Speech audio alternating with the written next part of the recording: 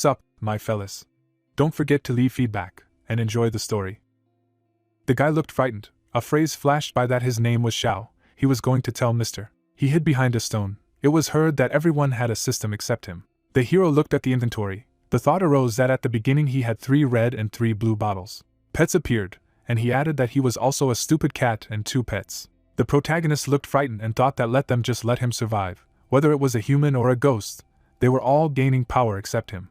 Smirking, he said that despite this, he was still trying to survive. Everything would be fine. The image of a young man appeared. The words sounded that fortunately, he met a good NPC brother. MC stood among the players. Holding the doll in his hands, he said that he had been joined by a selfless and dedicated comrade. He had even learned how to make figurines well. Closing his eyes, Xiao reflected on how he dreamed of becoming a great person one day, even though he was weak, becoming the boss of a great corporation and fighting the boss with other users. Smiling, he added that he believed that even beginners would be able to shine in this terrible game. Sitting at the table, the girl said that even if this was the case, wasn't he already the strongest boss? He had no equal, to which the user replied that she would do it. Smiling broadly, the player said that the great demon king himself had descended to their land. How touching and treacherous. She looked away, and it was said that they also had an evil lady here. Portraits of users appeared, and the hero said that the evil lady is number 2 and number 3. The guys stood in front of each other. It was heard that games and abilities. The man opened his eyes wide. A phrase about amusement and exaggeration flashed by. The creature looked furiously. It was said that monsters and battles. Meteorites flew to a residential city. The words that the world was destroyed were heard again. Sitting behind a rock, the protagonist reflected on the fact that he is the main character. At the very beginning he met a wild boss. The girl grinned, and he added that fortunately, she looked very cute, and she also had a whip in her hands. MC looked frightened, thinking that despite this, he was still doomed. This was the end of the story. Let them show the credits. The credits of the game appeared. Stretching his hand forward, he added that but, to be honest, everything did not go awry from that moment. The class selection system appeared. Xiao looked at him in surprise and mumbled. He froze, looking at the notification. A glow appeared between the planets, and the hero thought that year, the game called The Will of the Earth merged with the real world. Interference appeared. An image of the creature appeared. It was said that monsters and various NPCs came to Earth. The world was in mortal danger, but fortunately. People looked at the message, and the protagonist thought that all people were able to become players. The person clicked on the notification. Players were holding weapons in their hands. A phrase flashed by that everyone started from 0 level and got the opportunity to fight monsters. MC smirked and said that he was looking forward to it, still waiting. Looking down, he added that there was no answer. The hero's gaze froze and he thought that the case was rubbish. Xiao clicked on the message, and it was said that something extraordinary had happened to the most ordinary college student at the most important moment. He shuddered in surprise when he heard that the creation of the character had been interrupted, the log out of the system. Looking to the side, the hero shouted that everything was gone. He froze with fright. The protagonist was holding a stick in his hands. It was said that he was discovering that he could not equip items. He began to do push-ups, hearing about how he couldn't get experience points and couldn't level up. MC looked at the window frightened. The words were heard that his own interface was failing. Raising his head up, he shouted. It was said that an ordinary person is not able to survive in the game world, and he fell into deep despair. Xiao froze when he heard the words that it was a pity to die like this, to which he asked what kind of grandfatherly things it was. Smiling, he said that he had done everything he could. First he would find a safe place, hide there, and then think of a plan for survival. Looking at the inventory, the hero said that fortunately, he was given a backpack. These are beginner starter potions. Sitting on the ground, he added that since he found himself in such a situation, then first he should find a safe place for himself. He needs to form a team of nearby players. Lowering his gaze, the protagonist pondered. He turned when he heard the crash. A crushing blow suddenly flew to the ground. Putting his hand on his side, the man asked that he had come after all. Gritting his teeth, he added that it was doomsday. Pink lightning flew around the creature. Sitting behind the rock, the MC exclaimed. Looking to the side, he thought that it was a wild boss. Particles around the player began to dissipate.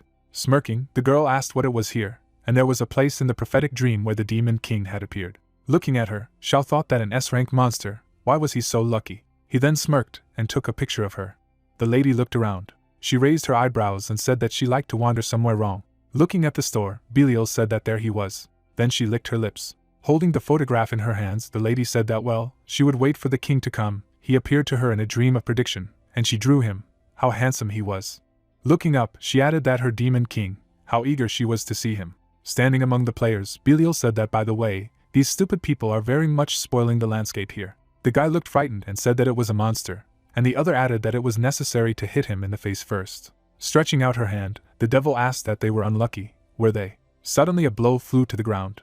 An explosion thundered behind the girl. It was said that this skill causes an instant explosion. Creatures 10 levels below the skill itself fall under its deadly wave. The hero looked frightened and asked again. He trembled with fear when he heard the words that the king himself was coming. Why the hell hadn't they laid the carpet? To which he thought that he had to run, and quickly. The lady looked at the stone in bewilderment. Rushing forward, she asked if it was a human, and he was able to survive her attack, to which the protagonist thought that it was all over.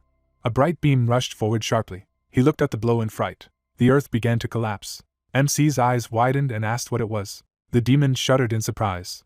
Frowning, she said that this was an attack. Suddenly Belial jumped up. She sat down on one knee. Gritting her teeth, the girl pronounced the man's name. Standing on the pole, the guy said that she was so excited, to which she asked how he could say such a thing when he had just blown the earth from under her feet. Smiling, the young man said that he should not be so cruel to him. Stretching out her hand, the demon asked why he had come, to which he replied that it was obviously to imprison the newborn king.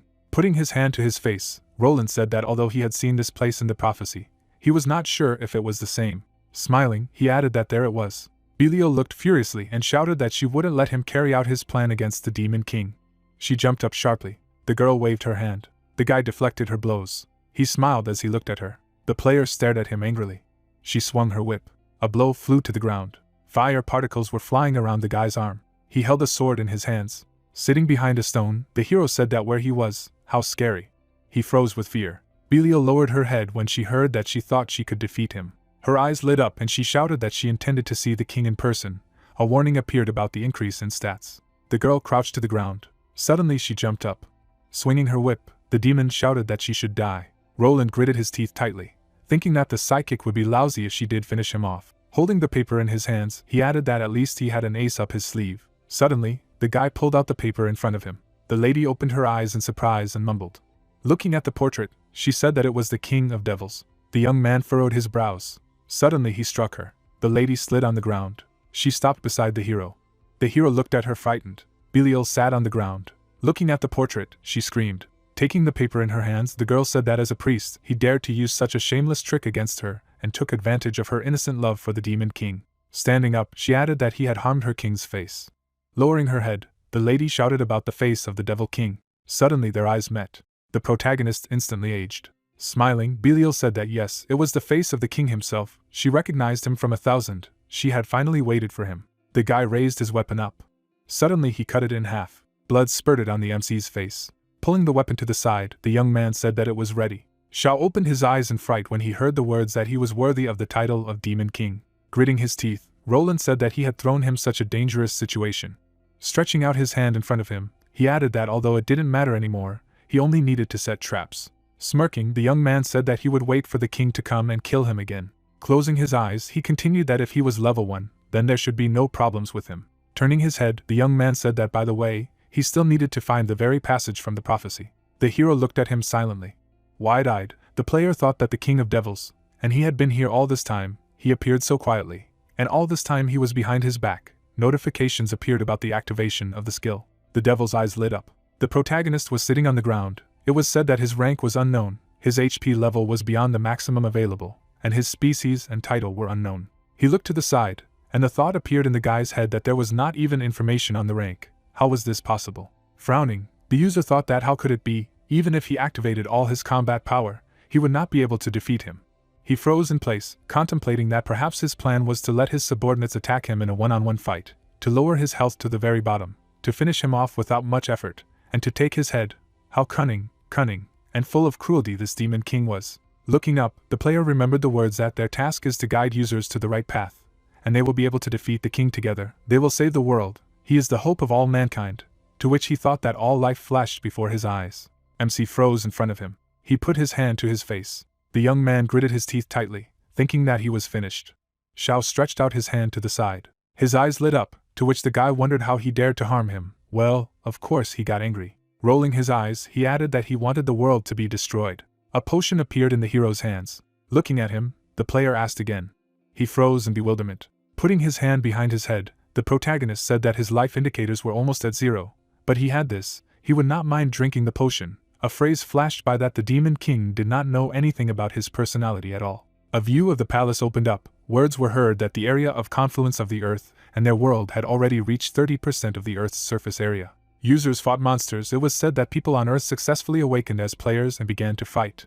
The pyramid hung in the air. The words were heard that you just need to continue to follow the plan. Smirking, the man said that it was very good. Helping players develop was their job as NPCs. Standing at the window, he asked how Roland was doing, to which he was told that the boss rank monster that had led to the birth of the Demon King had been killed. The staff member looked at the message and said that if they killed the newborn Demon King next time, they could easily win. The man closed his eyes when he heard the words that let him leave it to Roland, then he wouldn't need to worry about anything, to which he replied that as expected of him, he was able to come up with such a clever attack tactic and gradually implement it. He was truly worthy of his status, the hope of humanity. With his eyes wide open, the player thought that he wanted to die. MC stood silently in front of him. Holding the potion in his hands, he asked that he was not going to drink it, to which the guy wondered what he was talking about. Looking at the potion, he added that he wanted revenge for his people. Frowning, the young man mused that he could easily finish him off, but instead, if he wanted him to drink the poison, he would probably not let him die so easily. Grabbing him with his hand, Shao said that let him rush around in agony, and only then would he be able to die, to which he thought that what a vile king. Lowering his head, Roland thought that by saying this, he would definitely die if he refused, and then shouted that being ignorant might be his chance of survival. Suddenly, he activated all of his skills. The guy abruptly took the elixir in his hand. His health was replenished by 50 points. Looking down, he asked that it was just an ordinary potion for beginners. Putting his finger to his face, the hero replied that he should forgive me, he only had it in his bag. Throwing the bottle aside, the young man said that he had scared him to death. He looked away, thinking that he was a vile king. He dared to fool him. Stretching his hand forward, the protagonist said that but at least he was able to avoid death, to which the player replied that he was right. Turning around, he said that he should speak. Gritting his teeth, Roland asked what they wanted on Earth. Looking to the side, the MC said that he actually wanted to ask something. Smiling, he asked how to get to the nearest safe zone for beginners. Wide-eyed, the user asked. Putting his hand to his face, Shao replied that it was a place where users with low levels and weak combat skills could train at a leisurely pace. Smiling broadly, the guy thought that this is it. This is what he is up to. In safe zones there are newly awakened adventurers, those who will defeat him in the future. Standing in front of the hero, he added that he must want to kill them before they became stronger. A truly low act. Grinning, the young man thought about what he thought would turn them in order to survive. As he walked forward, he added that he had better save himself first. Lowering his gaze, Roland thought that after all this he was the irreplaceable hope of mankind, to which the hero said that thank you very much, he is such a good person. Turning around, he waved to him. Gritting his teeth tightly, the guy thought that he would use this chance to kill him. He needed to find a way to finish him off. The monster suddenly jumped in their direction. The player grabbed the weapon with both hands. He struck a blow to the point. The young man turned sharply. Looking at the monsters, he thought that there were so many of them. The user began to fight demons. He swung his weapon. The creatures were hit, to which the protagonist said that even though his HP is very low, he is still capable of dealing with high-ranking monsters.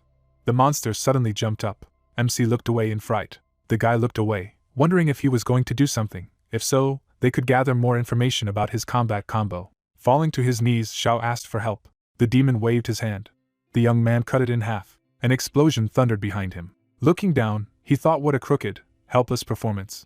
The hero's gaze froze in place, and the thought arose in the player's mind that no matter how fiercely the monster attacked, he never lunged, revealing a powerful confidence deep inside his heart. As he walked forward, Roland thought about how but even though he possessed absolute strength, he still hadn't realized that he was the one who was destined to kill him. Smirking, he added that he looked like luck was on his side. Looking ahead, the guy asked that he could let him go for a while. He really could not move, to which the hero apologized. The player stuck the sword into the ground. Looking at the inventory, the protagonist thought that they were just looted from a wandering boss. Stretching out his hand, he asked that he would not take anything, to which the guy replied that NPCs have common sense, and they do not pick up loot from the corpses of monsters.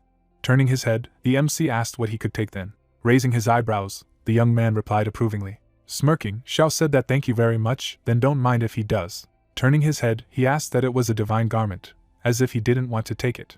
Frowning, the guy replied that of course not, to which the hero said that he was so kind. Closing his eyes, he thought it was a bug in his account. Unfortunately, he can't wear it. With his eyes wide open, the hero exclaimed. The player stared at him in bewilderment. They began to read the book. Turning away, Roland thought that vile demons, he should not let this world fall into his hands. Looking at the inventory, the protagonist thought that looting everything that fell from a high-ranking wandering boss, if it was anyone else, they would be delighted. Closing his eyes, he added that it would be great if he was so lucky when creating an account. Raising his head up, the MC thought that since it had come to this now, he would try to survive. The animals surrounded the player. Suddenly they began to attack. With his eyes wide open, Xiao thought that he was so cool if only one day he too could grow up and become as strong as his elder brother. The sword was stuck in the ground. Breathing heavily, the user said that it was a safe zone. The hero looked at him in surprise and thought that it was her. They froze, looking at the city.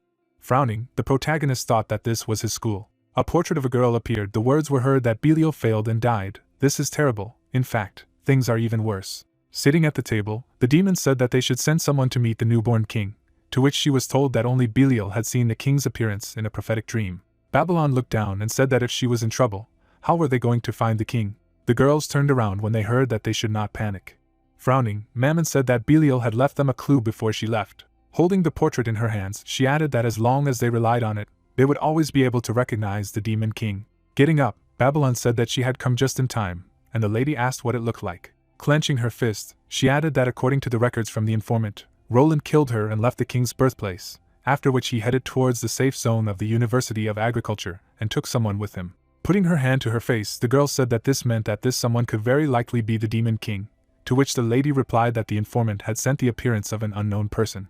Holding the photo in her hands, she said that it looked like this. Mammon stared at the photograph in silence. Closing her eyes, she said that well, at least it proved that the king had not been captured by Roland and was safe. The photo of the hero was in the trash. A phrase flashed by that they do not have time for games. Let them gather people who can move. There was a view of the high-rise building, and it was heard that they had to find the demon king as quickly as possible. Smiling, the MC asked that this was the safe zone. A crowd of players stood in line, and he added that there were so many people. Xiao stared at the crowd silently. Smirking, the guy thought that his game was really excellent, but he was a smug turkey. He didn't even know what he was going to face, did he? A tall tower appeared. The words flashed that the entire University of Agriculture is a huge trap. It is a safe zone protected by the gods, with a system device called post-birth that can seal all the abilities of creatures. The monsters were in the dome. There was an idea that it didn't matter how strong he was, he would be a fish in a jar. This was defined in the rules of the game. Looking to the side, Roland thought that once he took a step inside the safe zone, they would be able to take control of him and kill him. The man was on his knees, and he added that he would die because of his arrogance and ignorance. The young man spread his hands to the sides, and the thought appeared in his head that as the prophecy says, he will be the hero who will lead the players to overthrow the demon king. Standing at the table, the guy asked if this wasn't the hero Roland, who would lead them to overthrow the demon king, as the prophecy said.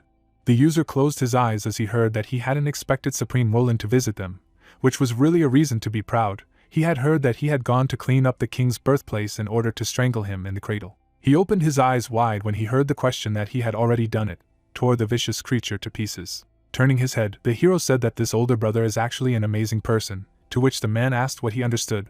What he said. Stretching his hand to the side, he shouted that this was the hope of mankind. The prophecy was definitely talking about him, bringing the players together to kill the king. Holding the papers in his hands, the employee said that bolted steel had been completed in the safe zone.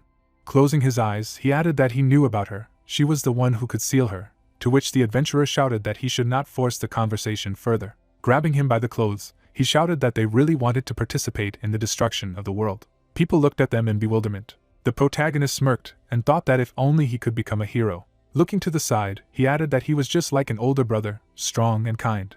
Smiling broadly, the player wondered what would finally destroy him. MC stepped over the barrier. Watching him, the guy thought that just one more step, and this would be a victory for their righteous deeds. Suddenly he pushed him in the back. Stretching out his hand, the young man shouted that he should just feel the unbearable energy of the system. Xiao looked at him in surprise and asked again. They stood silently in front of each other. Rolling his eyes, Roland wondered that nothing had happened. Why? A tower appeared, and he added that it was certain that nothing could have happened. A view of the safe zone opened.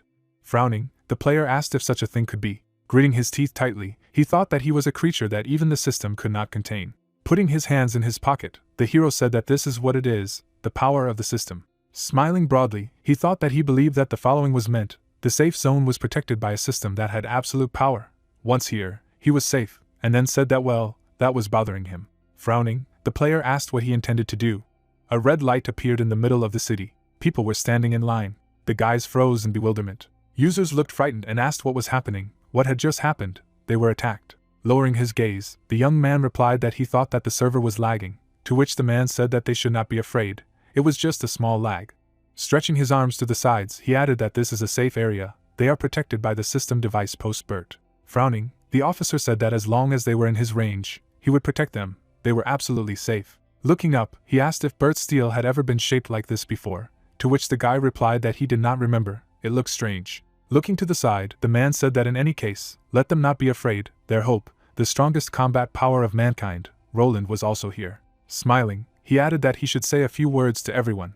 Falling to his knees, the adventurer shouted why it was so scary. Frowning, he thought that to cheat and bend the system into a symbol of love, what an idiotic joke. The protagonist looked at him. The thought occurred that he had tried to use Bert's post to impose restrictions on him with the power of the system. He clenched his fist tightly. MC struck with his hand, to which Roland thought that he had also returned a heavy blow to him, turning instant death into dust. Rolling his eyes, the player said that this was the difference between his strength. As he knelt, he thought what if they just gave up. Looking at him, Xiao asked if he was okay. He heard that it was just lag, no big deal. Smirking, he thought that he would never have guessed that he could be as scared as cute. Taking the guy by the shoulder, the hero said that he asked to pull himself together. Closing his eyes, he added that he was the hope of all mankind. How could he be scared to death? The game had just begun. The young man looked at him in bewilderment. Tears appeared in his eyes and he said that this was just the beginning. What an outrageous demon king. Gritting his teeth tightly, the player asked what he wanted. Standing up, he added that he should just say it out loud, in a manly way, what he wanted. Wide-eyed, the protagonist thought he meant the distribution of tasks and rewards. He was touched by just a few words of encouragement, and then said that he was being too polite, but since he suggested, then, taking his hands, he added that he had a small request. The crowd was standing outside. Words were heard saying that he needed to learn cooking skills if he wanted to survive in the safe zone. MC put his hands on his side. Watching him, Roland wondered if he suspected that he would have some kind of disgusting request, but he just wanted to learn the skill of cooking. Looking to the side, Xiao asked that he would be the hero who would lead the players to defeat the Demon King. Right. He hit the guy on the head. A phrase flashed by that he had actually liked stories about heroes since he was a child, and he used his imagination to imagine himself as one of them. Looking at his hand, the hero said that but due to the anomaly of the account, he was a little puzzled, but since fate arranged this meeting for them, it probably does not want him to give up. The young man asked again in surprise when he heard that therefore he was not upset. Even if he only had the path of a cook, he would have to do everything to become a hero. The protagonist opened his eyes wide and asked if he was ready to set him on the right path. Frowning, the guy thought that he was so strange. Smiling broadly, he asked that the shorty, who was afraid of fighting, wanted to choose the path of a cook and take a shortcut. Gritting her teeth, Lee asked what anyone would want to fight monsters if it were so simple. Stretching his hand forward, the cook asked what he thought that learning cooking skills would earn him money. Learning them would only eat up coins. An ordinary player most often carefully controls his expenses. When he starts, he is able to earn no more than 10 silver coins in a few hours. But this is only enough to learn basic cooking skills, to which the MC replied that he has so many of them. Looking at the balance, he asked that there were 10 gold coins. Closing his eyes, he said that he was in charge. He was very sorry. Let him forgive me. Smirking, Lee said that he had something special if he could make that much money at the start, but they were NPCs with their own rules. They wouldn't please him just because he was rich. The players were battling among themselves. It was said that this amount of money was more than enough to learn, but it wouldn't be enough. If he wanted to increase his skill quickly, he wouldn't be able to make a profit if he couldn't increase the skill of his cooking skill. Now that in such a short period of time, these two worlds had been combined, newcomers and resources were running out. Standing in front of the hero, the man said that the materials needed to increase the product skill were not on the market. He could only buy them from NPCs if he wanted to forcibly raise the skill, but it would be too expensive. Money down the drain. Instead, he should use this money to buy equipment and quickly raise his level. Looking down, Xiao replied that he had his own personal reasons. Turning his head, he asked if there was no other way. Gritting his teeth tightly, the guy wondered why he was looking at him. The damn Demon King. He was scaring him, humiliating him, and now he wanted his money. He looked at him furiously and added that a soldier would rather die than be humiliated and could no longer restrain himself. Holding the bag in his hands, the young man said that he had taken only this with him. Grinning, the hero replied that he did not want to borrow money from his brother. Standing in front of him, Lee said that it was still not enough. They crossed eyes with each other. The player took off his coat. He held out his sword. The guy lowered his head down. Striking with his fist, he thought that he had taken everything from him. Watching him, the girl said that but it was still not enough. The lowest production skill was equivalent to AC rank martial skill. It was not worth learning them from the beginning, and the cook asked if he didn't have a precious watch. Roland looked frightened and said that this was a gift that he had received from his father for his coming of age. Holding the watch in his hands, the protagonist heard that why he treats him so well. She is shocked. Maybe he thinks he has potential. To which he asks that it is true, he thinks so highly of him. The player rolled his eyes when he heard the words that he told him that he wanted to become a hero and asked him to support him in everything, but he could not imagine that he would take it so responsibly. It was so touching, to which he thought that let them finish him off. It was said that the hope of mankind began to hate the whole world. Turning his head, the MC asked what about the money. Giving a thumbs up, the girl replied that if she wanted to earn some extra money, she could go to the NPC merchant. Players in the initial levels earn coins by selling items. A view of the shopping center opened. Various objects were lying on the table. Leaning against the table, the guy said that yes, he had so many high-quality items, to which the player asked what was true, and how much he could sell for. Raising his finger up, he said that 1 silver and 20 copper coins, to which the user replied that it was so little. He lowered his head when he heard that he should come to them again, to which he replied that yes, he would not increase a single skill for such a profit. Xiao looked at him when he heard what, but why was it so difficult for him to play? Grinning, he thought that of course, no matter what the world was, the main problem would always be money. The NPC frowned when he heard that he had some items, could sell them to him, to which he replied that it was fine, let him put it on the table, see what he had. Various things were lying on the table. The seller looked at him in amazement, and thought that all these were S-rank props. Putting his hand to his face, he added that it seemed that he had seen it all somewhere. The guy froze, thinking that these things belonged to Roland. Stretching out his hand forward, the hero said that there was one more thing, to which he asked. Holding the clothes in his hands, he said that this was this, to which the young man asked if it belonged to him. He looked at his clothes. The merchant looked away and thought that it was quite stylish. Grinning, the protagonist asked how much he could sell it for, to which he replied that these two details were not identified by him. To find out, he needed to make an assessment. Stretching his hand forward, the salesperson activated the estimation skill. He frowned and asked again.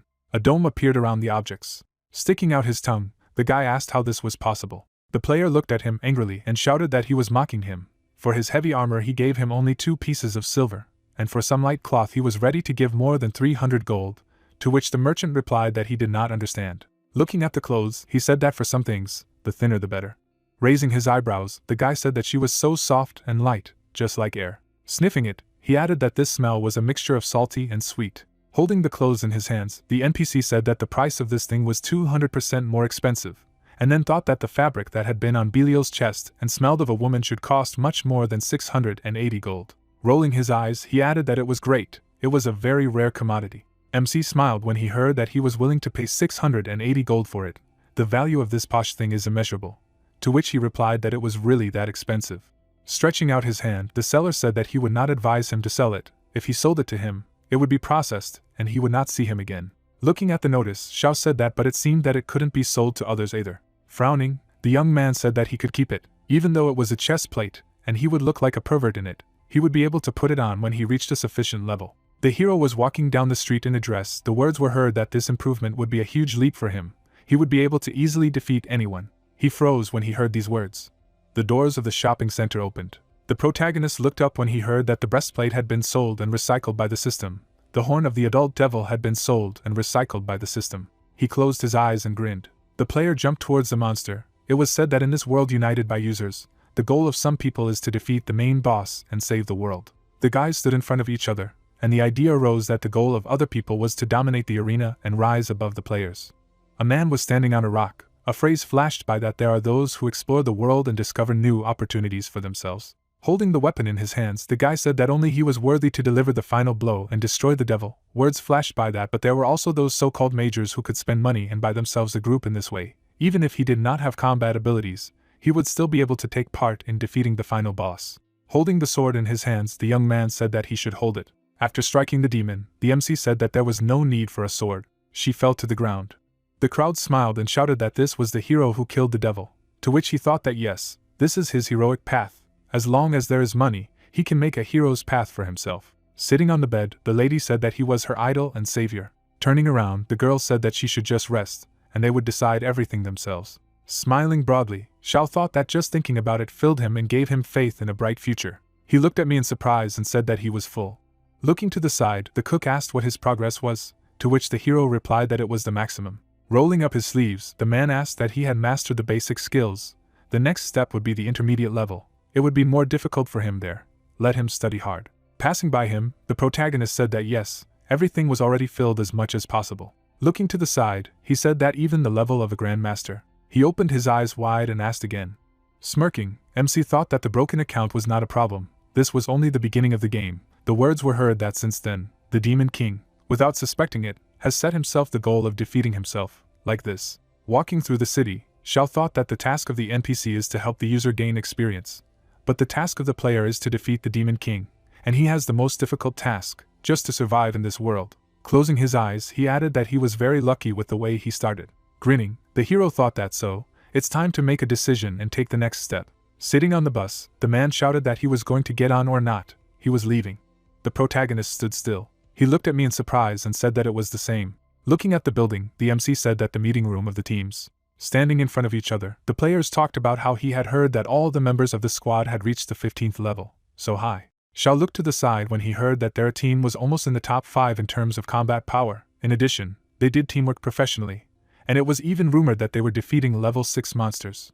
His eyes widened when he heard that it was true. Yes, their captain was a professional. Jean smirked and said that since the supplies had arrived, we could set off. Standing in front of him, the girl replied that she believes that they need another player for the team, otherwise the level of monsters increases and becomes more difficult. Turning her head, she asked what he thought. Sitting on the couch, the user replied that if someone else joins them, they will have to share loot with them, and raised her eyebrows when she heard that he thought that the 4 of them were good. Stretching out his hand to the side, the young man said that let them remember, efficiency is important for professionals. Of course, if one of them lags behind, he will kick him out and find a replacement, even if it is his own sister. Obara looked at him frightened and replied that she would work hard, as long as he didn't kick her out. As he was leaving, the guy said that then they would make every effort, to which he was answered approvingly. He looked at the notification in bewilderment. He was asked to join the team. Looking down, the player wondered where this weirdo came from. Suddenly, the notification opened again. Gritting his teeth, Jean said that it was so infuriating. He pressed the reject button. Several messages appeared before him again. Smiling, the young man asked what he thought he could fool him. He started clicking on notifications. The guy froze, looking at the system window. After reading the contents, he asked that he had decided to bargain with him. By clicking on the button, the player said that well, he would see what kind of goods he had. He shuddered in surprise and exclaimed. An exchange window appeared, and it was said that 10 gold coins had been sent to him. With his eyes wide open, Jean shouted that damn it, 10 gold coins, this is true, but how is this possible? His gaze froze in place, and the thought appeared in his mind that with his accumulation skill, he could only save 2 gold coins and 57 silver coins, and this guy had as many as 10 and was willing to give them to him. Lines appeared in the starry sky. Words were heard that in the first few days, due to a lack of resources, the study of combat skills requires careful calculation. First you need to master only the most necessary skills. Lowering his head, the guy said that 10 gold, this would be enough to master the basic skills and choose a set of reinforced equipment. He would be able to level up 5 times faster. The corpses lay in front of the player. With his eyes wide open, the young man shouted that who could throw 10 gold coins around like that. Looking up, he thought that it was even stranger that someone had that kind of money at all. That person had a very high rank. Sweat began to drip from his face. The thought arose that either this is some kind of new type of fraud, reject, or accept. Jean waved his hand and shouted that these were 10 gold coins. But what a fool you have to be to refuse. He clicked on the notification. The guy put his hands behind his head and said that, and what kind of a fool you have to be to give him 10 gold coins. He lowered his gaze as he heard Xiao asking to join his team. The young man smirked and looked to the side. Standing in front of the hero, he said that he wanted to hire them to accompany him to the old house, so that he could pick up something important there, to which the protagonist replied approvingly. Raising his eyebrows, he said that he had asked people around, and they told him that this place was now occupied by level 18th moles. The girl stretched her hand forward after hearing that he could not go there alone, and therefore he needed escorts, to which she replied that it was not funny, they did not have time for charity, rating was important to them. Closing his eyes, Jean asked why she had been so heartless, to which she asked again. Putting his hand to his chest, he said that they should remember, if they want to become a more professional team, then they must be guided by love for their neighbor. They accept this work. Lu looked at him in surprise and asked what had become of him. A view of the high-rise building opened. A room inside it appeared. Going forward, the player asked that they rank high among the rest of the teams. How could they take on such a task? Stretching out his hand to the side, the guy replied that she should first look here. The balance appeared. The question was raised about where he got so much gold. Looking down, the girl asked if it was the weak-looking dwarf who had given him all his gold coins. Putting her hand to her face, she added that perhaps there was a treasure in that place that he wanted to recover, and was ready to pay for it with 10 gold coins, to which the young man replied that everything was correct. Sticking out his tongue, he said that there must be a lot of treasure there. Obara looked frightened and asked that he wanted to steal all his treasures, to which Jean replied that the value of his treasures should be above 10 gold coins.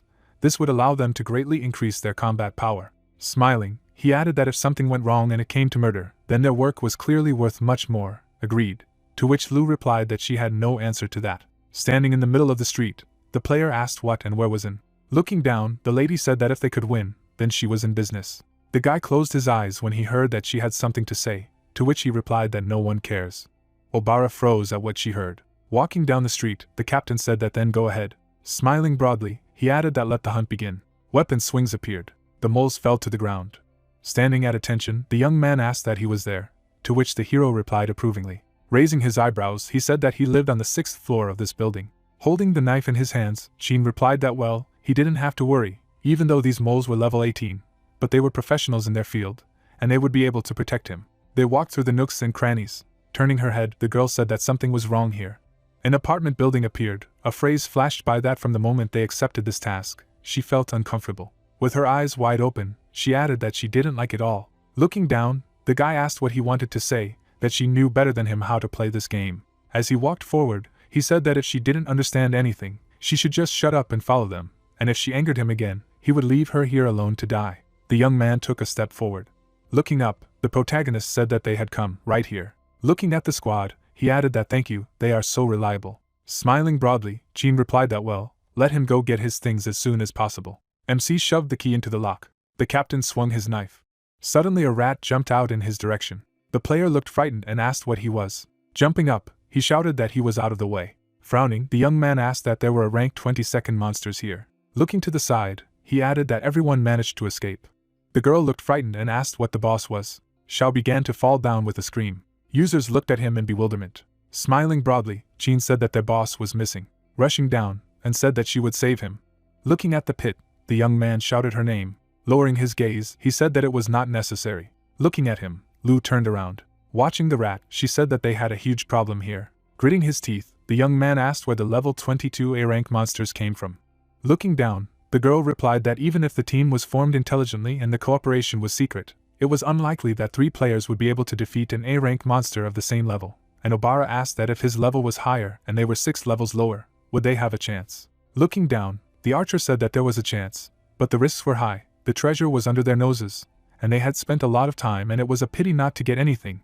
It was already difficult for them to accumulate rewards. The captain froze when he heard the words that they could only take a step back and retreat. Frowning, he replied that he should take another look. It seems that this monster is wrong.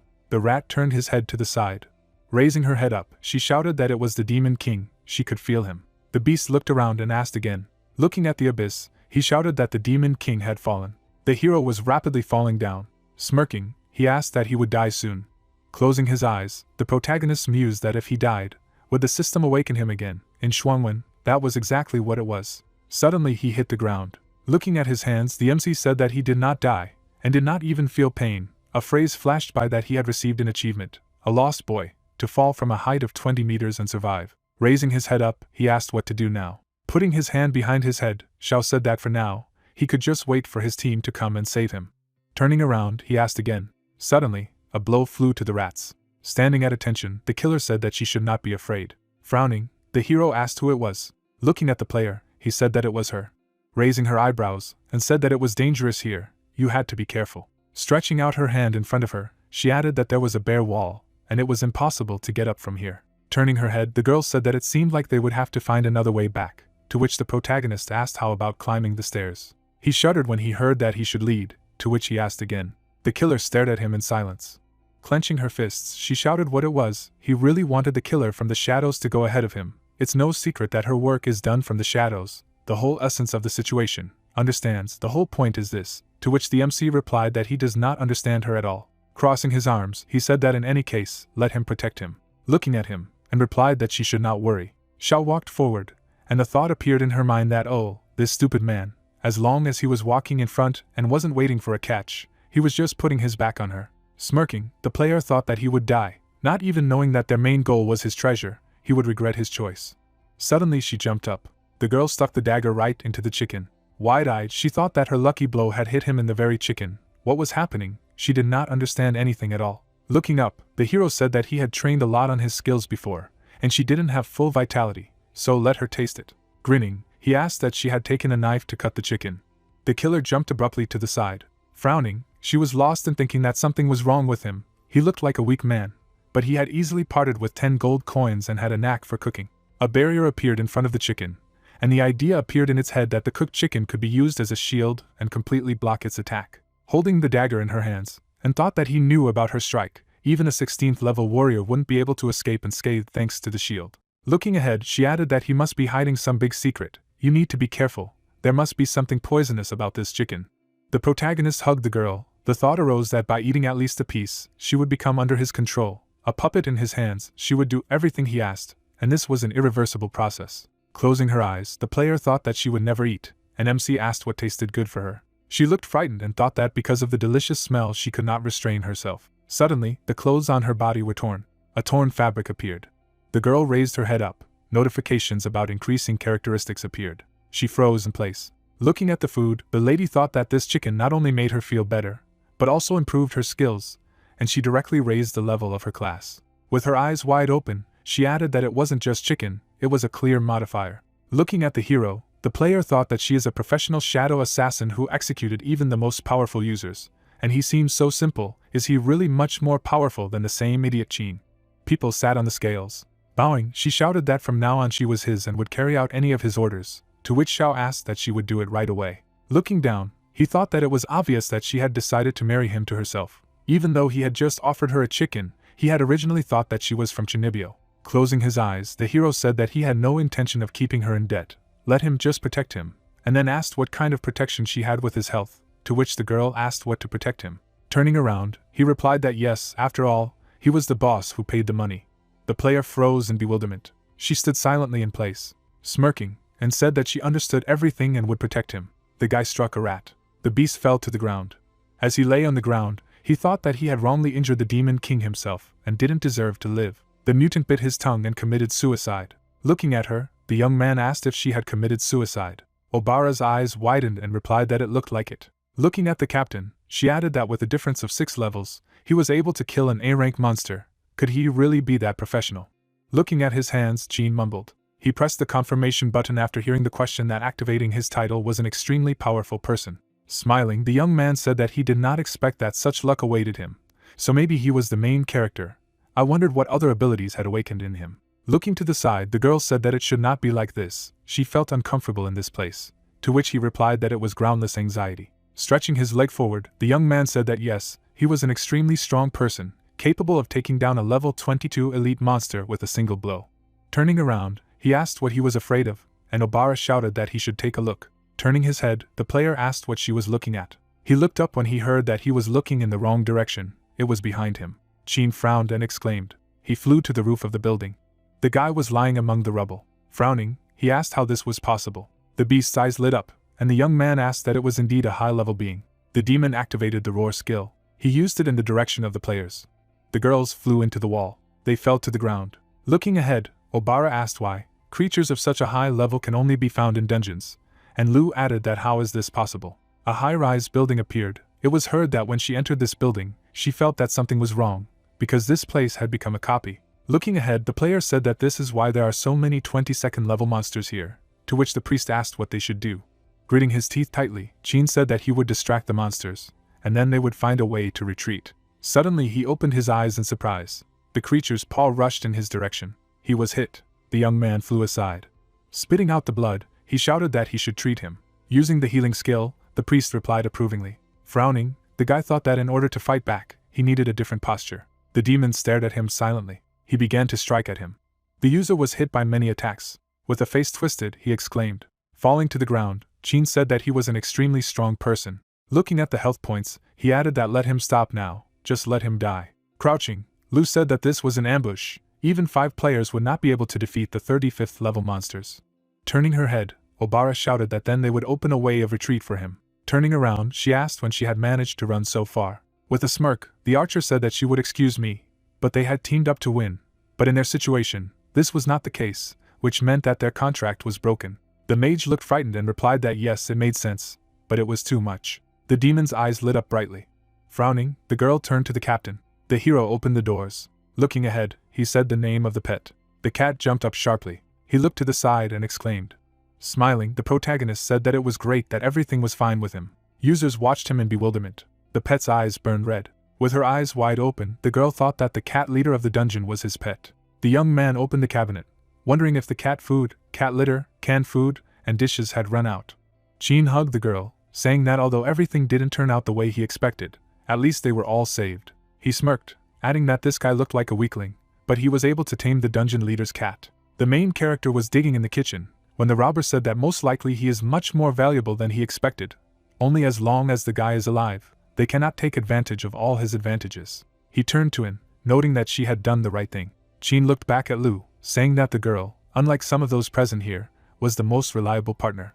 An lowered her head as the young man called her to him, asking how about rewarding her with the arms of an extremely strong man. The girl headed towards him as he added that she should be brave, and not worry, as long as they followed him, would still be the strongest team. Suddenly, An took out a blade with a swing of it, and blood spurted out of the two characters. The girl lowered her head, saying that their thought of attacking Lord Shao made her want to kill. Jean was bleeding on the ground, asking what An was doing. The girl looked down, wondering how he dared to ask questions. She mercilessly stabbed the guys twice. Obara tried to stop her, and opened her eyes wide, saying that she had no idea who they had decided to encroach on. The young man held the cat on his shoulder, saying that he had taken his belongings, and they could return. The guy introduced his cat. The beast closed one eye when the hero revealed that he was not with him at the moment when their world changed, and he decided to find him no matter what. The girl stared at the cat, saying that the treasure was in fact. The killers bowed, exclaiming that she understood everything, and from now on they are colleagues. Shao closed his eyes, answering that it was not enough to think only about himself, he also needed to take care of those who had been tamed. Anyway, they needed to return to the city. The young man stepped on the blood. The hero silently looked at the two killed guys. He was stunned, screaming about what had happened here, and put her hand on her chest, telling them what she saw. They were wounded and there was no way to save them, so she decided to ease the suffering. The priest did magic to bring them back to life. Jean was dissatisfied, asking the question that he had only healed 2/3. What kind of injury was this? The girl looked away, explaining that this was because his intestines came out. The guy was outraged, shouting that she was the one who let them out for him. An touched her forehead, saying how sorry it was that there was no hope for recovery. Jean was furious, ordering him to be treated once again. Obara was frightened, replying that she really couldn't heal faster. The priest continued to conjure, explaining that the bleeding was too fast, and she did not have time to heal. The killer grinned, whispering that she had smeared the dagger with poison. The rogue looked down, reasoning that Monster 22 hadn't killed him, level 35 monsters hadn't killed him, and was he going to die at the hands of some player? Jean closed his eyes as he remembered what had happened, realized that he had indeed made a mistake, and it was now that he began to regret his ignorance. The guy was drowning in the water, thinking that it was too late. The young man asked to give him a try. The guys looked around in surprise. The main character was holding a bandage in his hand, saying that maybe he could help. An object was shown. It was said that it was a bandage made of transparent fabric with a pattern A-rank props. The guys were surprised. Jean noticed that this bandage was made with the use of first aid skill. Lu clarified, it was indeed a top-rank bandage. The bandage was wrapped around the arm when it was said that the skill of providing first aid at the initial stage and subsequent stages is the most expensive, and also requires the skill of making the bandage itself. The character was rewinding his arm, and the guys were standing behind the guy's back when the plot explained that at the low and medium stages, the amount of healing of one bandage is comparable to the level of healing of 5 professional healers working at full capacity. There was a bandage on the warrior's arm. It was said that in addition, it could be used in level 80 defensive wars right during the battle. There were artifacts on the shelves. It was said that since there was little fabric in the early stages, no one spent resources on the skill of first aid, and could not afford it. Shao was smiling, stating that he really wanted to survive in this world, so healing was the most important thing, so it was the first time he had perfected his first aid skills. The hero was holding a bandage in his hands, saying that he did not think that this skill could be useful to him. Tears welled up in Sheen's eyes as he thought about how the young man could easily say goodbye to the 10 coins, make the dungeon leader his pet, and master the master-level first aid skill, and he had no idea who he would encroach on. The guy smiled, asking if they also felt like fools, and looked at the hero, starting to speak. The girl blushed, wondering that they would heal them first and then kill them again, and as expected from Lord Shao, he knew how to have fun. The killer grinned maliciously, standing behind the hero's back. The guys felt frightened. The robber asked in this case, it was better not to save him at all. The young man held out the artifact, exclaiming that he should use it quickly. Sheen was excited, asking if he was worthy of the transparent cloth bandage he had previously planned. Shao was furious, exclaiming that he should stop talking nonsense, because what could be more important and precious than a human life? The bandit began to cry, telling his boss that he owed him from now on. A message appeared to which the guy turned his attention. There was a request for a transaction in the notification. The main character closed his eyes, starting to talk about what God knows. He did not want to take money from them, but since they insist, he will not refuse. The guys silently rolled their eyes, sitting in front of the young man. It was said that Chin lost 12 gold and 52 copper coins. There were 0 coins on the account. Lu lost 82 silver coins, 0 coins on the accounts. Xiao received 13 gold coins and 34 silver coins. Xiao smiled, asked him not to worry, since he had accepted the money from them, he would not let him die. A bandage made of ghostly cloth was shown, a bandage wrapped around the surprised Chin. The bandit pressed his legs to him, and there was talk of a bandage made of ghostly cloth that is used on Chin. The naked guy opened his wings. It was explained that this was not just a bandage, but a medicine that could heal his wound on his back. The robber closed his eyes, thinking that the hero had also cured his perverted soul. The guys were looking in front of them when the notification came. Chin grabbed the friendly reminder in his hand, said that so be it. Under the feet of the 3 characters, the earth lit up with energy when they received a promotion. Lu looked at her arm, thinking that the injuries had not only healed, but had also given it a modernization, and even her body had been renewed. The guys were terrified, thinking about what must be this modifier hidden under a bandage of ghostly cloth. They fell to their knees when the guy thanked the boss, saying that from now on he is like an older brother to them and they will risk their lives for him. The hero replied that it was not necessary. It was just a rescue service. He did not need such honors. Xiao held up 3 fingers, saying that a ghost cloth bandage cost 30 gold. They could just get the rest of the money back when they had it. The interest rate would be 35% per year. And put her hand on her chin, knowing that through usury, he would destroy them in the dirtiest way possible. Wasn't this a real boss? The Lord really knew how to have fun. The guys were leaving the building when it was said that the team had cleared the dungeon and received 50,000 experience points. The heroes were looking ahead when an international announcement was received that Chin, Lu, and Obara, and Xiao had passed the dungeon apartment building. A crowd of people was at the entrance. A notification appeared above them that after clearing the dungeon of an apartment building, the guys take first place in the team rating. A young man with a cat on his head wondered. He looked away, asking if the house where they had recently been was a dungeon. Chin smiled, confirming what he had said. The bandit looked at the lost hero, wondering if he hadn't put the dungeon leader on his head as a pet. The man was sitting at the computer when the system notified 2 more times that the team had passed the dungeon of an apartment building. He stared intently at the message window. The Lord looked away, wondering if the Demon King had cleared his own dungeon. The university campus, people noticed the guests. The team moved past the crowd of people one after another. There were questions that these were the guys who cleared the dungeon. They passed the dungeon above level 10. The hero smiled, thinking that he was just a customer, and it had nothing to do with it. The young men pointed their fingers at the robber, recognizing him as Chin. He looked around when he heard questions that this was the same professional player who once led the way in MMORPG games. And this is not surprising. A marker appeared above Chin. The guys shouted that this is the title of an extremely strong person. He deserves to be the WCG champion. And it is not surprising that they cleared the dungeon. The rogue waved his hand, realizing that they were already aware. But it was not his fault that he was able to clear the dungeon. He stretched out his hand, adding that they had passed the dungeon thanks to their brother. The team raised their heads up, after loud congratulations. Lu turned around, wondering who it was. A lord landed in front of them. The man spread his legs wide, exhaling, people exclaiming if it was Roland. The lord's face was beaded with sweat as he pondered that the main thing was not to spill the beans, not to reveal the identity of the Demon King. Roland closed his eyes, clearing his throat. He put his hand on his chest, stating that not many people are capable of such a thing, and on behalf of the Heavenly City, expresses gratitude and congratulations to them. The hero was happy to see his brother Roland. The robber thought that there was no need to shout so loudly. The man waved the rope. The Lord dragged the bound guys behind him, saying that he invited 4 warriors to come with him and personally receive the medal. The crowd was outraged. Why 4? The cat on the head of the main character yawned when he said that he was the customer, so he was not chosen. Xiao raised his hand, smiling, not upset. The man slammed his fist into the wall. Roland closed one eye, noting that he was talking too much. Had he never seen death? Chin stood against the wall, frightened, wondering if the hope of mankind had such a formidable character. The Lord turned around, trying to summarize that this man had a very complicated personality. Lu began to speak. The girl blushed when she was asked if she knew why. The guy didn't talk about his rank and class, she asked back, not because he was just hiding it. Roland frowned, explaining that because he didn't have one. The Lord looked at the girls, stating that he wasn't a player at all. The robber was stunned as he asked again.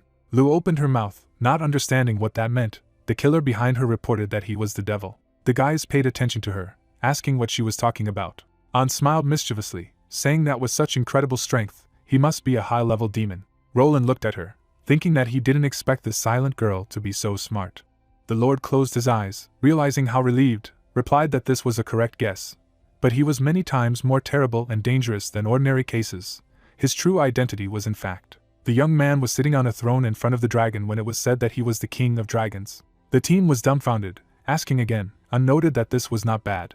The man put his hands in his pockets, explaining that he had disguised himself as a bugged newcomer so well that he even began to think like a bugged newcomer. Shao pointed his finger to the side when the Lord spoke about stopping the most unfavorable outcome of events. They need to control his moves. If forced to expose himself, then it will lead to huge destruction. The man looked at the robber, noting that the four of them occupy top positions in the ranking. They, like him, are the hope of all mankind. Roland held out his hand, offering cooperation. Qin stared into his palm, listening for them to find an opportunity to kill him. The robber shook his hand sharply, assuring him that victory would be theirs. The Lord smiled, noting that they had agreed. The guy agreed, clenching his fist.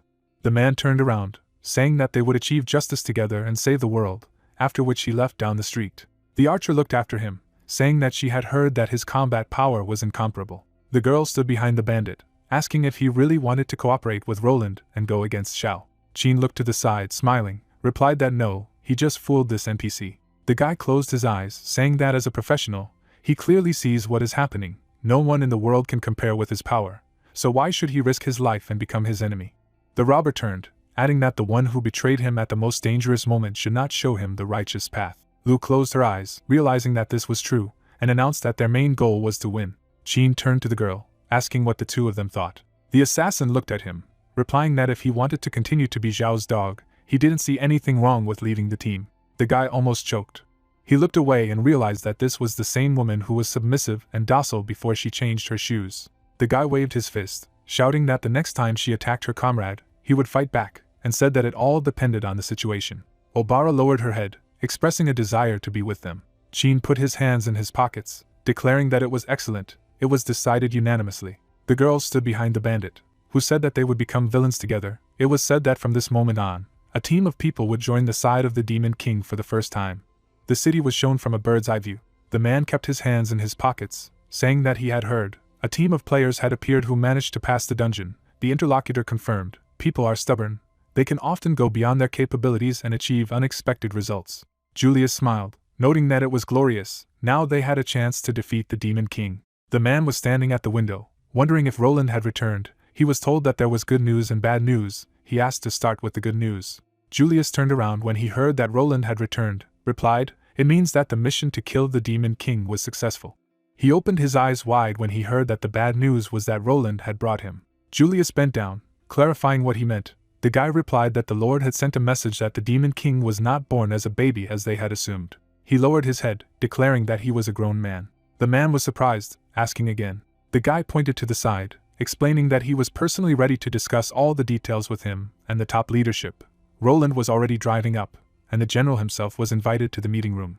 The Lord walked forward. He walked past the guys who were happy to see Roland, greeting him. The subject held papers in his hands, explaining to the man that he was already expected. Roland blushed, hearing that if he needed anything, he could contact him at any time, replied that he would do it gladly. The Lord turned his gaze upward. System windows towered above him, and someone was heard noting that a man had arrived. Someone suggested that he discuss what had happened, asking what had happened to the Demon King. The Lord replied that the situation had taken a turn that they had not expected at all. Roland looked up, telling him that he had been able to twist Bert's steel into the shape of a heart without using his hands, wondering that even the system artifacts would not be able to contain him. There really was a great power in him. The message boxes included questions about why the hero didn't completely destroy himself. For what purpose? He just wanted to show them how strong he is. The guys were shaking hands when the young man announced that he had a small request. Xiao snuggled up to the Lord as he reasoned that he had observed that the hero was forcing him to agree to join the human race. But he compromised and became kinder. Roland closed his eyes as he listened to questions about what to join the human race, for what purpose. The Lord looked out of the many windows, listening to the dialogues about stopping asking again if he would be answered, and how he could know the thoughts of the dark beings. He could only guess what they were thinking. The man frowned, saying that he should have guessed his true purpose. The Lord put his hands in his pockets, listening to the fact that, as expected of Roland, brave and courageous, and the hope of all mankind, he surpassed them even in wisdom. The windows of the system surrounded the man. One of them asked what his true goal was. The Lord explained that the guy's goal was to penetrate the society of players. He pointed his finger, shouting to wreak havoc on the political system and coalitions, so that he could easily destroy all of humanity. The people in the windows were surprised, realizing that it made sense. Roland looked away, talking about when he met the hero today. He was infiltrating the most promising team of players. Someone noticed how fast and cunning he was, wondering if he had already taken action. The Lord closed his eyes, replying that fortunately, he arrived on time and successfully thwarted his plan. He was also able to establish friendly cooperation with Qin. It was said that the great Roland was the hope of all mankind. The character in the notification window reasoned that, in other words, the guy created the dungeon with a purpose. The Lord confirmed that everything was correct. He held up a thumbs up, saying that it was all to assert his prestige and confuse people. Rats were shown when it was said that at the moment there are two types of monsters in the game world. The first type is subordinated to the highest evil, under the power of demons. These are animals and plants mutated on the ground, for example, mutant rats from the dungeon. The monster held a weapon in his hand. It was told about the second type, the same as the demons of the fateful earth. Someone in a mask sat on the throne. It was explained that they were subordinate to the Demon King and were the main enemies of this world. The Demon King controlled all demons and intended to destroy the world.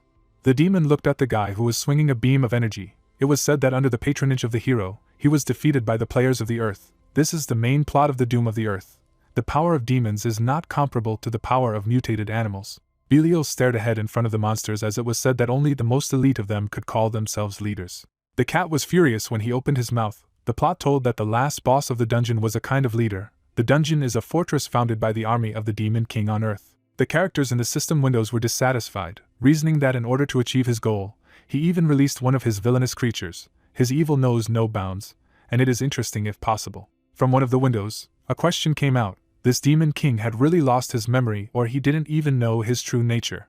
The characters paid attention to one of the windows, wondering what they were talking about. Roland is standing near the blue screens. Voices from the monitors say that it is absolutely impossible, that the broken tower made of burnt steel, the poaching of players, it's all a coincidence. The blonde guy replied that everything looks completely innocent. Leaning forward slightly, he said that he had no way to deal with the problem right now. He could only wait, then they would have a chance to kill the enemy, and until then, he would be responsible for holding the target.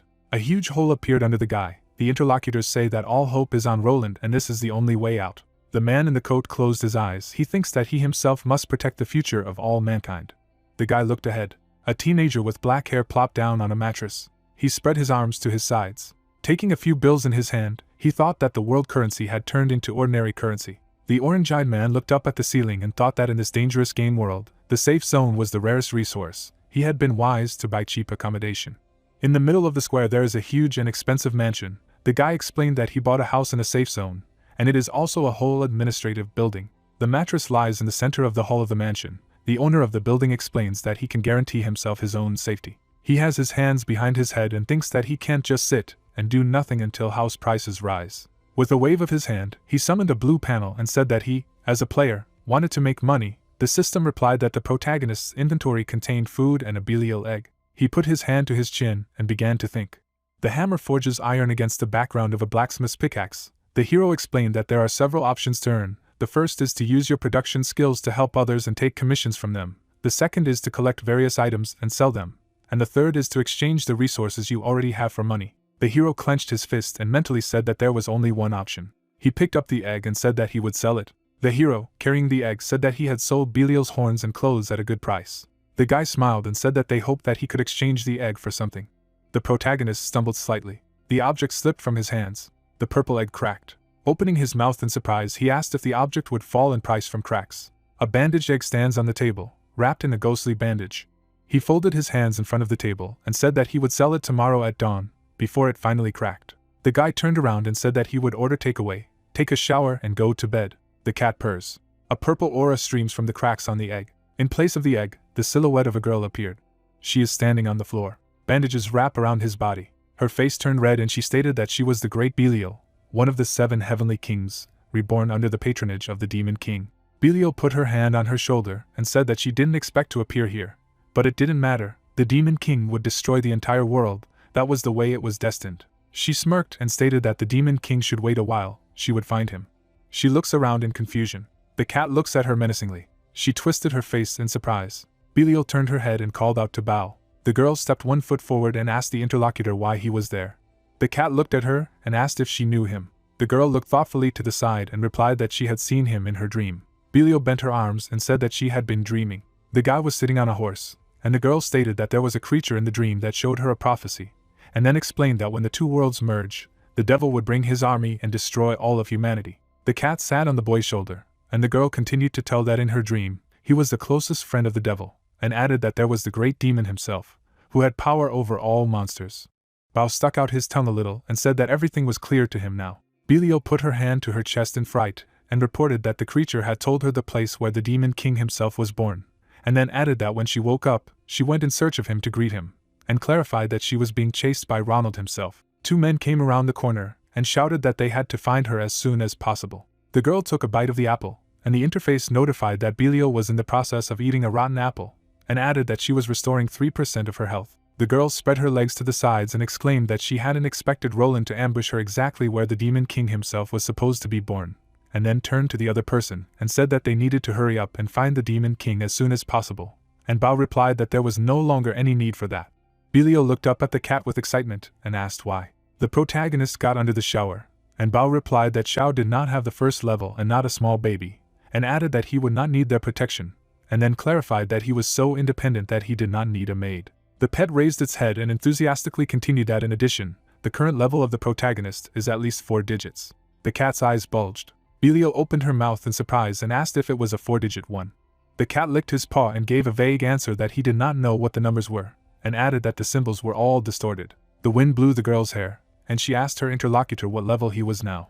Bao lowered his pupil to his eyelid and stated that his level was just a disguise. The cat glowed with a blue glow, and reported that the demon king himself had formed a bond with him, and then added that his level had ceased to mean anything to him. Drops of sweat appeared on Belial's face, and she said that it meant that he could directly use the power of the demon king himself. The pet flew towards his master and said that when Xiao found him, he had a level of 35. The cat ate from a bowl and the young man claimed that he had just cooked it. Bao raised his paw and said that they had been together day and night for many years, and added that their emotional bond was naturally stronger than theirs, and then said that why not take advantage of it then. The girl smiled and said that she also had to work hard to establish a strong emotional bond with the demon king, and the cat clarified that there was something else he needed to tell her. The smile disappeared from the girl's face, and she asked if this was something important.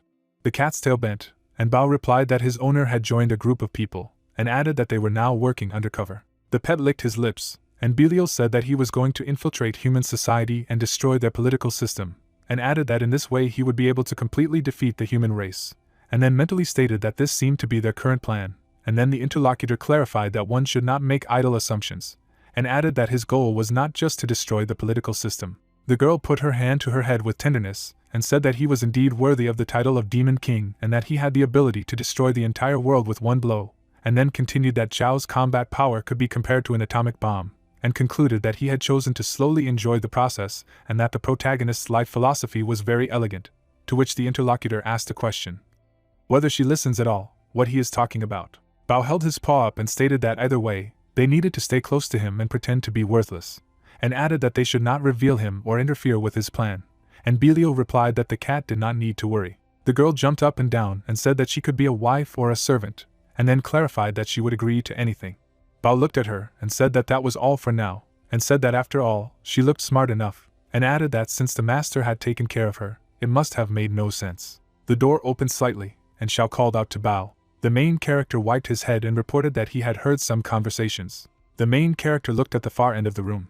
A girl in bandages was standing near the cat.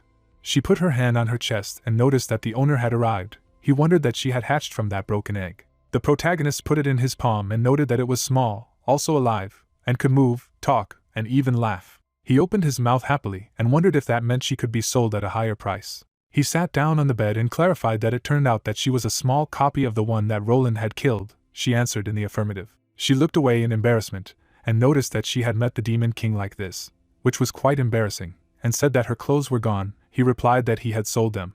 She opened her mouth slightly and explained that her horns were a symbol of her noble demonic status.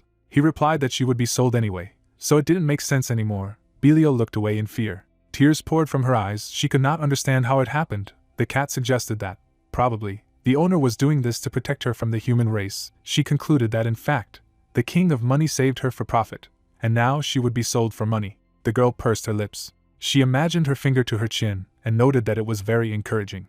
The girl squeezed the rag into the bucket. She realized that for the sake of the Demon King, she would be forced to receive contempt from people. She would only have to endure their mockery and beatings. Water ran down her hands. Tears flowed from her eyes. She added that she had so much dedication when she thought about it, and she felt noble in her heart. She desperately lowered her eyes and wondered if the Demon King was so short of money that as soon as the protector appeared next to him, he was ready to sell him. She looked up and said that if he needed money so badly, she could find other options. He threw a questioning look at her and asked about other options. Belial emitted a bright light. A guy with a jet backpack flew up to the window and reported that his order had arrived. He silently watched the situation on the bed. Xiao and the girl looked at him together. He raised his thumb and finger in approval, or remarked that it was amazing. He put the package with the order on the floor and noted that he would leave it here. The guy objected that he misunderstood everything.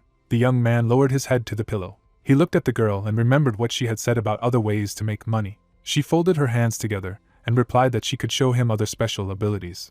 He gave her a questioning look and asked her about her other special abilities. She looked away embarrassedly and said that she would show it now. She closed her eyes to her own moans. 2 big horns appeared on her head. She exclaimed that the devil's horns had grown again. She held them out in her arms and asked me to accept them. Xiao looked at them in disgust. She added that he should accept them and exchange them for money. He opened his mouth wide and wondered if it was real horns. She held them in her hands and explained that they grew every day and could only be cut once a day, and begged the owner not to sell her. He put his hand on her shoulder. The guy put his hand on his heart and remarked that one little fool, how dare he sell her? Belial was able to save her soul. The amount of the transaction was 6 gold and 50 silver coins per day. On the table next to the bowl sat the red cat. Belial was sitting on a small pillow on the bed. The protagonist noted that while she is in her chibi form, he can save a lot. Mini Belial eats 3 cookies a day, spending 6 copper coins, so she will stay in her mini form until special occasions. A girl with horns on her head was eating cookies. She sat in front of the protagonist and asked what their next step was, who asked her again about the next step. The cat opened his mouth wide in bewilderment and thought to himself that she was an idiot. Such direct questions could easily reveal them. The guy stuck out the index finger of his right hand and said that the essence of the game is that the players improve themselves in order to then go to the dungeon. But they have a completely different situation, so their main task is to survive. Bao noticed that as expected of him, he adheres to his plan and answers from his role. The protagonist's maid enthusiastically raised her hands in front of her and noticed that they would just stay where they were and wait for what would happen. He closed his eyes and agreed with her, and added that at the same time, they needed to save money in order to buy the commander of a prestigious team at the time of completing the last dungeon. He sat down on the bed and expressed a desire to buy raw materials, and then give them to production in order to sell finished products, so that he would make a profit from the commission. An image of the system window with a catalog of prices appeared. He noticed that there was not much demand for things, and the profit from them was small, so it was so important to him. Xiao smiled sincerely. The girl was shocked and pointed at herself with her pointer. She looked at her master with loving eyes and declared that she would be a diligent worker. Horns grew on her head, and he realized that Belial was a prospect. The next morning, the guy ran out of the gate. A girl was standing at the huge panoramic window. She rested her head on her palms and remarked how great it was that she could help the Demon King himself. Somewhere in the distance, a large flash was burning. Someone exclaimed that he had arrived. A young man with blonde hair entered the palace. The guy with the orange scarf spread his hands in different directions. Someone said that he was the second highest level NPC, after Lord Roland. Roland smiled broadly and noted that help had arrived. The crowd of subordinates stood behind and cheered that when all the high-level NPCs arrived, they would be able to start an offensive, and then they would be able to stop being afraid of this terrifying devil. Pucci opened his mouth slightly. He looked at his friend and asked him not to make a mountain out of a molehill. The latter looked at him disapprovingly and clarified how to understand it. The Demon King held out his hands in front of him and replied that it should be understood that they were exaggerating the strength of the Demon King, and asked rhetorically how the Demon King's infant had powerful strength. Belial swung her hand to attack. Roland looked ahead arrogantly. The priest stood in front of him and added that they had agreed to their plan in order to risk everything and overcome it alone, and reasoned that in the end, it turned out that the Demon King was strong enough, so they had come up with such a fairy tale so as not to admit that their plan had simply failed. He rolled his eyes and asked if this could be called the hope of humanity. The guy looked disapprovingly at his interlocutor. A guy ran into the building and exclaimed that there was an alarm. A monster appeared in the south. A stream of energy burst out of the dragon's mouth. He said that they were called dragons, but in fact, they were only mutated lizards, and that about 8 fortresses were destroyed, more than 4,000 players were destroyed, and 89 NPCs were destroyed. The bishop looked down in contrition. The young man ordered to call for help. Roland strode forward resolutely and announced that he was moving. Pucci stood behind him and noticed that this was the speed. He ordered him to wait for him here. He turned his head on him and promised to prove to him that he was stupid and arrogant. The guy got on his motorcycle. His subordinate asked to be careful. He gave him a contemptuous look and said that he was leaving it to him to watch over the Demon King in his absence. He pointed at himself with his index finger in amazement and asked him if he should go after the Demon King. Roland opened his mouth and yelled at him that he was a fool. He at least understood how strong the Demon King was. They must know his every move. He couldn't figure out what to do. The young man condescendingly lowered his closed eyelids down and replied that he should just question him. He exclaimed in shock that just ask, and he would tell him everything. A guy in a sand trench coat handed him a red bag and asked him to take it with him. The servant looked into the package with great curiosity. The blond guy stuck out the index finger of his right hand and said that it was the greatest family heirloom, the claw of the dragon of the Saints Maya, who clarified that it was a family heirloom, and he was giving it to him. He closed his eyes and asked him not to worry. He had already received consent from his father, who objected that this was not a question of consent. The subordinate anxiously held the handles of the bag with both hands and noticed that such a precious thing, and it was so easy to give as a gift. Roland put his hand on his shoulder. He enthusiastically raised his clenched hand in front of him into a fist and declared that he would succeed when they saw their efforts and dedication. They would be touched and show their gratitude to them. The black-haired guy opened his eyes wide in bewilderment and noted how much modesty he had, that he even wanted to cry. The guy got on his motorcycle and asked him to listen. If he was up to something, he should try to stop him while he was away. Poochie watched their conversation from above. He looked at them arrogantly and said that it was sad that the hope of mankind had become another mediocrity, just like a low-quality comic book character. The subordinate waved goodbye and said that he understood everything. He could be calm. He resolutely put his fist to his chest and realized that he had done everything as it should be. Another servant approached him and clarified that he was leaving right away. He replied that it was so, because he had an important task in which he could not make a mistake. Someone's voice asked him to wait. The guy carefully looked ahead in front of him. The priest jumped over the railing. He landed on the floor of the palace.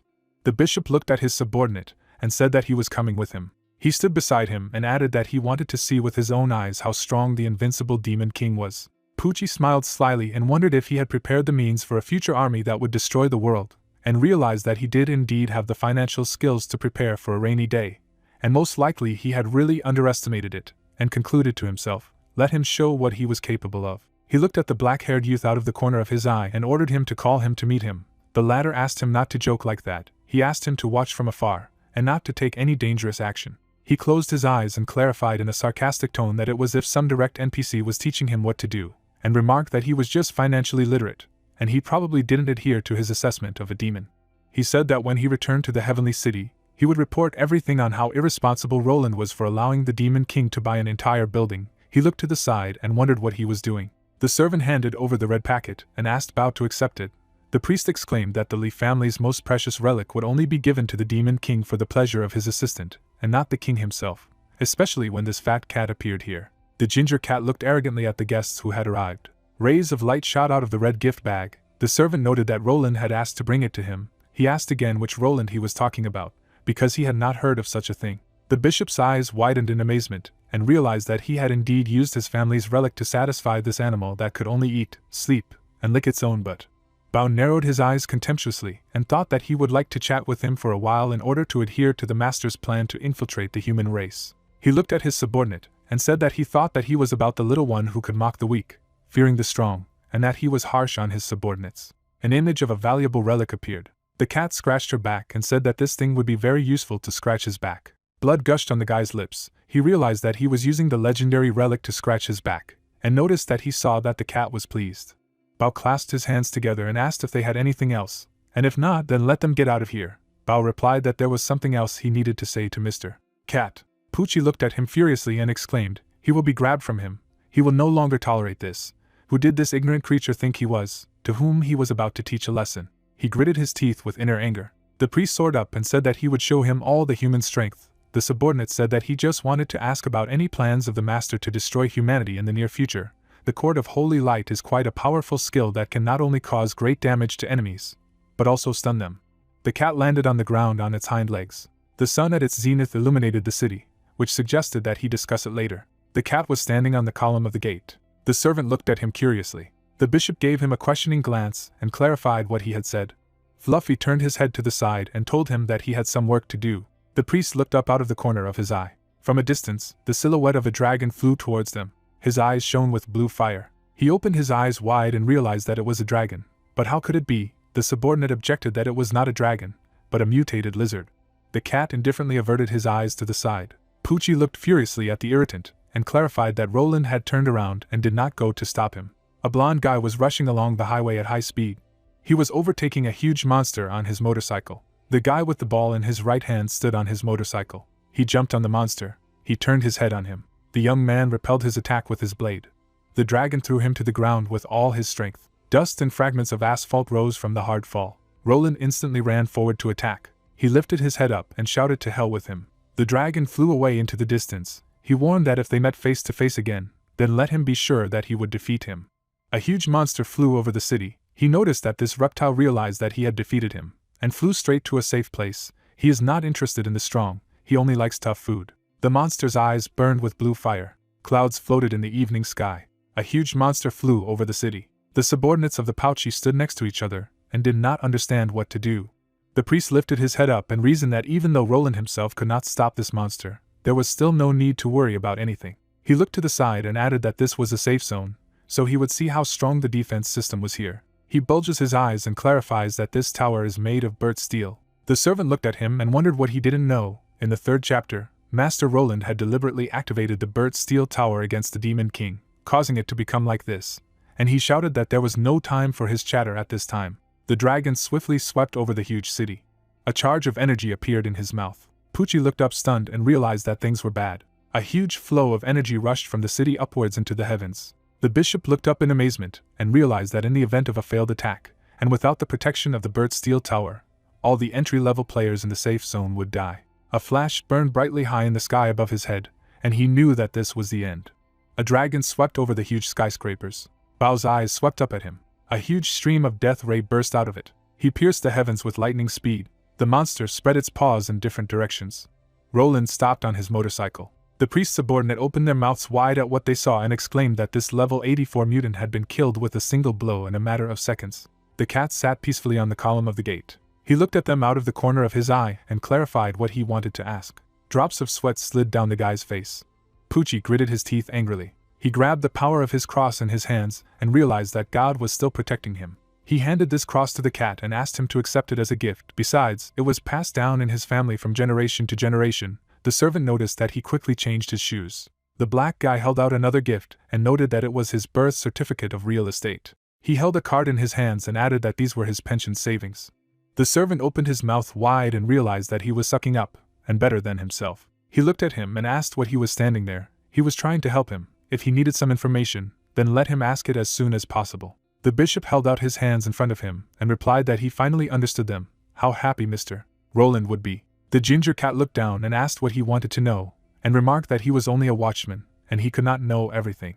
The subordinate dropped his hands at the seams and expressed a desire to ask if they had plans to arrange a massacre in the safe zone, or destroy some world, as well as if there was any other plan that they, humans, should be afraid of. He closed his eyes and added that they would like to prepare themselves mentally. Apachai looked at him dumbfounded, and was surprised that he had asked so directly. The cat looked at them and told them that there was no plan. The Demon King needed money soon. He was sitting on the column and clarified that this was all. He answered in the affirmative. The cat ordered him to go back. He turned in the other direction. The priest opened his mouth wide and silently listed the things that the cat had received as a gift. The servant was completely satisfied with himself. The mission was completed. At least there was no need to worry that the world would be destroyed in the near future. The main character smiled happily. Bao wagged his tail at the sight of him. He walked through the gate and asked if he was lying there. The cat jumped on his shoulder. He sat on his head, and he noted that he missed him too. The protagonist entered his house. He drew attention to the litter box for the cat. The guy looked at him angrily and reminded him how many times he had already told him about this. He threw the cat and warned him that he would dare to defecate here at least one more time. The cat flew out the door. He was lying on the floor. He said that he would sleep in the corridor today. Xiao pouted his lips and wondered why he couldn't teach the cat. He looked away with great curiosity. Belial stretched out her hands in front of her and told him that she had prepared his bed. He smiled broadly in utter bewilderment. He lay down on the bed with the girl. He looked at her and turned to her.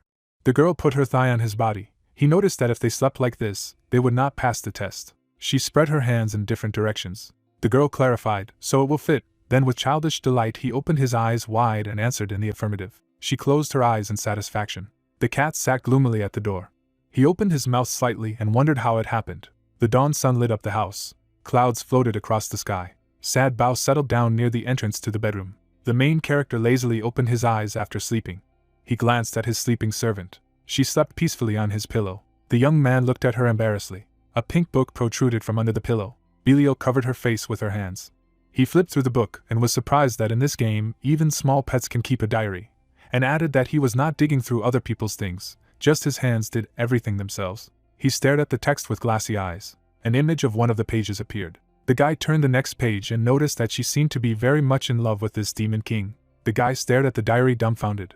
He turned to the next page. A censored image from the diary appeared. The young man returned the diary to its place. A drop of sweat slid down his cheek. He remembered that he had almost forgotten that she was a real devil. He put his hand on the back of his head and realized that it was risky, wondering if the demon king was still there. She stared at the ceiling and wondered if he would have seen her, since she was so shy that she had put a diary there for the demon king to see. She closed her eyes contentedly and thought that she had put into this diary all her love, courage, all her determination, which cannot be said directly. The night of the same day, the moon shone high in the sky. Belial sat alone at the entrance to the bedroom. The cat sat next to the head of the main character, who noted that he was the best. The girl opened her eyes wide and wondered how it happened. Qin sat surrounded by his friends and said that after the rating increase, their combat abilities had indeed improved. He shifted his eyes to the side and noted that Mr. Xiao had not only healed them, but also improved their skill level. He had done the same thing as the Weigua plugin.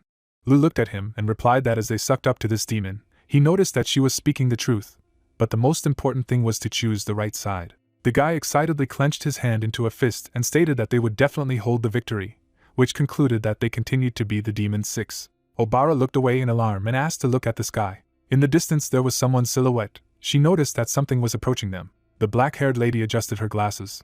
The guy replied that he could not see anything. She asked to let her.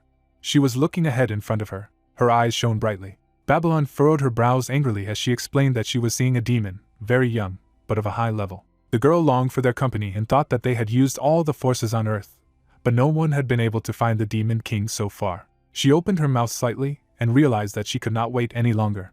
The demon spread her arms in different directions and realized that the disappearance of the Demon King was directly related to Roland. Therefore, she needed to catch him and interrogate him. Lu adjusted her glasses and stated that it seemed that her goal was a safe area in which they were looking for the Demon King. The guy realized that it must be a colleague. He put his hands in his pockets and announced that it looked like they had a chance to strengthen their bonds, so they needed to say hello to her. The girl looked into the distance. On the roof of the destroyed building was the Qin Company. He looked at the demon flying at him. She thought that this was an ambush of the players. They deliberately ambushed her as soon as they found out that she would fly past this place. Above the girl's head there was a sign with a level. An image of the guy's level appeared. Above the girl's head hovered the designation of her level. Babylon furrowed her brows and noticed that it had only been 3 days, and her level had risen to 24. She gritted her teeth in anger, and realized that she could not ignore this, otherwise everything would lead to disaster. She must kill him. The demon stuck out his leg to attack. Her silhouette burned with purple flames. Qin stared at her, and wondered if she was here to find Xiao. She kicked him in the stomach with all her strength. Qin flew into another ruined building from a powerful blow. The demon landed on the roof of the building in front of the squad. Her eyes sparkled with red fire. Lu tried to explain that in reality, their goal was completely different. She instantly flew away from Babylon's powerful blow. A girl with red hair was standing alone on the roof of the building. She stretched out her hand in an attempt to remedy the situation. The demon approached her and asked if there was anything she could do to help. She smiled broadly at her. A bright flash flashed in front of Obara. The demon cast an uncomprehending glance and did not realize that it was blocking her blow.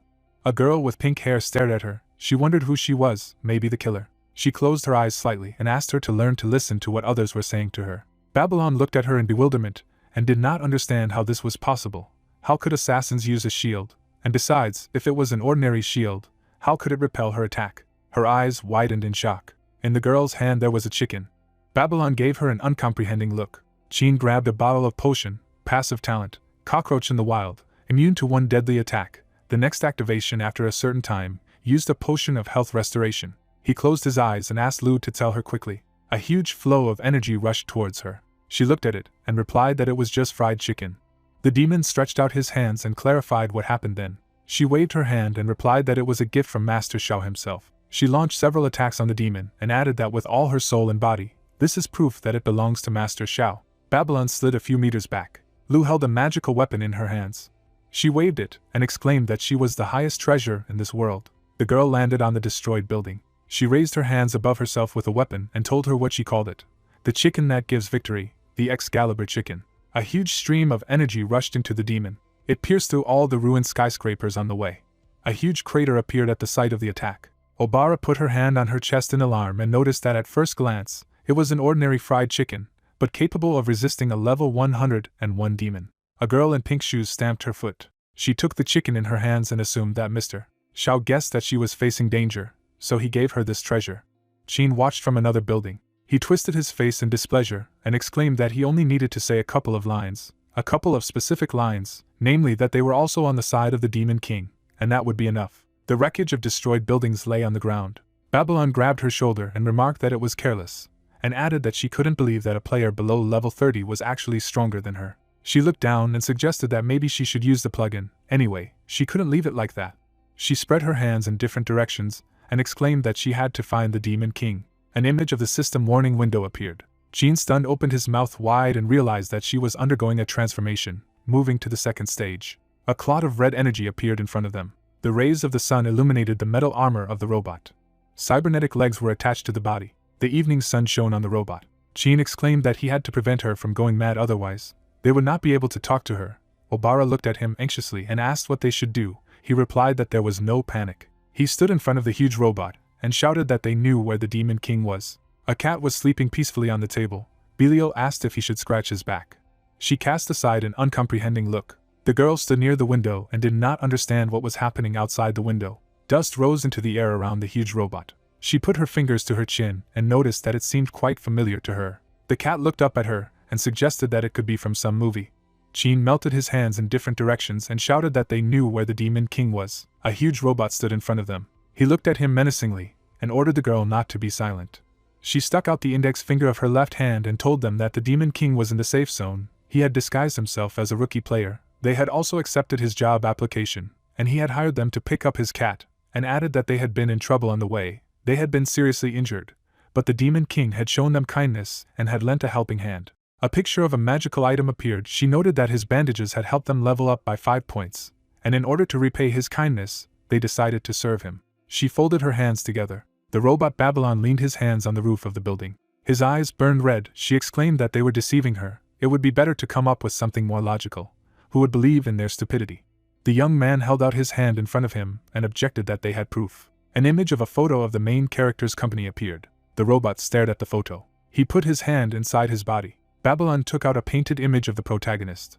The robot opened its mouth wide. She exclaimed that it looked very different. They tricked her. The information window said that Babylon felt insulted and angry. She was moving on to the third stage. The robot soared into the sky. The guy turned his head back and reported that the negotiations had failed, and asked Lu to stop her. She was holding a chicken in her hands and noticed that Mr. Zhao's gift was ruined. He wondered if this thing could only be used once. Qin shifted his eyes to the side. He opened his mouth slightly in surprise. The system window announced that Lu had left the team. A huge flow of energy was rushing to the side. He shouted that they were all going to die. Fragments of destroyed buildings flew in different directions. There was a huge energy explosion. The robot's eyes sparkled red. The guy looked at him dumbfounded and didn't understand what was happening. The cat sat on Belial and clarified that he was the boss of the dungeon. He looked at the robot and asked Babylon to stop. He held the girl's locks of hair in his paws and warned that if she started fighting here, it would ruin the Demon King's plans.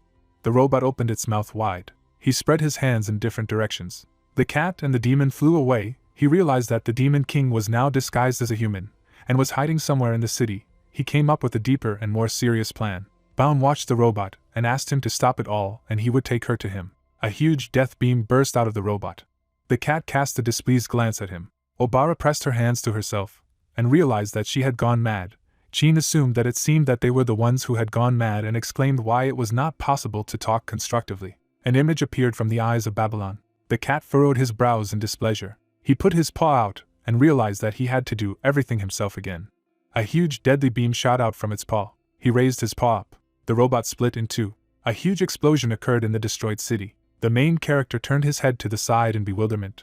He looked away worriedly. A bag is carried on his chest. He noticed how cool the breeze is. He put the bag there and assumed that today would also be a peaceful and calm day. The window reported the results of the sale of devil horns. The cat walked on the ground next to Belial.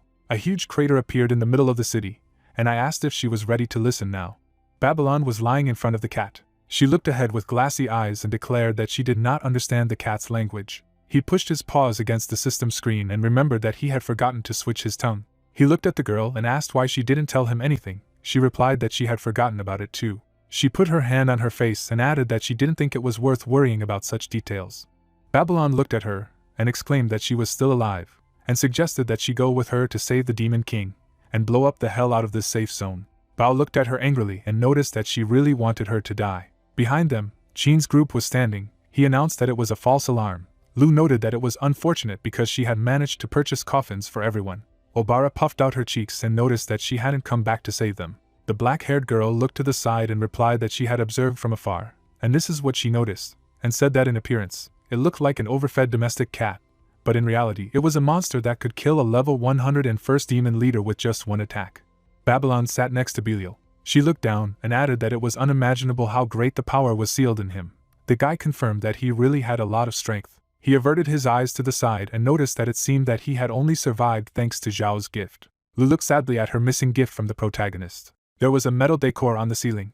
The guy opened the door and called the cat. He went inside and called out to Belial, and asked where they were playing. He raised his hand in front of him and noticed that now there were troubled times, whether everything was all right with them. The guy shifted his eyes to the side. The screen projected an image of his comrades. He remembered that this was the guy who went with him to the dungeon.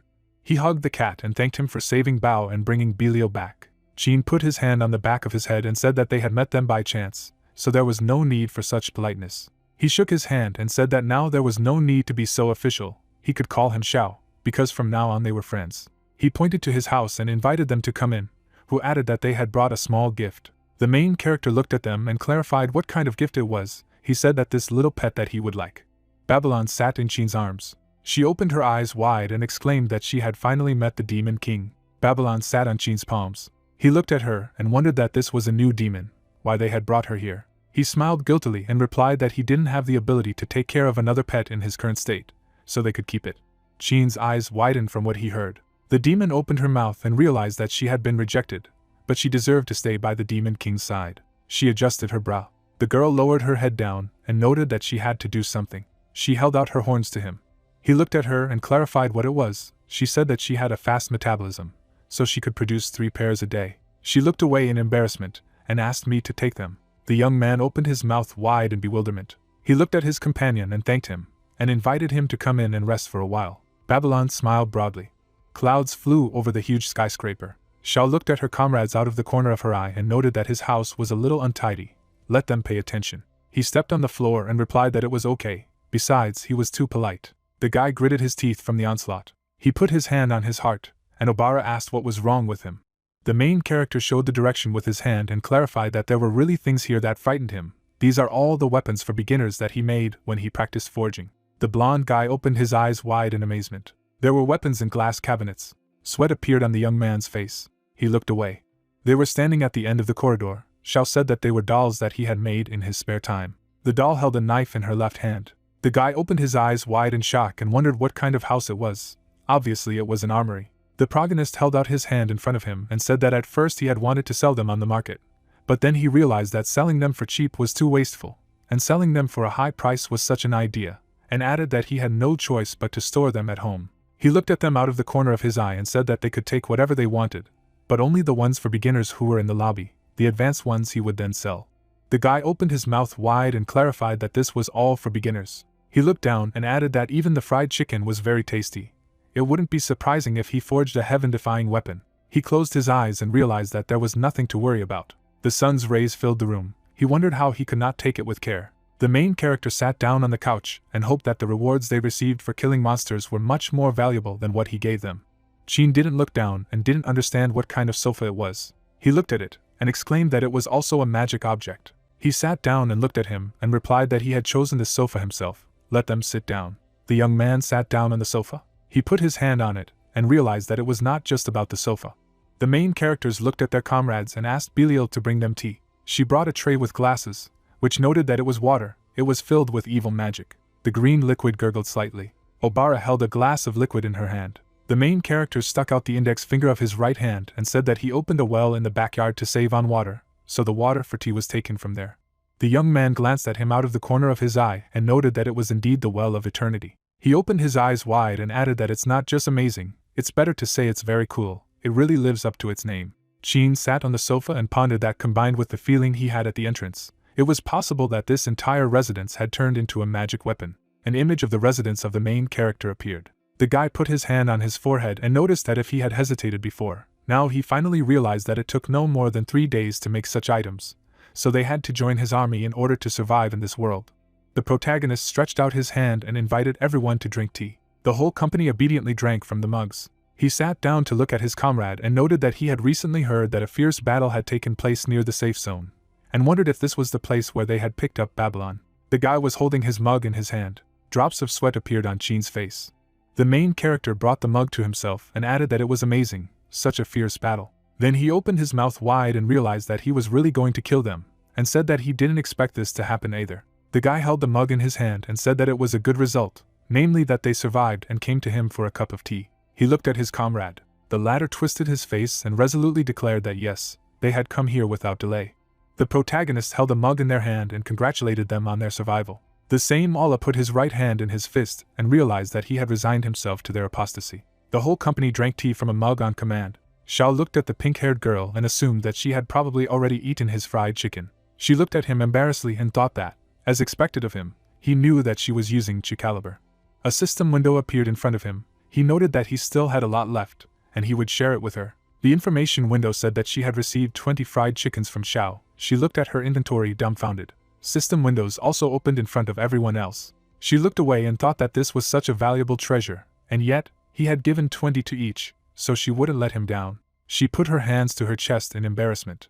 The girl looked at her comrades and added that they would not let him down either. Qin pouted his lips and thought that even though his teammate was sick, it was better to put up with it as long as the king was kind to them. He sat on the couch and added that as long as no incidents happened, they could stand firmly on the winning side for the rest of the game. The screen projected an image of Roland. He held a gift in his hand, and said that he had heard that they had trouble here, so he had come to comfort them. The protagonist held out his hand as a gesture of invitation and asked why he was there. He replied that he had heard about the trouble, so he came to console him. He smiled and asked if he was all right. If he needed any help, let him not hesitate, and turned to him. 2 demons climbed out of the purse. He turned his head back and wondered why she was still there, and why she was not alone. He cast down an uncomprehending look. He looked up and didn't realize that the whole building had turned into a magic weapon. In front of him in glass cabinets stood uniforms. He put his hand to his mouth and suggested that he was preparing for Armageddon, so the whole house was his fortress. Clouds flew over the building. The guy stood behind the main character and did not understand that they had done something that he was so offended. He looked at him resolutely and realized that they needed to stabilize his condition. 4 young men were sitting on the sofa. Roland walked into their room and couldn't understand why the team that cleared the dungeon was in the Demon King's house. Qin cast a blank look at him. His eyes widened in surprise. He sat down on the sofa and assumed that they had noticed the abnormality of the Demon King, so they had come here before him to find out. He stuck out his right thumb as a gesture of approval and invited them to work together to stop the king from destroying the world. The guy folded his hands together in shock. The main character was sitting on the sofa and asked that they knew each other. Roland closed his eyes and replied in the affirmative.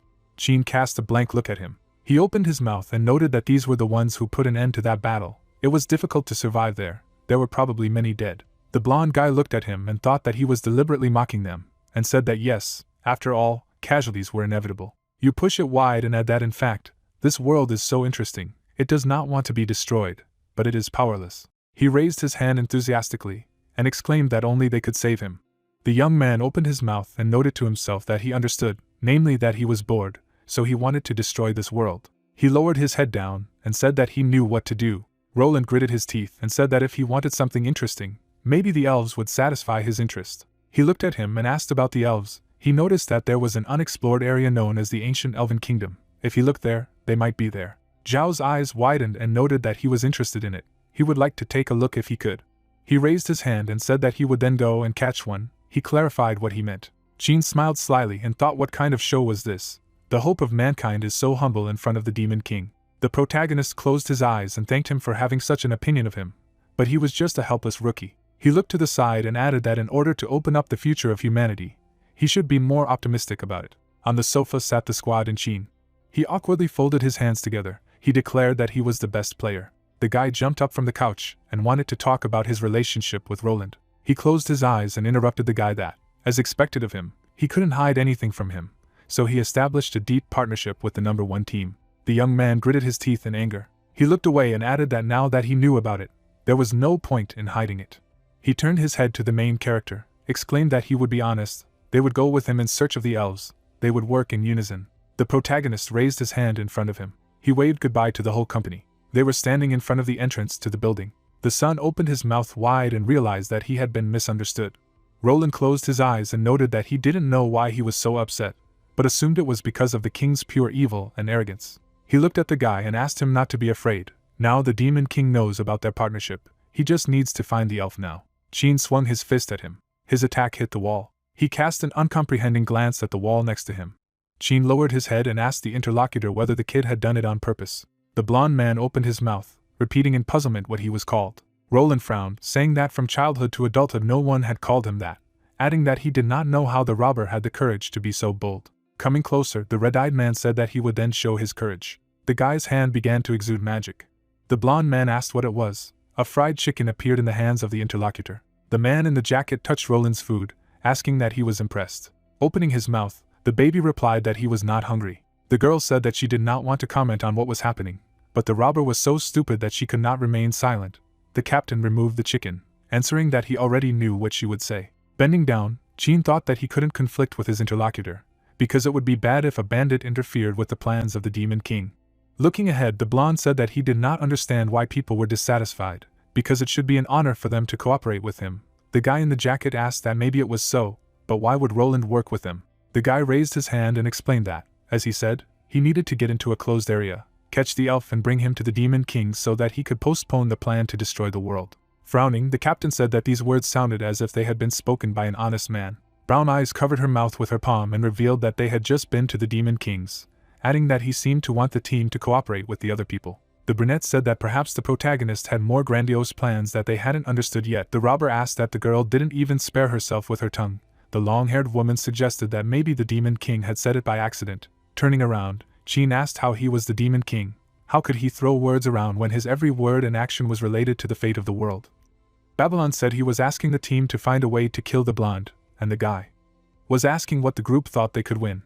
Looking at the guy, Roland asked how the discussion had gone and whether they would cooperate, adding that people shouldn't disturb the king now, but dodging was not the solution, and continued that only when the players grew up and got stronger, people would have the strength to fight. Changing his face, the blue-eyed man said that the players' potential was limitless, and Qin's team was the best. They were worthy of training, adding that if they worked with him, they would receive a reward far beyond their current level, experience, equipment, and money. Stretching out his hand to the robber, the blond man said that for the interlocutor, all of the above was a great temptation. Turning away, Qin said that then it was time to go. Looking ahead, the commander added that a handshake was not necessary.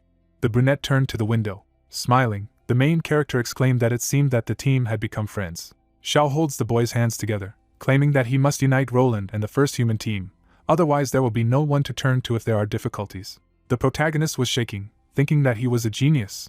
The cat and the girls were touched by the guy. The clouds and the sky were painted in bright colors. Numbers flashed everywhere. The bandit looked up in confusion. Gripping the knife tightly, Qin asked his interlocutor what he had said about this. The blonde, smiling, answered in the affirmative.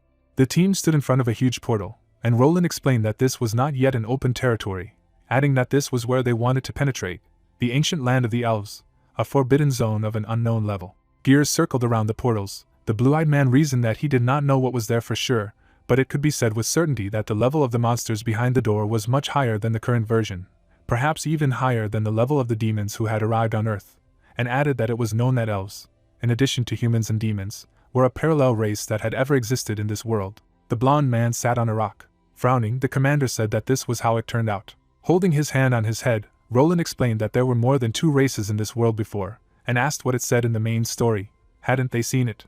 Bringing his hand to his face, Qin replied to keep up with the progress. He missed this information, and asked how he could be ahead of the other teams. Closing his eyes, the guy revealed that he assumes that the skills and technology of people come from the deity Morsi, borrow his power to fight demons, adding that the warring parties have been fighting for thousands of years, and the world is in constant war. Putting his hand forward, Roland explained that in that period, the races that were unable to compete with humans and demons gradually died out, but in fact, there was a race that was able to compete with both. It was the elves who knew how to use the power of nature, and explained that it was a powerful force that could change the balance, adding that the princess of the elves did not want to obey anyone, sacrificing her powers. She sealed the elves, and the race has since become a legend. The two spheres are approaching each other. A light emanates from the elf. Looking ahead, the narrator asked if everything was clear. Jean replied in the affirmative, saying that those who did not choose a side were destroyed. The team approached the stairs, and the blonde said that once there were elves behind the door, but now he is not sure if they are still alive. The players are strongly advised not to enter. The captain frowned and said that the warnings were already beyond the dialogue box, and asked what level the guy was, adding that why wouldn't the other party send them to heaven. Roland replied that as long as it pleased the king, then the risk was worth it. Continuing so as not to be unprepared, he took all the family treasures with him. There were many objects in front of the blonde. Blue Eyes took out even more artifacts. The bandit and the brunette's face changed. Jean said to himself that he didn't know where to complain. Telling to please the king, Roland brought a bunch of props and led the group to break into the forbidden area in search of the treasure. Roland looked up, saying that what he had shown them was only a part of it, and in general, he would take responsibility for the fighting, so they didn't have to worry, and Jean remarked that they could then relax. As he climbed the stairs, the blonde guy wanted to give them equipment, experience, money, and items gained from research, so they had to go, and the squad leader remarked that it was great, and he was really looking forward to it. Looking ahead seriously, the priest concluded that they had finally realized how great it was to have his help, and although he had a bad temper, he was very rude and disrespectful to him, so he had no way out because that was the best option. As he walked through the unknown ruins, Roland revealed that he would train them, but in the face of unknown dangers, they had to conserve resources.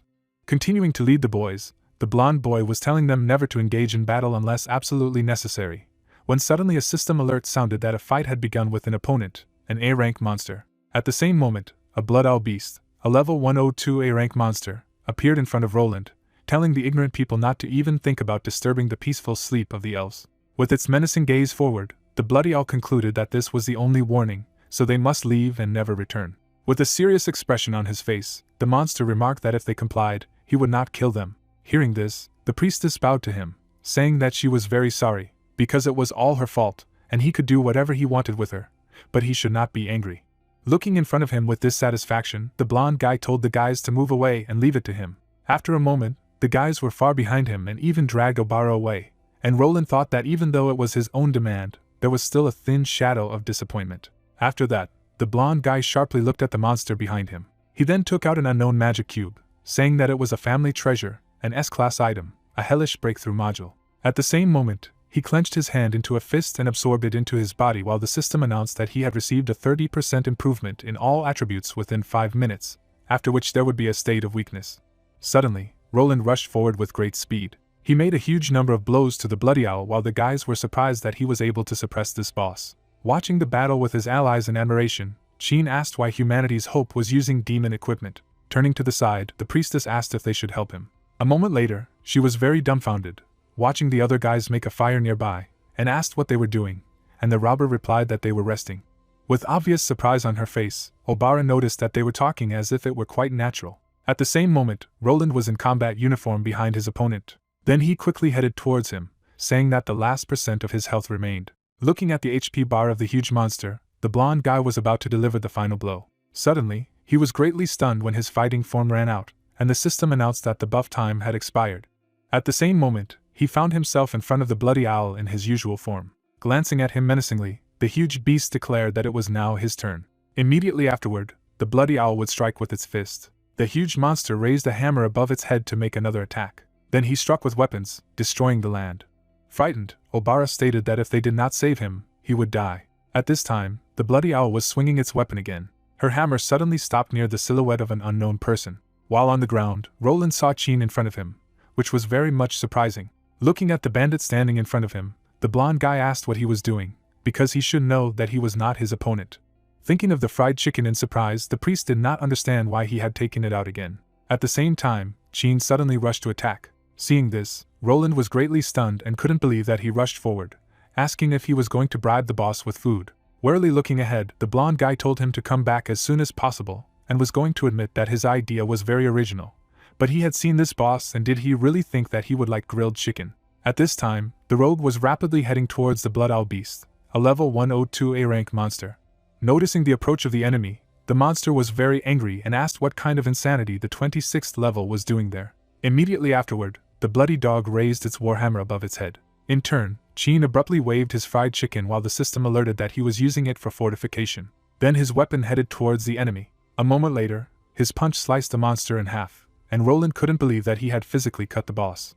Looking dumbfounded in front of him, the blonde guy did not understand what was happening. At this time, the girls were extremely outraged by what had happened, and Lu mused that it was an artifact given by the Demon King, and it had an unattractive appearance.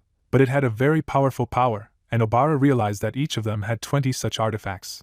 At the same time, the priest seized the robber by the scruff of the neck, saying that if he had such a thing, he should have pulled it out as soon as possible, and he noticed that he himself had said that he was well prepared. Adjusting his tie, Roland stated that he was really prepared, and if he had survived the weakened state, he could have killed him, because he was confident in his ability to withstand blows. Looking at the magic sphere surrounded by blue energy, the blonde guy was telling the others to look at the reward.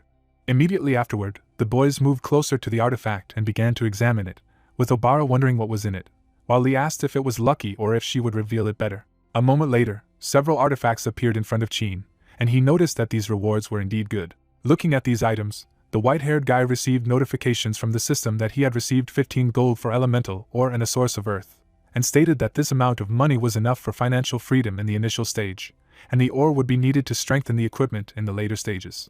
Looking away from his joyful gaze, the robber mused that it was a pity that it was nothing more than trash compared to the fried chicken the Demon King had given him, but more and more he felt that he was incredibly lucky to be his subordinate. Getting closer to Qin, the priestess noticed that they didn't get any equipment, and the shooter said that he was indeed quite unlucky, while he replied that it was even a bit of a loss to exchange the fried chicken for them, but it was better than nothing, so they would share it later.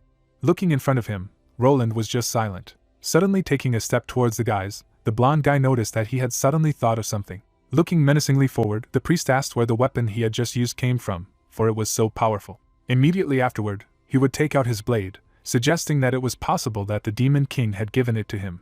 Holding the magic blade in his hands, Roland asked if it was the Demon King who had given it to him.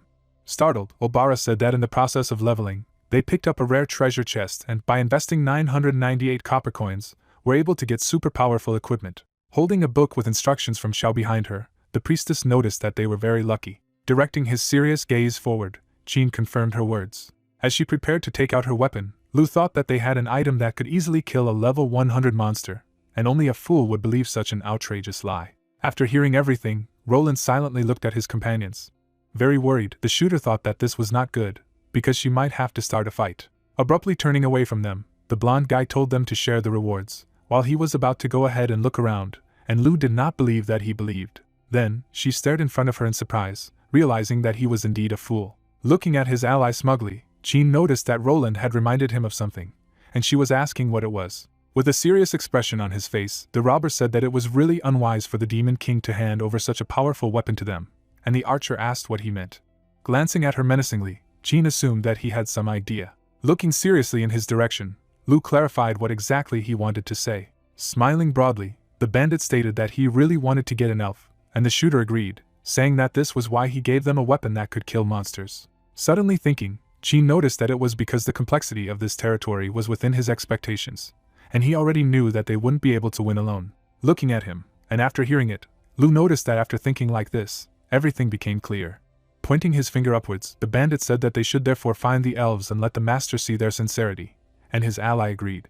At this time, Obara silently watched her allies as they interacted with each other. She smiled suddenly, thinking that she was very interested. Immediately after this narration, the story shifts to a moment when the guys were standing in front of a level 108 Class A Fallen Throne Guardian, who said that if they took another step, they would die. The monster then opened its mouth wide and began to scream. With deft movements of his hands, he struck with his claws. Then, the Guardian of the Fallen Throne would launch an attack with his secret stinger. With his blade, Roland was able to block his blow. He stared menacingly in front of him, thinking, using the space distortion module. At the same time, the blonde guy made several blows on the opponent's stinger. After taking damage, the limb of the Guardian of the Fallen Throne was cut into several pieces. Noticing this, Qin summoned the fried chicken for a boost. He then threw various objects at the monster, and used the professional skills of the C-Rank 1 bastard profession. Looking in front of him with dissatisfaction, the monster asked where he got so much garbage. Suddenly, he noticed something in front. At that moment, the robber was swinging his weapon, preparing to strike. The priest also concentrated energy in his blade to launch an attack. A moment later, the guys completed their plans and directed their blows towards the Guardian of the Fallen Throne. After the damage received, the monster was lying on the ground, saying that it was impossible, and the guys noticed that it was easy. Suddenly, a system notification window appeared in front of the guardian of the fallen throne with a report on the violation of the rules, and he said that he wanted to file a complaint. The system window with a smile on her face announced that his message about the violation had been received, and after checking, a violation was detected and 4 points of reputation from the enemy were deducted, and the monster asked what was next. A moment later, he was greatly stunned when he heard that nothing would happen next. Immediately afterward, the A-class fallen throne guardian would give up his spirit, and Qin would open the chest and receive 28 gold coins and destroyed tree roots, along with a love letter for the elf princess and a Manhwa game console. Someone stepped on the water surface. Looking at the throne of the elves in front of him, Roland said that if the representatives of this race were still alive, then there must be clues inside. With a look full of seriousness, the blonde guy noticed that the elves had sealed themselves to prevent their power and treasures from falling into the hands of other races, so there must be unforeseen dangers ahead of them. Suddenly he was very unhappy when he said that in any case he should try not to step into the traps, when suddenly the system notified that they were entering the battle. Turning angrily towards Qin, the priest asked if they could be more professional. He then looked at Obara, who, in order not to step on the mechanism, did not even dare to go alone and jumped on Lu, and said that they should be more serious too, to which he was told that it was not really them. Suddenly, an unknown dark entity appeared in front of the guys. Noticing her, the guys were very frightened.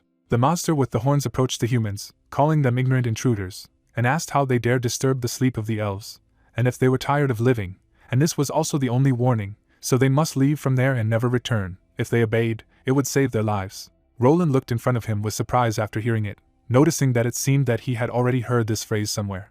After his words, the unknown entity shuddered sharply from incomprehension. Towering over the guys, the monster with horns asked if they had heard someone say that ignorance would lead to their death, so they should come up and feel his rage. Exchanging glances with the blonde guy, the robber noticed that it was very similar to the game he had played before, and it seemed that someone was plagiarizing, and he shouted that it also seemed a little familiar to him. Suddenly, the unknown entity thought for a moment, saying that she would think about it again, and asked her to wait. Suddenly, trapped inside an unknown space, the spirit was reading a collection of classic villain phrases, declaring that he was already beginning to remember. I looked frightened in front of me. The monster could not understand that it was so easily caught. Holding a jar with a spirit that screamed loudly, Qin noticed that it was now very noisy, and the system announced the disclosure of the illusions of the throne of the Elven King, and that the entire team shared the experience of 8,990, so everyone leveled up by 1, and he himself received the 3D projector item. Coming closer to the Elven throne, the priest stated that the teleporter was open, and it looked like the preliminary task in front of the Elven King's throne had just been overcome, and Qin said that the difficulty was so low that he thought it was a minigame, while Lu concluded that it was very weak. All the words of the guy seemed to pierce the body of the elf spirit, causing damage to it. Looking at his opponent from inside the jar, the spirit explained that he was only a projection, and the mistress was the most powerful elf in the kingdom. Imagining an elf with a huge blade in his head, the guardian of the portal said that after the princess's sacrifice, the kingdom fell and everyone died, so she was the only one who remained alive and defended the kingdom with her strength for 1,000 years, so she was the most powerful elf, and while she was there, no one could steal the inheritance. The guys looked snidely at the jar with the spirit trapped inside, and Roland asked if he meant that she was a real elf, and Qin remarked that it was so good that it didn't take any effort to look for her, and wondered where she was. Then the spirit imagined in his head how the elf saw a strange mushroom. Coming closer, the girl took a piece and tasted it. Then the elven portal keeper drooped, remembering how his mistress began to suffocate.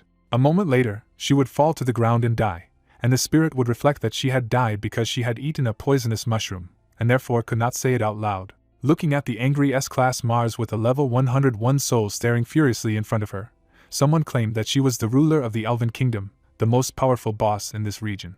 Levitating over her, the guys who had come for the Elven legacy did not understand why she was a soul. Looking down in surprise, Obara wondered if it could be said that she was dead, and Qin said that the Demon King had asked them to make this journey in vain, and it was impossible, and Roland noted that it was definitely impossible, because without external influence, elves are immortal. Watching the spirit sitting in its place, the blonde guy stated that the illusions protecting this place were only shattered after they arrived, and there was no trace of a fight in the throne room, so it wasn't a murder. Looking at the priest smugly, Qin asked if she herself had caused her death, and he noted that this was a rather bold guess. Looking at the decomposing body lying on the floor, Roland told the others to look there. Looking dumbfounded in front of him, he declared that everything had become clear to him. Imagining the demon princess in his head, as if divided into two halves, the blonde guy said that she had been guarding the ruins alone for thousands of years, and in a long river of time, she was corroded by loneliness, and she gradually lost herself, so the soul began to generate evil thoughts. Pointing his finger up and down, he added that the physical body and good thoughts had fallen into a deep sleep, and the condition for the cleansing of the dungeon was the victory over her evil thoughts, her awakening. Dumbfounded, the spirit of the elf looked in front of him from inside the jar, thinking that this was surprising, because he had not said anything right at all, and it was no longer a body, but skeletons. Looking at him smugly, Roland asked him if he had really guessed, and Roland concluded that it was impeccable reasoning, and that he was very clever. Looking down in puzzlement, the blonde guy noticed that she was different in appearance from ordinary A-level monsters, and her strength was S-level, and even he wasn't sure that he could easily defeat her. The priest then looked at Chin, who was nearby, asking what they should do, and Chin said that he no longer had the right equipment. Holding the green object in his hands, Roland said that this method seemed to be the only option, and he had taken it to ambush the Demon King. After all, it was the most powerful weapon. At the same moment, Mars grinned mischievously, saying that someone had invaded. Unleashing her inner energy, she claimed that only his blood would calm her rage. Suddenly, the soul of the elf princess was greatly surprised. In front of her, she saw an unknown green artifact and asked what it was. Looking at the unknown device that exuded green energy, Mars asked what it was, and noted that if it was lying on the ground, then it would be necessary to step on it to activate it. A moment later, a bright green flame appeared in front of the elf princess's soul. Surprised to see everything happening from the outside, Chin asked what it was, and Roland revealed that it was one of the treasures passed down from generation to generation in the family that he had originally planned to use against the Demon King.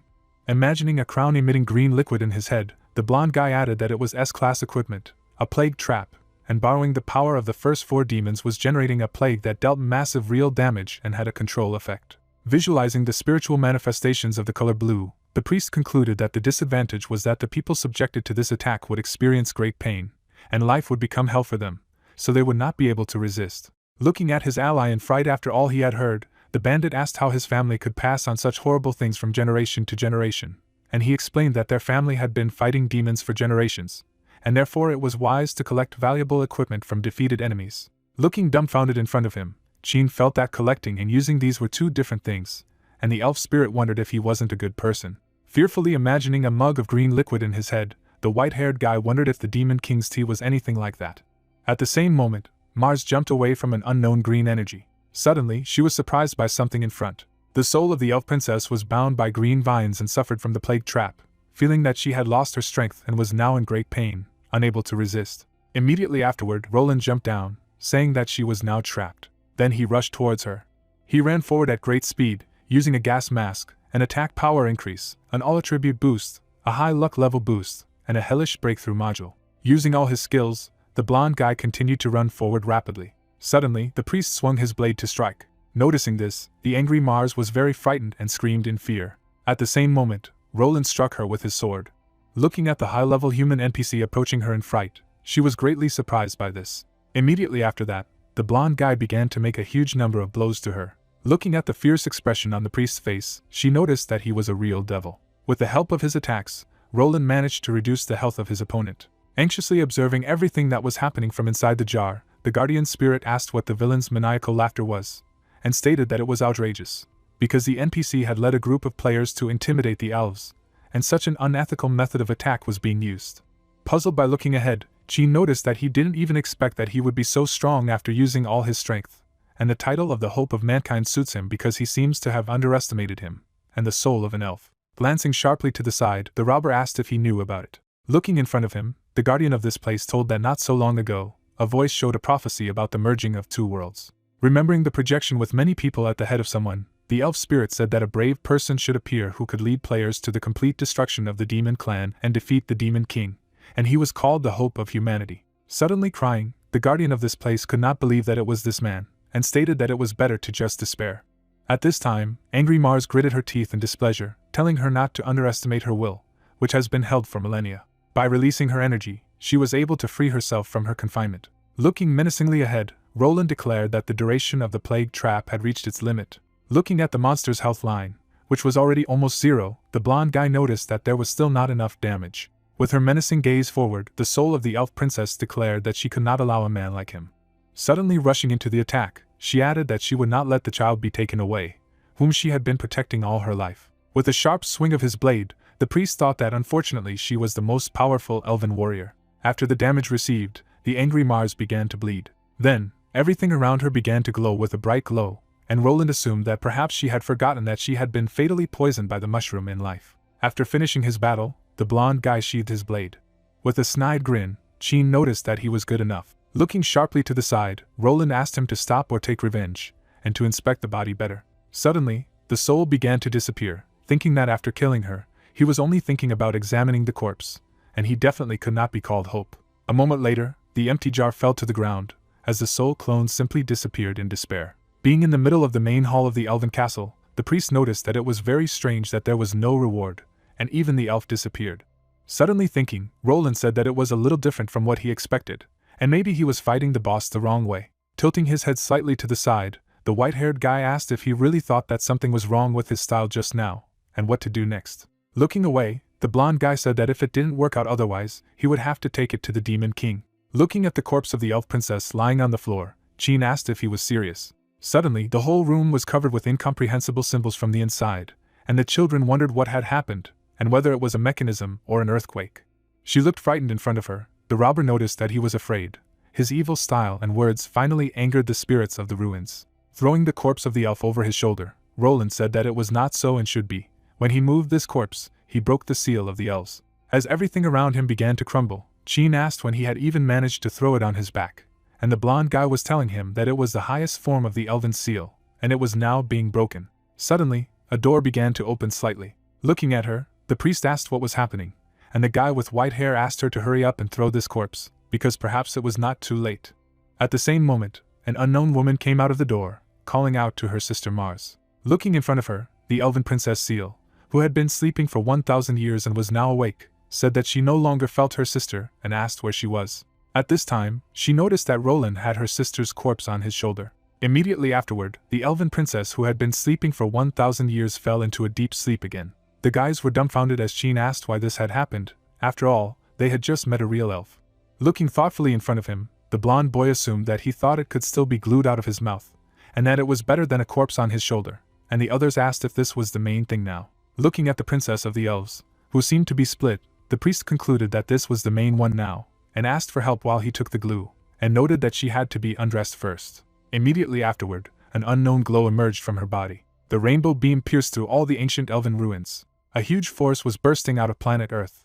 After all that had happened, Seal was completely incinerated. Looking at her corpse, Qin asked what was happening now, and Roland said that he had to go back to the corpse while the corpse asked him to stop talking about it. Covering his face with his hand, the guy with white hair declared that this was a complete failure, and behind him said that she would kill them for the sake of the Demon King's peace of mind, because if they failed the mission, then there was no turning back. Placing her hand on the shoulder of the pink-haired girl, Lu stated that she needed to search the ruins first to see if there were any more survivors. Leaving after her, the other girls said that they would also go. She asked to put away the knife. While the Pont thought that it could be, in the middle of the chest of the incinerated elf princess, he noticed a red stone and said that it was the true treasures of the elves, the Elven Wisdom Stone. Continuing to stare at the magic crystal that was shining brightly, the blonde guy noticed something that the elven princess really wanted to destroy with an explosion. This is something that her people wanted to seal away 1,000 years ago, namely an S+ level item, an Elven Wisdom Stone. Squatting down, the priest concluded that this legendary artifact could change the power of the parties. Looking down, Roland said that it contained all the knowledge and techniques for harnessing the power of the elves that the elven race had mastered over millions of years. Taking a serious look forward, Qin stated that in other words, obtaining it was equivalent to mastering the power of the elves, the third force that could keep pace with the divine power, the ideological force. Sneering mischievously, the blonde guy remarked that as long as he had this, he no longer needed to be afraid of the Demon King, and all the humiliation he had brought lately could be washed away. Suddenly the robber stopped his hand. Looking at Master Qin in surprise, the priest asked what he was doing, and the priest wondered if he wanted to say that they wouldn't hand it over to the Demon King. With an arrogant expression on his face, Roland said that he was too involved in this drama, and the reason why they were threatening the Demon King was just to paralyze him and stabilize the situation. And now there was an artifact that gave them a chance to destroy him, so they couldn't hand it over. Listening to him, the white-haired guy lowered his head down slightly. Then he suddenly laughed, saying that this was the matter, and now he finally understood, and Roland was wondering what he was talking about. Glancing menacingly in his direction, Qin declared that he finally understood why the Demon King wanted him to go with him to look for the elves. Looking at him warily, the blonde guy asked why. Remembering Xiao drinking tea from a mug, the bandit said that he thought that he just wanted to get an elf for fun, but did not expect that he had actually planned and predicted everything. Looking at the priest nearby, the white-haired guy noticed that there could be no mistake, and he had long known that the Stone of Wisdom was there, and he asked how it was possible. At this time, the girls stared in surprise in front of them as Qin explained that he knew very well that humans would never be able to control the power of the elves, so he ordered their group to follow him all the way. With a visibly satisfied expression, the white-haired guy added that the Demon King had entrusted them with such an important mission, and they were indeed in his heart. Looking in his direction with displeasure, Roland noticed that he was sorry that he had to break his promise, but he couldn't give them an artifact of this level. Taking the magic crystal with his hand, the blonde guy declared that he had to take it to the Sky City, because thanks to this, people would gain confidence in the fight against the Demon King. Holding in his hand an engraving version of the flaming core that stuck out his tongue, the priest said that they could finally bring back all the injustices they had endured. Roland then looked at the crystal in her hand in surprise as Qin and the Steel Ones ran away, saying that they needed to leave quickly. Standing in front of the corpse of the elf princess, Roland asked what he had just done, and the white-haired guy replied that he was apologizing to the hope of mankind and asked him not to be angry. Turning back sharply, the robber noticed that this was just a small entertainment skill, a street trick that swapped two items. Glancing menacingly to the side, the blonde boy said that it was surprising that they were going to fight, and asked if they really thought they could defeat him. Smiling broadly, Qin remarked that it was impossible to win in the usual sense, and Lu stated that if he insisted on being rude, then they had no choice. Immediately afterward, the archer stared menacingly forward. Spreading her arms to the sides, the girl with glasses created a huge amount of fried chicken behind her back and said that she was using thousands of shots in unison. Seeing this, Roland was greatly stunned. A moment later, Lu directed her attack forward. Noticing this, the blonde guy covered himself with his hands.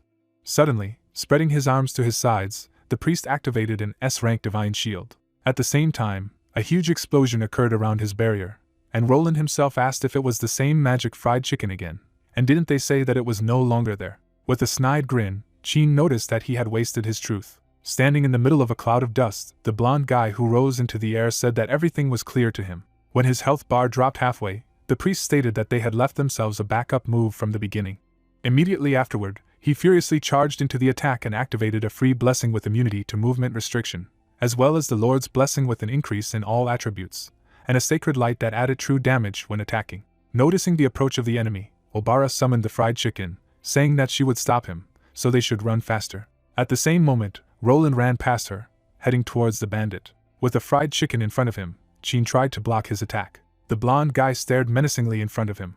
At the same time, the white-haired guy was defending himself from his blade with the Demon King's artifact. After taking damage, he was knocked back. The rogue fell to the ground, and his health bar remained at almost zero. Looking at him menacingly, Qin mused that although they could attack him by leaning on the chicken, if they went for a direct confrontation, the difference in levels would still be resolved. Looking frightened at the healer standing in front, the white-haired guy noticed that she said that they would stop him, but did not delay him even for a second, and she replied that she tried her best. Send her magic attack forward, Obara concluded that this time he would definitely be stopped. Then, a fire spirit chicken headed forward at great speed as the girl activated a starfire that gathers magical energy in her hands and fires it at high speed in the form of energy bullets, dealing 788 damage. When the skill approached the priest, the system alerted that the fried chicken increased the damage to 8358. Suddenly, there was a huge explosion from above the guys. Looking in front of her with pity, Lu noticed that this color is very luxurious, because it comes from the explosion of the artifact. At this time, Roland gritted his teeth in displeasure, thinking that this fried chicken was causing trouble, so he couldn't continue to waste time, and he needed to get the wisdom stone faster. A moment later, Assassin appeared behind him, activating the stealth strike skill. Then she entered into battle with the priest. At this time, the red magic crystal was lying directly on the floor. Looking at him in surprise, Qin was aware that when he was attacked, the stone had fallen out. Directing his wary gaze forward, the guy with white hair told the others to pick up the stone as soon as possible. Immediately afterward, and reached for the red magic crystal, and Roland told her not to think about it. Then the blonde guy struck her stomach with the hilt of his blade. After the attack, the priest immediately reached forward. At the same moment, someone kicked a red magic crystal. It was Lu who kicked the artifact towards the captain. Rushing forward, Qin noticed that he was about to grab him. At the same time, Roland turned sharply back. At this moment, the white-haired guy was stretching out his hand towards the red magic crystal. Suddenly, the narrative of the story is transferred to the TV, which showed a woman who cries and asks not to fight and stop hurting each other because of her. After clicking on the TV remote, Xiao simply remained silent. Looking at the girl sitting next to him, the demon lord explained that he had fixed the TV and was going to take a nap, and they had to watch it for now, to which they immediately agreed. Smiling broadly, the protagonist reflected that he didn't think that after he had achieved mastery of production skills and engineering, he would even be able to fix the TV, and it seemed to him that he would be able to save a lot on maintenance in the future, because it is not easy to survive in this world, so you need to plan everything carefully. Running away from his servants, he wondered what he should practice next. As he left, the demon suddenly began to feel embarrassed, musing that the master had indeed paid too much to infiltrate human society. At this time, Jean stretched out his hand towards the red magic crystal. Suddenly, Roland took his face. He then threw his former ally away and grabbed the artifact. Watching the blonde guy holding a red magic crystal in his hand, the robber asked what it was. Looking in front of him with displeasure, the guy with white hair wondered how he instantly moved there.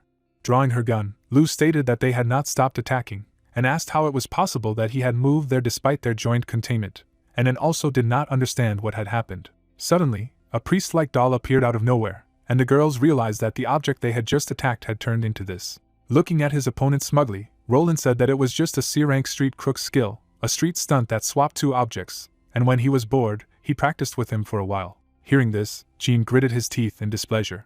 Immediately after that, the blonde guy kicked him. Seeing this, the girls began to worry, and Obara treated the commander while Lou asked how he dared. A moment later, they were extremely dumbfounded when the shooter noticed that she did not know how to accuse anyone at all, but still felt cool, and the killer confirmed her words. Pulling aside his hand with the red magic crystal, Roland stated that it was time to put an end to this farce. A moment later, energy burst out of him, activating the magic circle. Noticing this, the girls covered themselves with fried chicken. Suddenly, they were struck by the unknown, the red energy. After taking damage, the girls fell to the ground, and Lou noticed that this was indeed the power of an S+ item, and unexpectedly, the chicken given to them by the Demon King could not resist, and Obara said that if people got this item, the Demon King would be in danger. Approaching the bandit kneeling in front of him, the blonde guy stated that he thought they got along well. Looking at him haughtily, the priest remarked that as a leader among players, he should be ashamed that he had brought himself to such an extent by fighting for the Demon King. Standing in front of his former ally, Roland stated that no matter how much people bowed, they would always find a way to get back on their feet, and his prophecy of humanity's victory was never in doubt, with the white-haired guy saying that he was actually quite skeptical about it. Hearing this, the priest silently looked in front of him. As Roland approached the ancient portal, the bandit asked if he wouldn't kill them, and he said he didn't need to. Closing his eyes, the blonde guy explained that no matter how low they had fallen, he had things he would never do, and when he returned the wisdom stone to the heavenly city, they would realize how short-sighted they were. Using her healing magic on the rest of the boys, the priestess restored them to health, and Lou said that he had taken the artifact. Looking away, Jean said that he saw it, and such a powerful object fell into the hands of the enemy, so the mission could be said to have failed. Taking a dagger out of her pocket, and said that she would kill them first and then take her own life, and Obara told the captain that she was very afraid and asked if they could resist the wrath of the Demon King, to which he asked what she thought. Taking the daggers into her hands, the shooter noticed that they had to go back and report first. Looking at him with displeasure, the girl in the black and green sweater stated that the power of the stone was too great, and even the chickens couldn't handle it, so it was impossible to win, and if they sincerely demonstrated the results, the great Demon King would understand, and asked what they thought.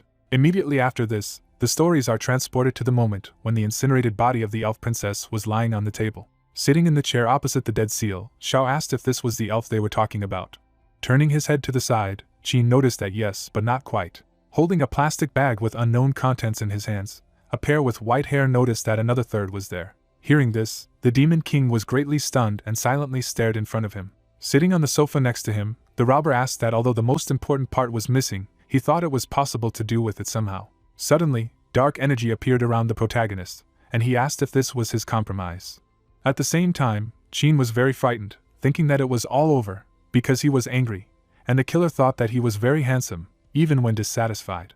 At the same moment, Xiao stared furiously to the side. The narrative of the story is transferred to the game world, to the Sky City, where there were a huge number of buildings, and someone greeted Mr. Roland, saying that he was glad to see him, and asked how the mission went. Hearing this, the blonde guy smiled broadly, as if sparkling, and the man noticed that he had not seen such a happy smile for a long time.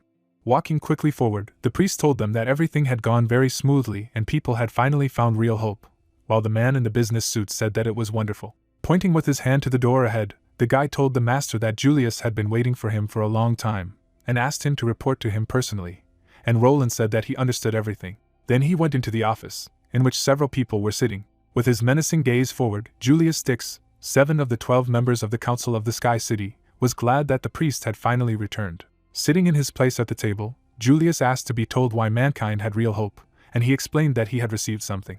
Holding a red magic crystal in his hand, Roland told him that it was the most precious treasure of the elves, the Elven Wisdom Stone. At the same moment, the artifact sparkled brightly. At this time, Shao smiled broadly, noticing that there was nothing to talk about. Fixing his gaze on the incinerated body of the elf, the Demon King noticed that although he couldn't see what a real elf looked like, he was already very glad that they had thought of a gift for him, and thought that it must have been bought in a souvenir shop near the dungeon, and it must have been quite expensive in this form.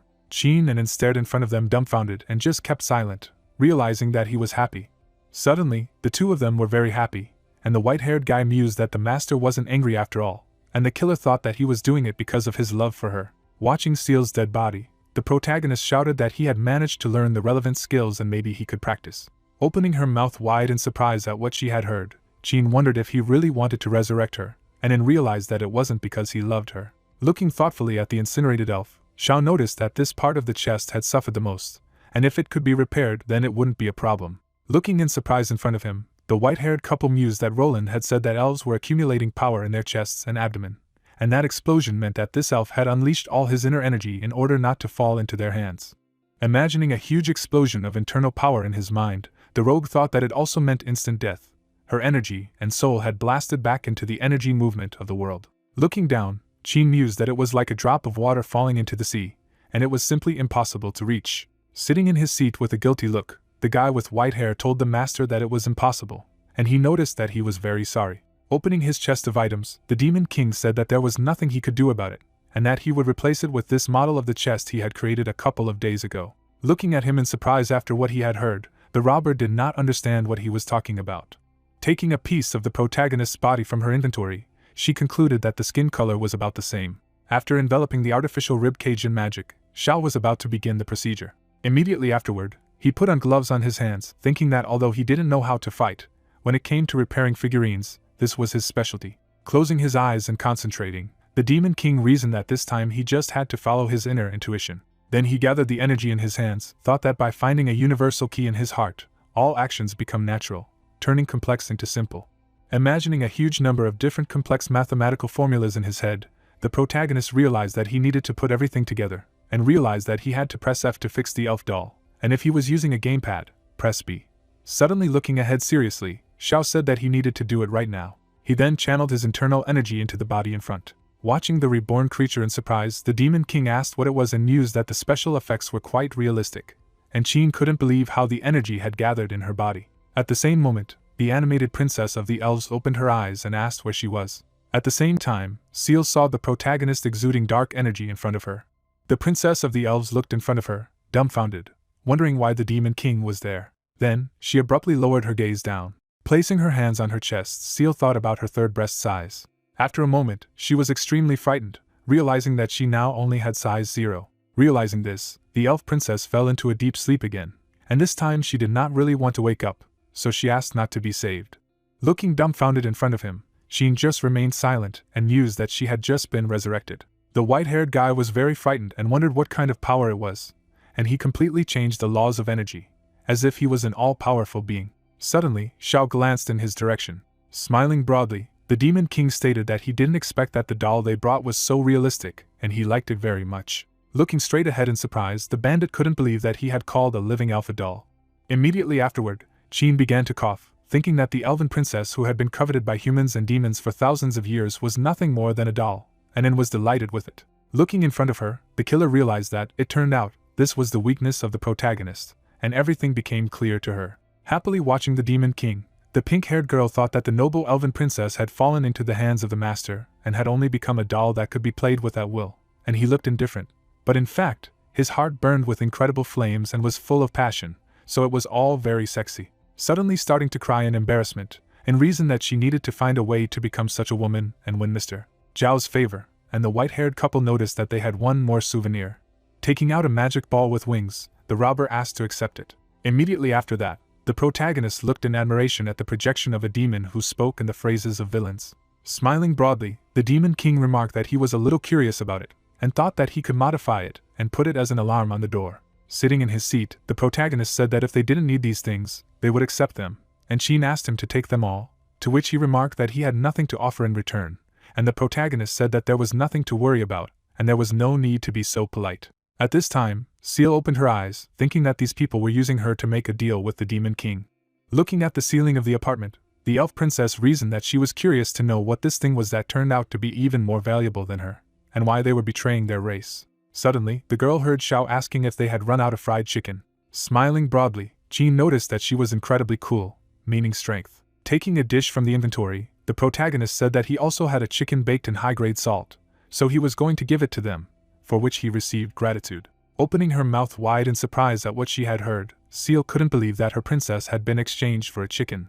Then she smelled the aroma of this dish. Immediately afterward, the elf princess salivated and thought that it smelled nice. As she continued to lie on the table, Seal mused that taste wasn't the main thing, and it was because she had now fallen into the hands of the Demon King, wondering what she should do now. At this time, Jean said goodbye to Xiao, saying that then they would continue to level up, and good luck to them, and saying that he was waiting for them again next time.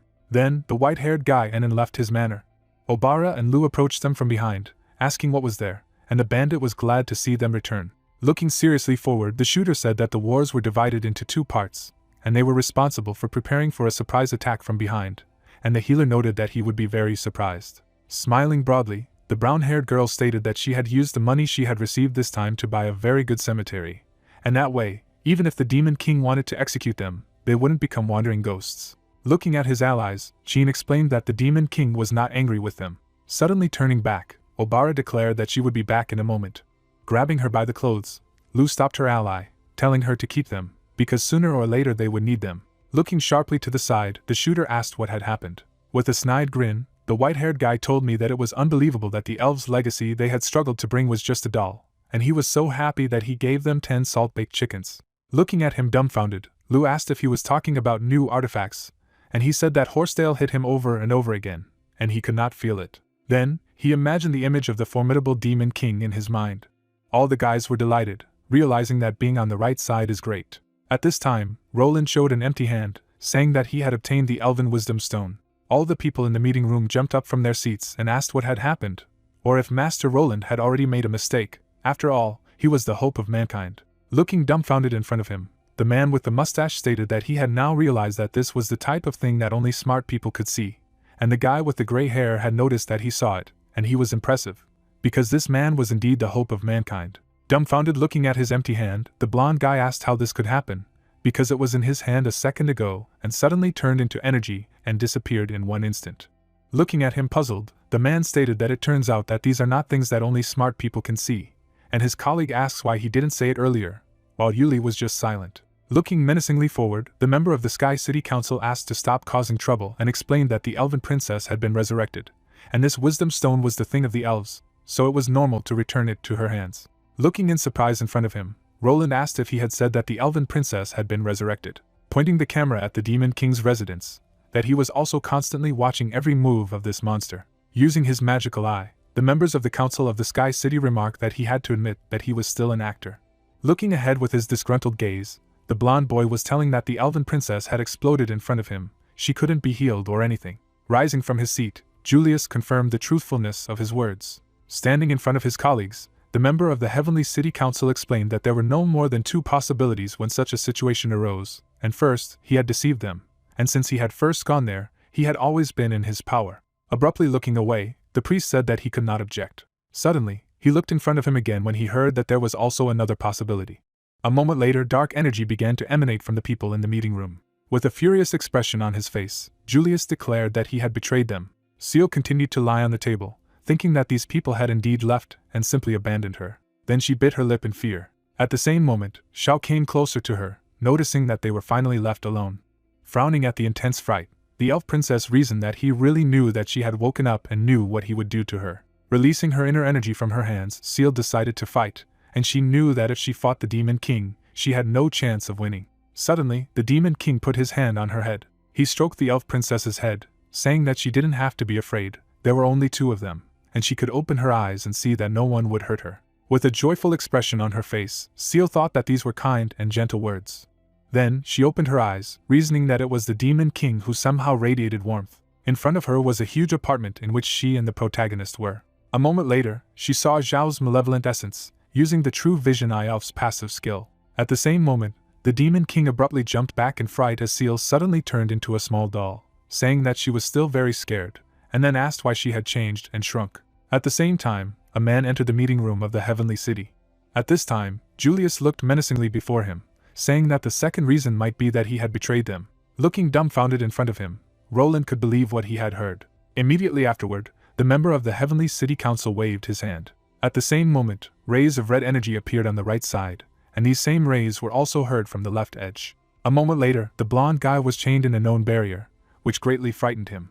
The priest looked in surprise before him and simply remained silent. The men on the Heavenly City Council were also extremely dumbfounded. Pucci stared in wonder before her and could not say anything. A man in a business suit who entered the meeting room stated that this was impossible, because Mr. Roland was the hope of mankind, and he would eventually defeat the Demon King along with the players, so he could not betray them.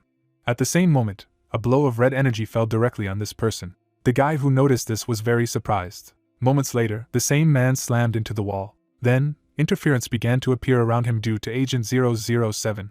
Behind the guy in a business suit, a system notification window with glitches appeared.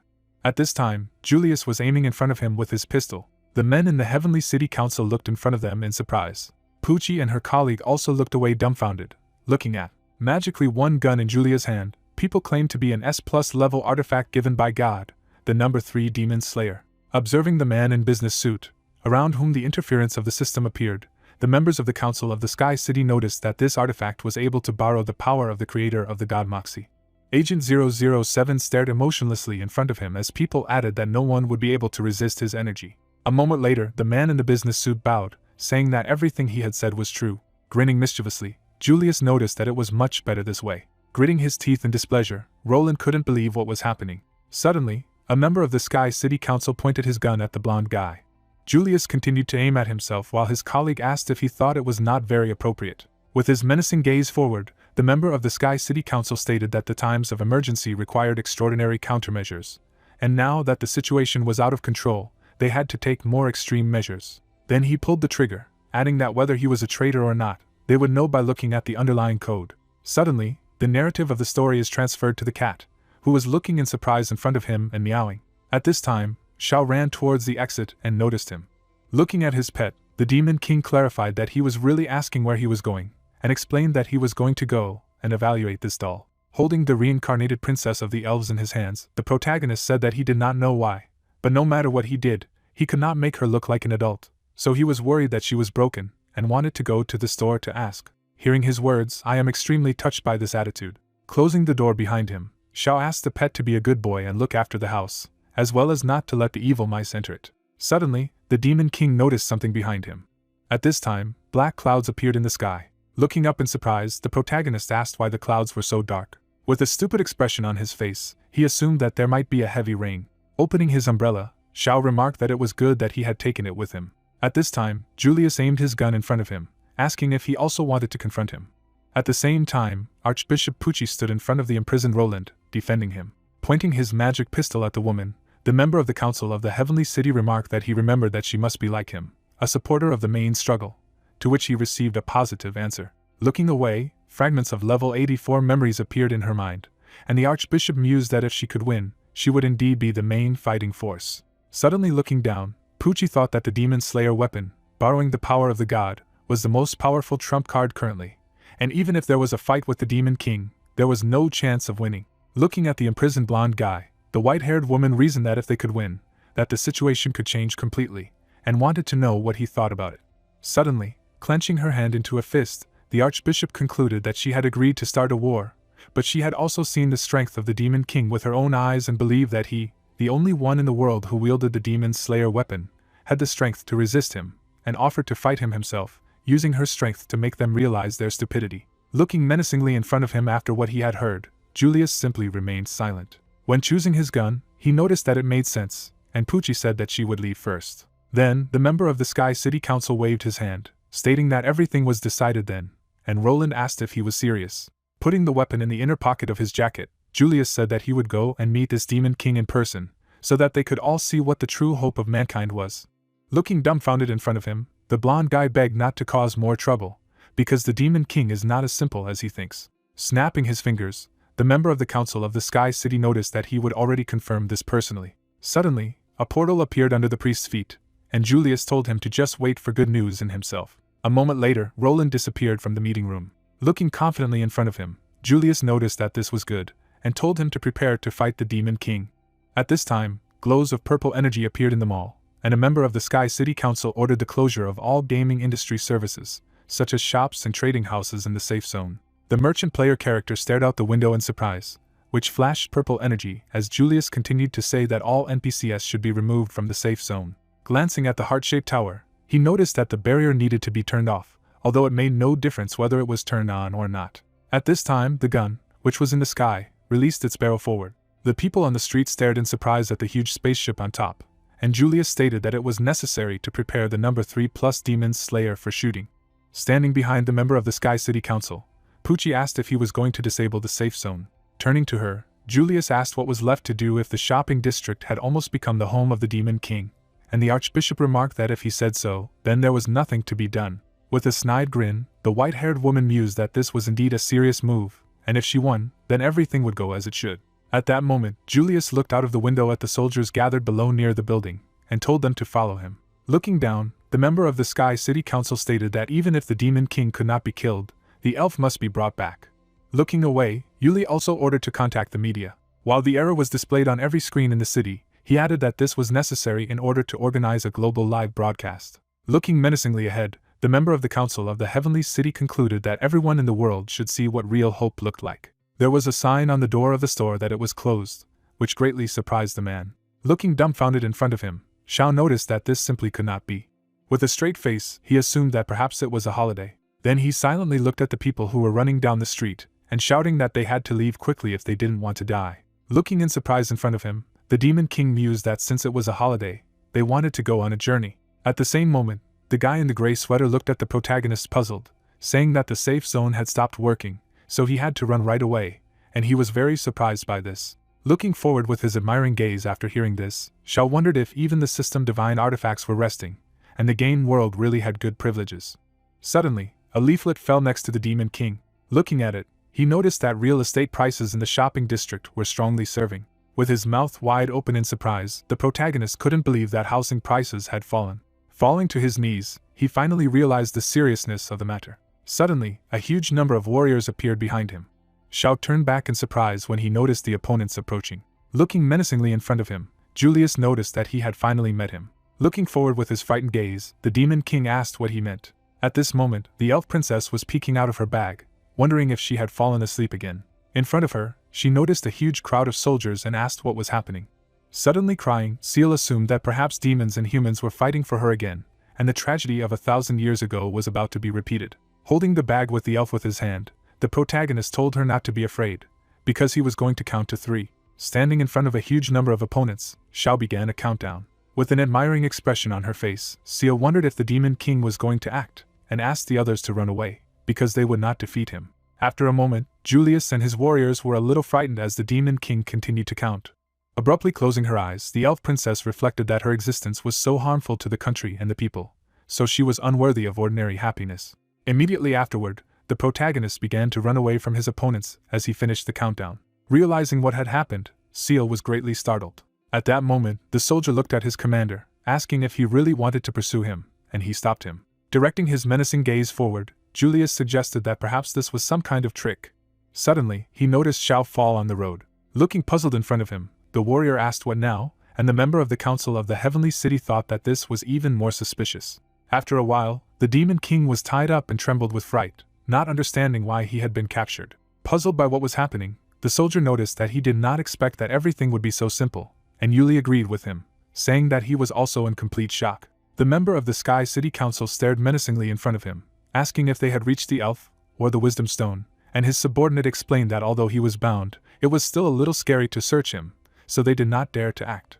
At this time, the Princess of the Elves was watching everything from around the corner. Looking out from behind the barrier, Seal did not understand why he did not fight back, even though he had invincible strength. At the same time, she used the frightened protagonist's elven passive skill, the Eye of True Vision, which revealed that he had an unknown level. Looking in surprise in front of her, the elf princess wondered what he wanted to do. Xiao suddenly flinched when Yuli, who was standing in front of him, called out to him. Looking menacingly in front of him, the member of the Council of the Sky City asked to give him the elf. Looking at him in surprise after hearing this, the Demon King asked if his target was really an elf. With a serious expression on his face, the protagonist asked how much he was willing to pay. Hearing this, the soldier was extremely dumbfounded. Seal also stared in surprise in front of her. Julius looked in front of him with incomprehension, asking if he really wanted money. Looking around the corner, the elf princess wondered if he really wanted to sell her. Looking in front of him in fright, the member of the Sky City Council couldn't believe that he wanted to sell him an elf. Looking at Xiao tied up with a rope, Yuli wondered what was really going on there. Smiling broadly, the guy thought that it turned out that they needed this doll, and if they had told him earlier, he would not have been so scared. Suddenly jumping back, the member of the Sky City Council reasoned that it was impossible and too suspicious, so there was definitely a catch. Looking ahead puzzled, Julius thought that this priceless treasure was a powerful force that could destroy the balance, so it couldn't be sold. With a menacing look, he mused that whether it was pretending to be caught or pretending to make a deal, a fake would always be a fake. Julius pointed his finger at him, realizing that, unlike Roland, he would never manipulate him, and declared that he would not pay a penny. After his words, an awkward silence arose around him. With a calm look, Xiao noticed what it meant that he wanted to get a free meal, and his opponent wondered what that meant. After a moment, the Demon King glanced at the soldier standing beside him. With a menacing expression on his face, the protagonist asked if he wanted to buy this elven doll. Hearing this, the robed guy was very surprised. Suddenly, imagining an erotic scene in his head, the soldier remarked that he couldn't. Don't think about it. With a serious expression on his face, Xiao asked if he was willing to pay him a little. At this time, a huge number of flying cameras were monitoring the events. People on the streets of the city watched this through screens located on buildings. Looking away, the soldier suddenly stated that his monthly salary was 13 gold coins, and his current deposit was 430 gold coins, and if the form of down payment plus credit was maintained, he thought he could offer a price of about 1,200 gold coins. Raising his head in the air, the Demon King wondered who could offer a higher price than he had surprised the others. Hearing this, the soldier looked in front of him dumbfounded. Seal was very surprised at these words. Julius stared in front of him uncomprehendingly, thinking that he wanted a higher price. Glancing menacingly ahead, the member of the Sky City Council asked if he really thought this was an auction. Immediately afterward, the soldiers behind him began to say that they would raise the price by 100 or add another 500, while others remarked that they could give the same amount at once. Looking in their direction with displeasure, Julius asked what they were doing. Looking around the corner in fright, the elven princess couldn't believe that the bidding had really begun. Watching the soldiers arguing among themselves and making bets, Seal couldn't believe how he had managed to eliminate all the hostility of his opponents in just a moment. The elven princess continued to watch everything from around the corner when she suddenly had a guess. Suddenly, her eyes were drawn to Xiao, who was tied up with a rope. Seeing the snide grin on his face, Seal assumed that this was all his plan. Cameras flying in the air filmed everything that was happening. The wars around Xiao made bets that went as far as 2,000. Smiling broadly, the Demon King listened to people offer as many as 3,000 and pondered that the higher and higher price is the most enjoyable music in the world. With a mad expression on his face, the protagonist suddenly began to laugh. Opening his mouth wide, he suddenly shouted for them to give a higher price. At that moment, the soldier, looking at the notification window of the system, told the gentleman that the internet had also begun to participate in the auction, which greatly surprised him. Dumbfounded, looking into the system field, the guy noticed that since he organized a global live broadcast, people from all over the world saw the auction. Looking menacingly in front of him, Julius declared that it was ridiculous, and asked how these novice players could know the value of an elf. Reading a huge number of messages from different users, his subordinate explained that they said that the main thing was that she looked good.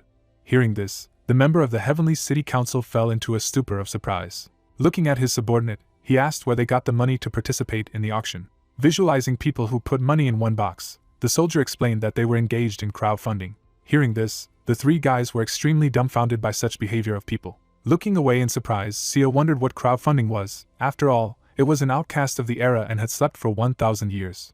Showing people who raise money in a single place, the plot explained that the so-called crowdfunding is an investment model in which investors invest in the company's projects and receive a certain share and ownership rights. Visualizing how a huge amount of money flows into one point in the city, we learn that at this moment all the money in the world is collected there. Turning back with dissatisfaction, Yuli ordered to quickly turn off the live broadcast right away. Looking in admiration before her, Seal reflected that he had not only destroyed the hostility and morale of the enemy, but had also united all the people in the world. Looking around the corner, the elf princess thought of the Demon King.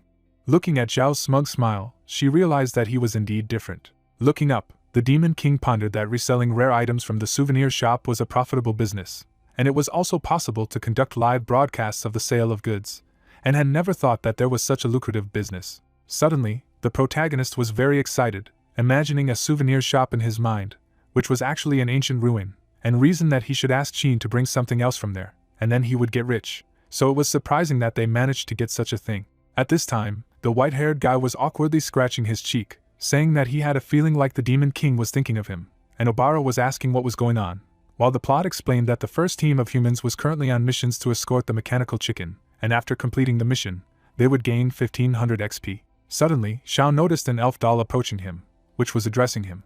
Shy, she looked ahead and asked if he really wanted to sell her. Hearing this, the Demon King's heart suddenly shuddered. Looking away, the protagonist explained that he just wanted to survive. Then he imagined in his head the image of the evil Julius, who declared that he would not pay a penny. With an anxious expression on his face, Xiao said that if he didn't give her up, they would use violence to rob him. Looking at him in surprise after hearing this, the elven princess asked why he did not resist. Looking back at her, the Demon King explained that violence only breeds more excessive violence. He then visualized Yuli, along with his subordinates, beating him up for resisting. Looking ahead with admiration, Seal mused that violence would only breed more violence. Imagining the battles of demon against man in her head, she thought that just one sentence explained the reason why the world was mired in war. Suddenly crying with happiness, Seal assumed that he wanted to stop the tragedy of continuous millennial wars with his own hands. Looking at Zhao's smile, the elf princess thought that although he was the Demon King, he had mercy, and that was complete greatness. Standing in front of him, the doll suddenly began to speak. With a serious expression on his face, Seal suggested that perhaps he could actually create a world without bloodshed. Hearing this, the Demon King looked at her in surprise and simply remained silent. Looking at the little elf doll, Xiao said that she was very cute, and she said that she would do anything for such a world. Suddenly, the Demon King turned to the side and instantly shifted his attention when someone announced that they would pay 5,400 gold, and Seal explained that she would like something. At this time, the elven princess was releasing her green energy. At the same time, the soldier continued to count down the rate of 5,400 gold over the loudspeaker. A moment later, he raised Mr. Julius's hand, declaring that he congratulated him on winning the swamp at the highest price. Looking in displeasure in front of him, the member of the Sky City Council mused that in the end, he would still participate in the auction, and in order to firmly control the wisdom of the elves in his hands, just by his efforts to confront the whole world, he had scattered the family wealth to the winds. This also made him a hero. Looking at his hand, Julius reasoned that he was able to get the elf in this way, so the council and the whole world would be in his hands. With a puzzled expression on his face, the member of the Sky City Council thought that victory was right in front of him. Handing a bag of gold towards the protagonist, Julius received a notification that the transaction had failed. Looking up, the member of the Sky City Council saw that the system said that the elf was bound to Zhao's soul, so she couldn't be sold. After that, Julius looked down sharply. At this time, Seal, who was sitting on the Demon Lord's arm, was saying something in her own language. She opened her mouth slightly and finished her sentences in Elvish. Then, the member of the Sky City Council was extremely dumbfounded, noticing the immense energy emanating from Seal. Bowing to the protagonist, the Princess of the Elves declared that the contract had been concluded, and from now on he would be her master. With an obviously guilty expression on his face, Xiao asked his brother for forgiveness, because he didn't know that this would be the case. After everything that happened, Julius was furious and asked how he dared to joke with him. They say that he knew that he was deceiving him. Waving his hands, the Demon King explained that he really did not know and asked to listen to him. Looking at the elf sitting on his head, the protagonist concluded that she could also explain everything. With an innocent expression on her face, Seal said that once the rice was cooked and ready-made, there was nothing that could be done, and she just had to give up instead of fantasizing about her. Spreading her hands to the sides, the elf princess added that, to be honest, old men like him were not to her liking at all, and Xiao noticed that this was not what he was talking about. A moment later, Julius pointed his magic gun at the protagonist, saying that he had had enough. As a huge spaceship appeared above his head, the member of the Sky City Council stated that if he had anything to say, he had to speak. This was the last chance. Immediately afterward, energy began to gather around the muzzle of the huge space cannon. At this time, the cat was licking himself, when suddenly he looked away. His gaze was fixed on a huge spaceship in the sky. At the same time, the person in the command center waved his hand, saying that the instruction had been received. A huge shadow covered the entire city, as he added that Demon Slayer 3+ was ready to be launched. A huge spaceship towered over the metropolis, and the man concluded that the target was a safe zone in front of the warehouse. People on the streets of the city were dumbfounded by the unknown structure, asking what it was and whether they were the target of this cannon. When enough energy had gathered at the end of the muzzle, Julius declared that it was too late. Bringing his hand to the button, a guy in a business suit was talking about launching. A moment later, the cat jumped on his arm and pressed the button. At the same moment, the guy looked at the pet on his hand in surprise. Looking forward with his dumbfounded gaze, the man instantly woke up. Looking menacingly in front of him, the cat declared that it was not necessary to direct strange objects into other people's homes. Then, they both looked at the control panel in surprise when they heard the power on sound. The pet turned back silently. Suddenly glancing at the guy in the business suit, he asked if it could be pressed.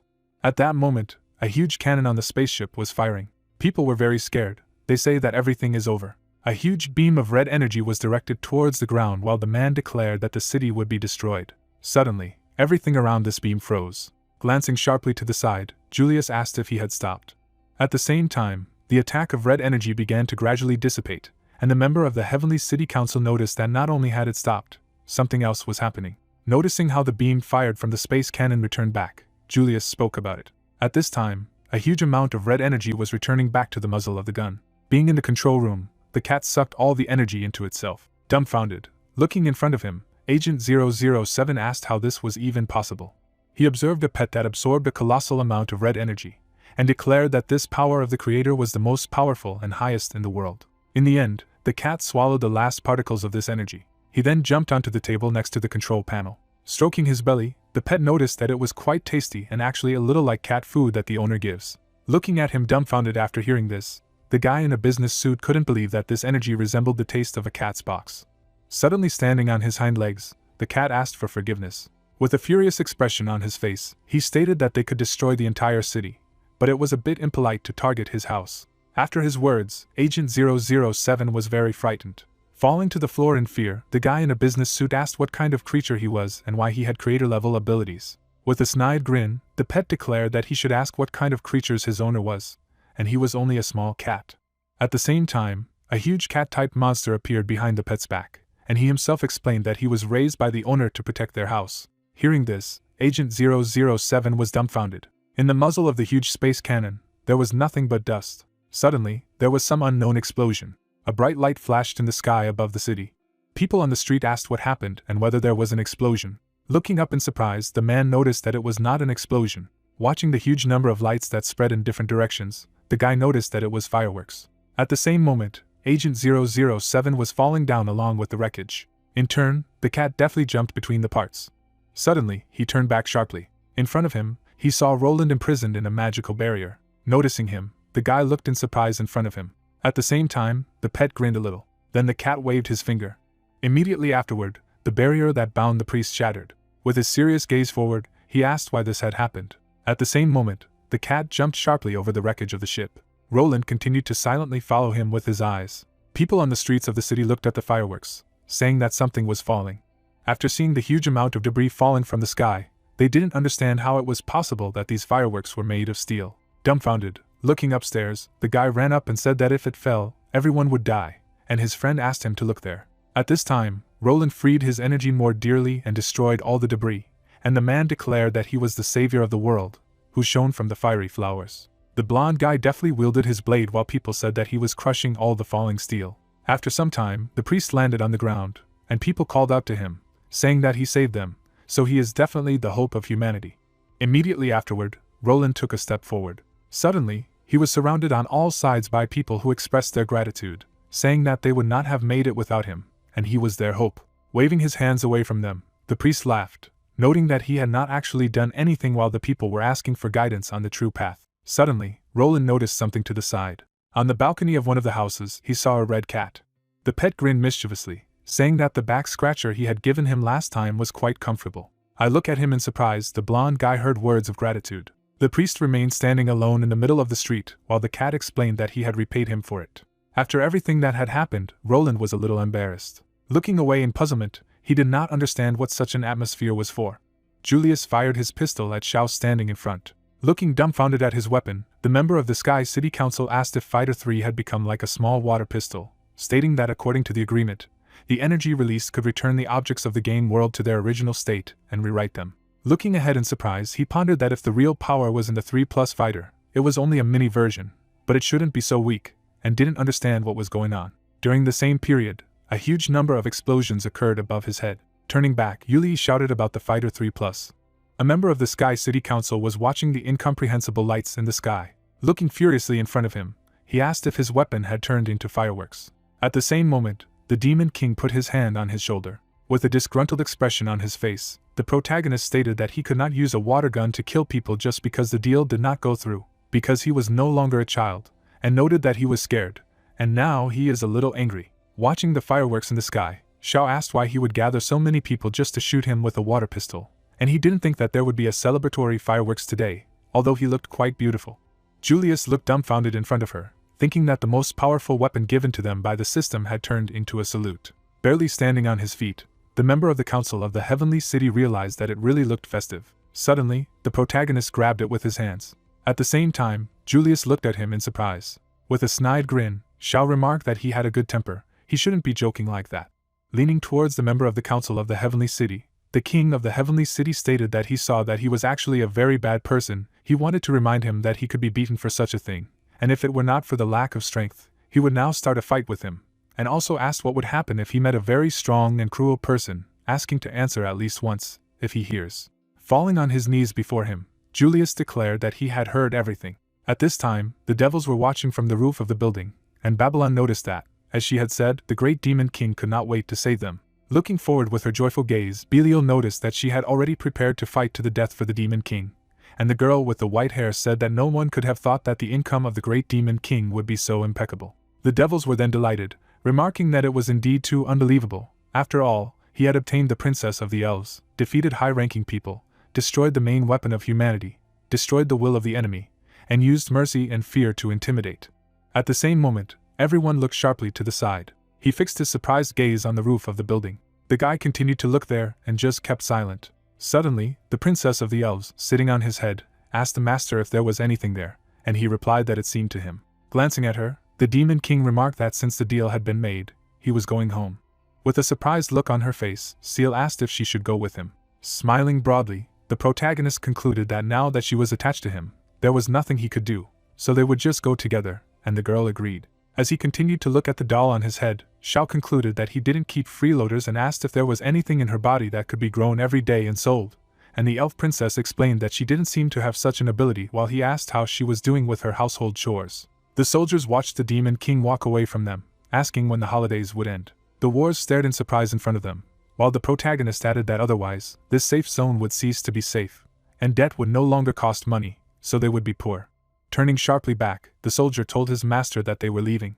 At this time, Julius was kneeling on the ground. Suddenly crying, the member of the Council of the Heavenly City concluded that he could no longer take risks, and asked for forgiveness. Watching him with disgust, the warrior noticed that he no longer heard them. At the same time, the city met the sunset, and the soldier wondered that if he knew that it would be so, then why he had started in the first place.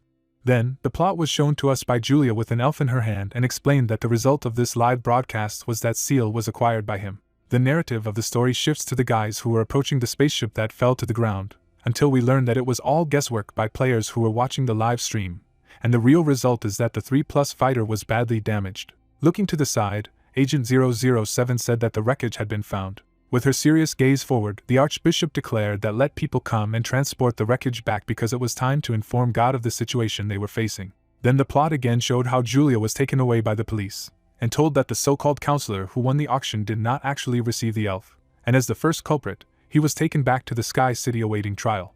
As Xiao stared dumbfounded at the leaflet announcing that housing prices were still falling, he asked why there was still no increase, and we received information that the first human attack on the Demon King had ended in failure, and he had heralded a jubilant victory. At this time, Babylon sneered mischievously, saying that there was nothing they could do about it. After the riots, many people had fled, and Belial was asking what the safe zone in front of the warehouse was, since it had now completely become the territory of the Demon King. Roland was in his apartment, thinking about what had happened earlier, and the plot told that in addition to the protagonist, there was one more person who was also not very happy. Trembling with discontent, the blonde guy realized that he had been saved by the Demon King's cat. The narrative of the story is transferred to Roland's apartment.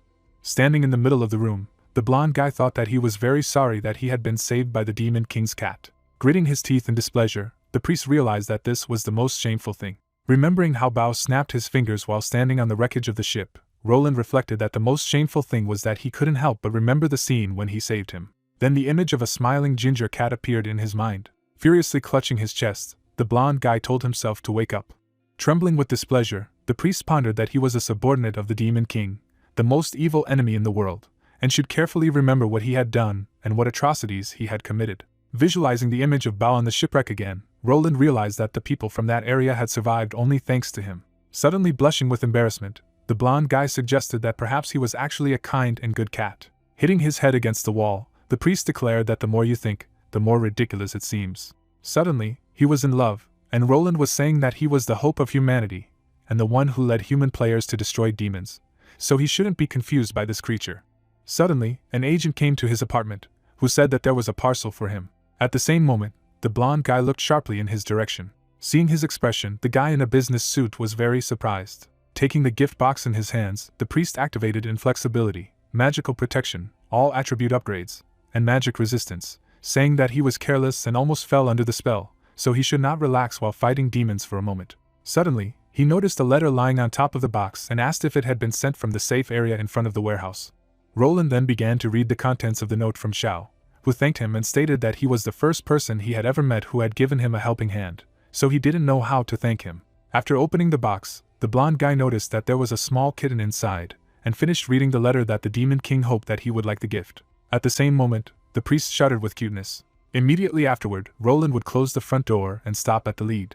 Then, the blonde guy suddenly began to breathe heavily.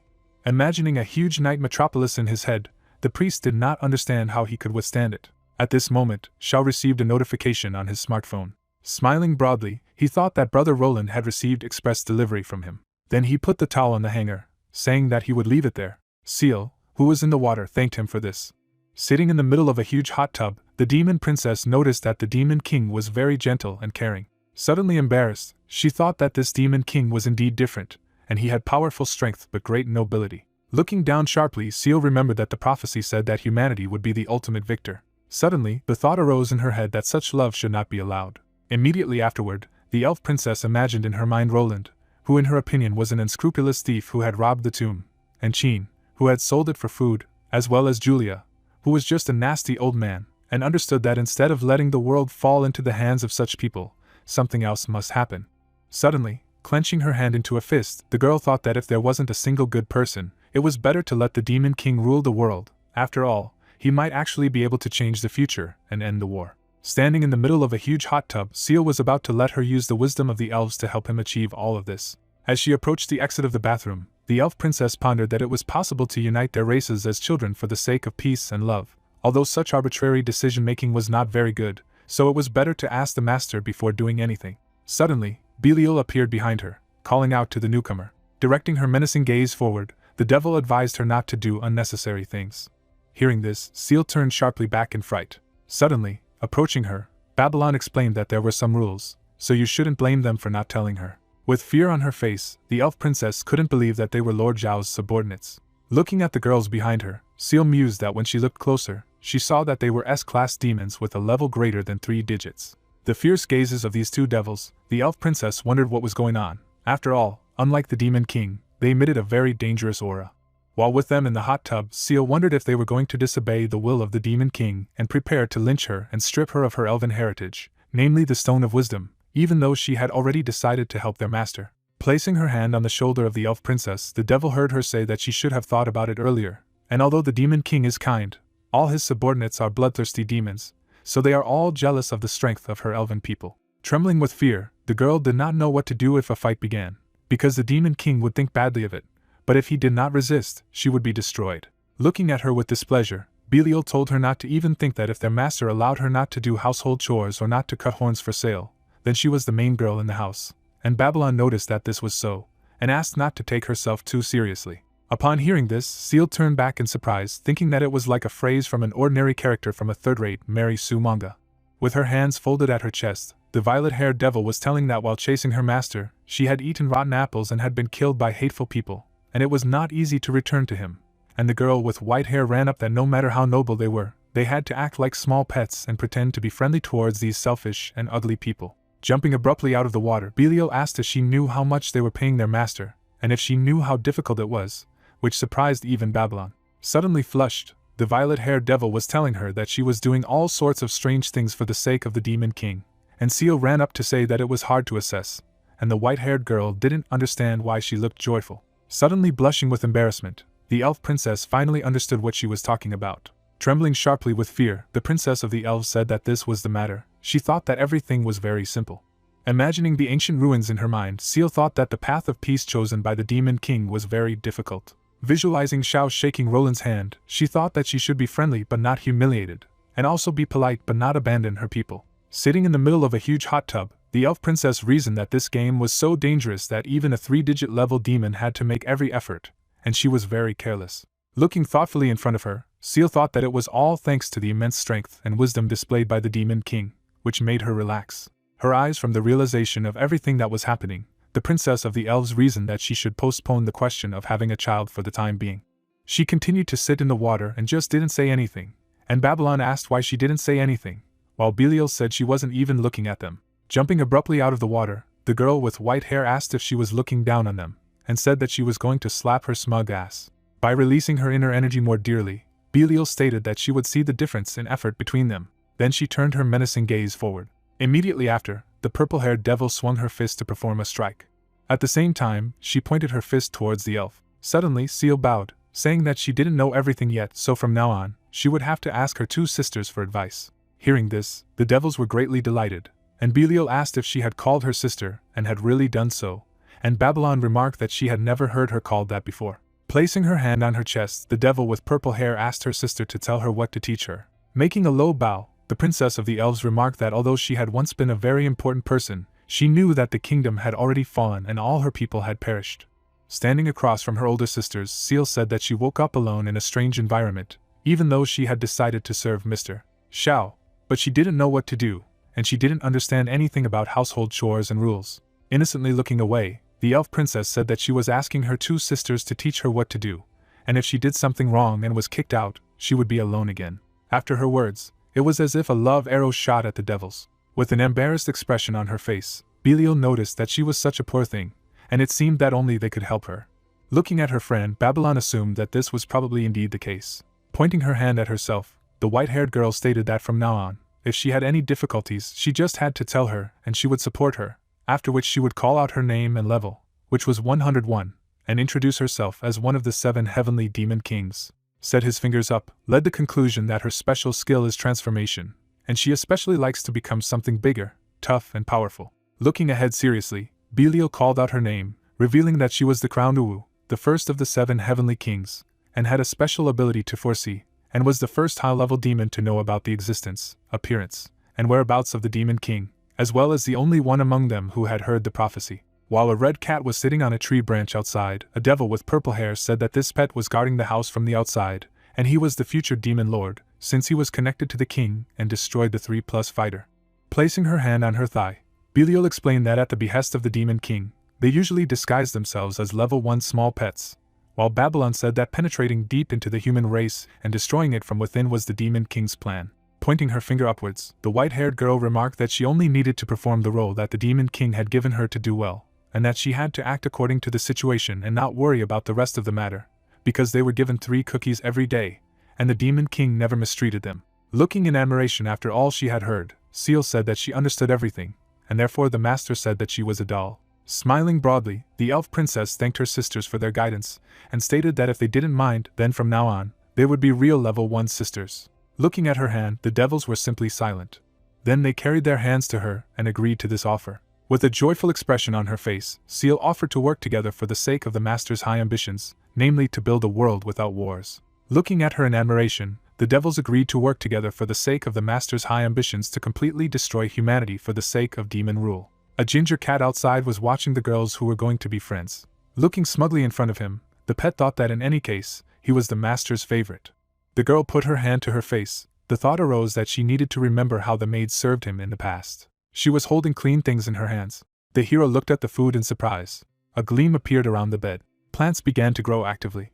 Seal looked to the side. A message appeared that she had received a B-rank title, a feudal remnant. The protagonist was very pleased with this. As the car drove forward, a phrase flashed by that the demon king seemed to be sitting and eating, waiting to die. But in fact, he had already gathered such power for battle. Holding the player profiles in his hands, the man said that this is currently known information about creatures under the command of the king. Opening his eyes wide, the guy said that it was the same, to which the other asked that he had said something, and he replied that he had found it.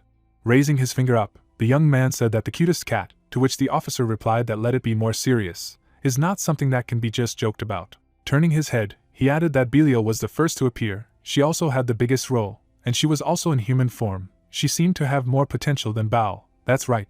To which he was asked that it didn't matter. Raising his finger up, the guy said that yes, this new elven princess should not be underestimated either. After her appearance, the Demon King was clearly in a much better mood, and it seemed that he had no intention of destroying the world. The car turned to the side. The words were heard about what he thinks. It's all a coincidence. No, what he says is very logical. He understood. Looking to the side, the young man said that, but there was one thing he couldn't understand. He had heard that after the appearance of the elf, even the mutant activity had become higher.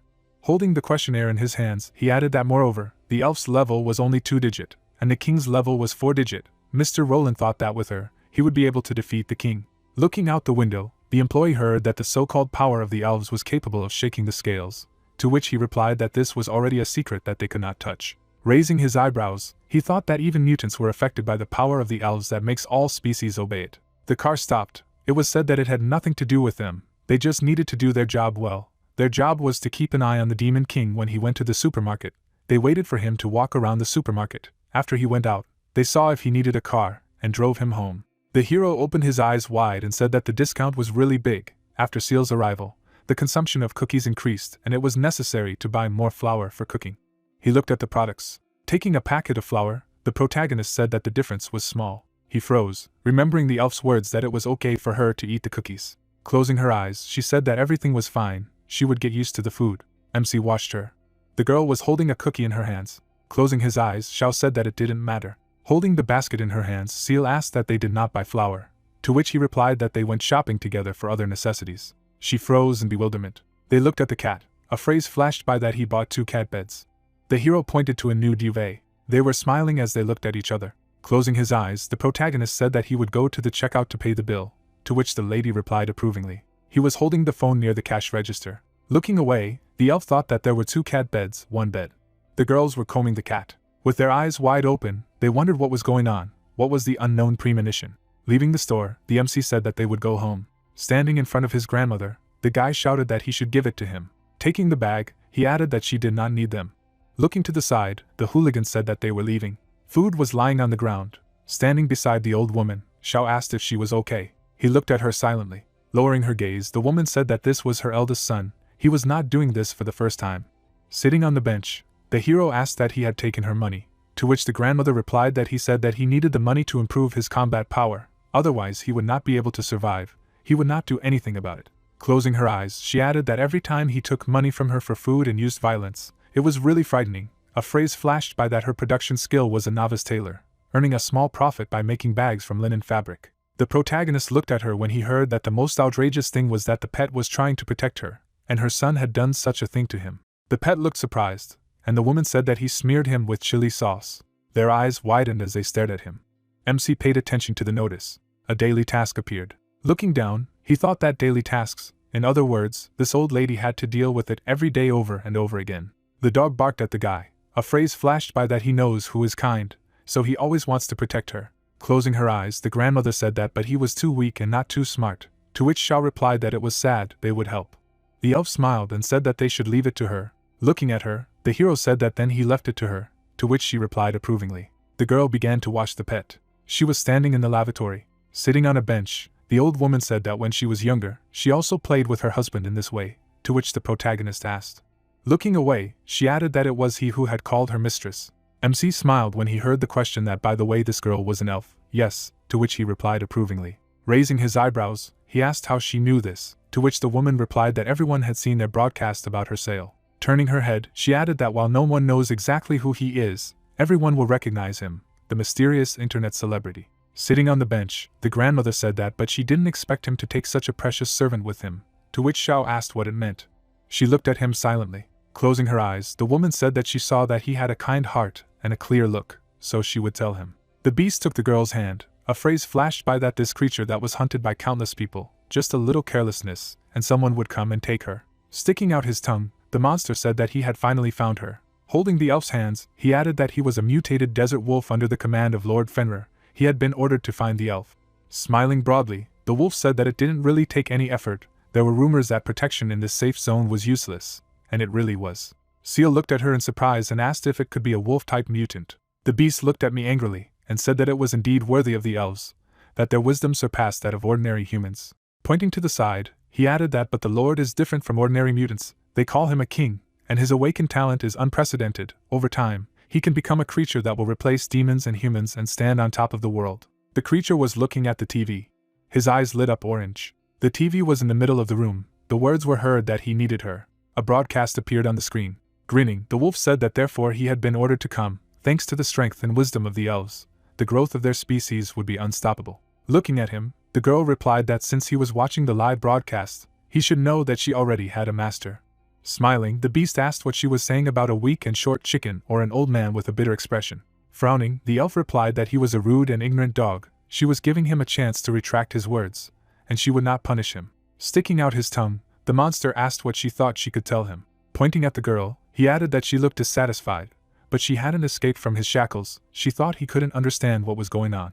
Looking down, the creature said that by smell, he was able to dig an underground path and get here to her. With such a high-end sense of smell as his, he could feel it. Seal furrowed her brows when she heard the question that she actually had a very low level, right, so she wouldn't be able to get out. Raising his eyebrows, the hero asked what a creature that many people crave. Smirking, he added that it was really very valuable. Looking ahead, the protagonist said that, but speaking of which, it hasn't been out for quite some time. He looked up when he heard that he wanted to go and see. The entrance to the lavatory appeared, and it was heard that he could not go into the women's toilet. Stretching out his arms to the sides, the MC said that it was better to wait a little longer. The wolf held the girl's hand, saying that she should follow him obediently. After she saw the powerful Fenrir, she would not be able to leave. The elf stared at him silently. Suddenly the dog bit his hand. Gritting his teeth, he asked again. The pet grabbed the animal's hand. Looking down, Seal wondered if he wanted to protect her. Grabbing the dog's head, the wolf asked that he was looking for death. Suddenly he threw it aside. The princess opened her eyes in surprise. Looking at her, the mutant said that if he didn't want to endure unnecessary pain, let him just obediently follow him. She froze, saying that the first crime was arrogant comments about the Demon King's words, deeds, and appearance. Looking ahead, the girl added that the second crime, although the kingdom is destroyed, she is still an elf princess. Not obeying her will is also disrespectful. Looking down, the monster asked what she was talking about. Frowning, Seal said that thousands of years ago, in order to prevent anyone from using their power, she decided to seal herself. But did he know what the so-called elven power was that could shake the balance of the world? The beast looked at her in bewilderment, and asked again. Green particles appeared around the pet. He got to his feet. The dog looked angrily. A question was asked that this dog was still alive. The elf looked at him when she heard barking. Grinning, the wolf asked what she had resurrected, or whether it was a cure. Looking at his level, he added that his level had become the same as his. The mutant's eyes lit up and he said that this is the power of the elves. It's not for nothing that so many people are eager to get him. It's really amazing to be able to significantly increase the level of others in an instant. The puppy suddenly jumped up. Waving his hand, the monster shouted that his combat experience and size were an absolute advantage. The dog bit off his head. Looking to the side, he asked again. Looking at the notification, the beast asked what it was. Its level was the first. There was a message that Seal was using an S+ rank skill. It was heard that it wasn't really about leveling up. A blow flew to the ground. A cry sounded that this is an exchange. The man was holding the phone in his hands. The guy looked at the screen in surprise. Getting out of the car, he asked what had happened, and another added that it was a supermarket. The young man rushed forward when he heard the question that it could have something to do with the Demon King, to which he replied that he was thinking why he was running. Running across the road, the staff member asked what to do, prepared to fight the Demon King, to which the other replied that they were an idiot, they were going to protect the king. A view of the shopping center opened up. It was heard that no one should interfere with his pleasure from going to the supermarket. Looking at the building, the man shouted that there was a fourth floor. The girl stood at attention. She looked down silently. Looking down, Seal said it was bad. The dog ate the corpse of the beast. Looking at him, the elf said that it was time to wash again. Hugging the pet, she added that it was impossible for the master to know that she could not even cope with such a simple task. He could leave it a secret for her. Okay. The corpse of the monster lay in the corner of the room. The girl looked down in bewilderment. People were watching her. Their eyes widened. The thought arose that these were people from the Sky City who had come to fight the mutant. It was too late. The incident had been resolved. Standing beside the corpse, the lady reflected on how they were still stirring up spores everywhere, but they couldn't even defend their own territory. Lowering her head, she added that this world really had to be saved by the Demon King. The hero walked near the toilet door. He looked frightened and thought that he had just heard loud noises. Something was wrong. Raising her hand, the princess said that she thought she had seen him somewhere, to which the other asked what was in the report about perverts, and the protagonist wondered that he had been misunderstood even before he did anything. The elf stood silently in front of the hole in the wall. She landed on the ground. The guys looked at her. They froze in front of her. Holding the dog in her arms, the girl said that if they had come here for the sake of a mutant, perhaps they were a little late. Putting his hand to his temple, the young man said that he was very sorry if he could ask if the Lord of the Demon King had suffered. She opened her eyes in surprise and wondered that they also called him Master. Could it be said that they were comrades who hoped that the Master would build a new world? A memory appeared in her mind. A thought arose that she remembered. The sisters Belial and Babylon had said that she did not know the king's plan. He was destroying them from within. Suddenly, Seal shuddered, thinking about what she understood everything. The guys were smiling, and the thought appeared in her mind that they had only come here to protect the Demon King. Even being so weak, there was already a determination to die for the great king. Putting her hand to her face, the lady thought that it was not for nothing that he was a great king. His reputation was higher than she thought. It was truly amazing. Looking to the side, she added that but even so. Smirking, the girl said that the mutants had entered the safe zone. Let them not allow this to happen a second time. The boys opened their eyes in fright when they heard these words. Closing her eyes, she said that it was their duty to protect the people who lived here peacefully. Right. No matter how weak they were, they should be able to do such a simple thing, right? Standing in front of them, Seal asked if they would hope for luck every time. Smiling, she thought that she was lucky. She had solved this problem, so no one was hurt. The guys closed their eyes and answered approvingly. They fell to the ground and shouted that let him excuse me, they would try. With her eyes wide open, the princess thought. They knelt down and bowed to her. They loved the Demon King so much. Standing in front of them, she said that now that they understood, let them get up. Smirking, the lady said that there was one more thing then. Holding the dog in her hands, she asked that they could take care of it. The hero walked along the corridor. Then he walked in the other direction. Looking at the girl, the protagonist said that she had finally come out. Raising his eyebrows, he asked what she had washed. MC froze, looking at the employees. Looking ahead, he mumbled. Shao looked frightened and asked that the pipe had burst, to which the princess replied that a lot of water had been wasted. Standing in front of the guys, the hero said that then I thank them for their work. Closing his eyes, he added that if he had known that something like this had happened, he would have come to help. Let him not forget to call him next time. To which the girl replied that it was all because of her inattention. The protagonist closed his eyes and said that the mission was accomplished, to which the old lady replied that after he washed himself, even his gaze became wiser. Holding the pet in her arms, she added that he said he couldn't gain experience, so she would give it to him as a thank you. MC looked at the glow in surprise, hearing that it was not something valuable. He was holding a small packet in his hands. Shao froze in bewilderment, thinking about whether this was a lottery. What a classic, and the probability was so low. He put his hand behind his head after hearing that what he could get depended on his luck, to which he replied that it was very bad. He had always been unlucky. The hero opened the package. He looked up as he heard that he had learned a new alchemy skill, the primal purification potion. The protagonist smiled and said that let him take a look, a useless skill. Standing beside him, the girl replied that but the master did not do it for the sake of a reward. The greatest reward for completing tasks is to enjoy helping others, to which the grandmother replied that their generosity was simply amazing. As he was leaving, the MC said that well, anyway, he was very happy today, next time they would go shopping together again, to which she replied approvingly. A view of the shopping center opened. A phrase flashed by that the supermarket believes that it is better for them not to come again. A view of the city opened up, and it was said that under the protection of the great Demon King and his servants in the safe area in front of the warehouse, everything was calm today. A view of the dormitory opened. Sitting on the bed, the woman said that it was time to go to bed. Tomorrow was another routine day.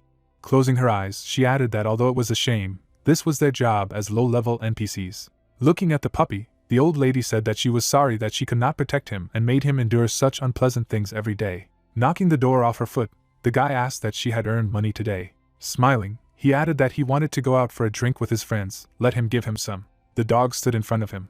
Looking down, the young man asked that he had come up on his own. After so many times, he really couldn't learn the lesson. The pet suddenly jumped up. His pants were pulled down. Today's news appeared. The girl looked at him in surprise and asked what he said. A mutant appeared in the safe zone.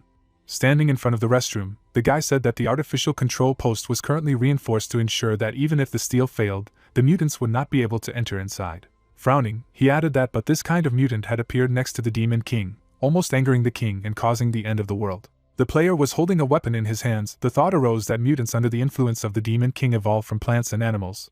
They cannot get rid of their animal essence, mainly acting under the influence of instincts. The creature rushed forward. The words flashed through that even the mutant lizard species that had previously attacked the safe zone only had combat power, but did not have developed thinking abilities, so the level of strength always had its limits. Lowering her gaze, the girl thought that a mutated species could dig tunnels so far and appear exactly next to the Demon King, as if they had advanced intelligence. it couldn't be an accident.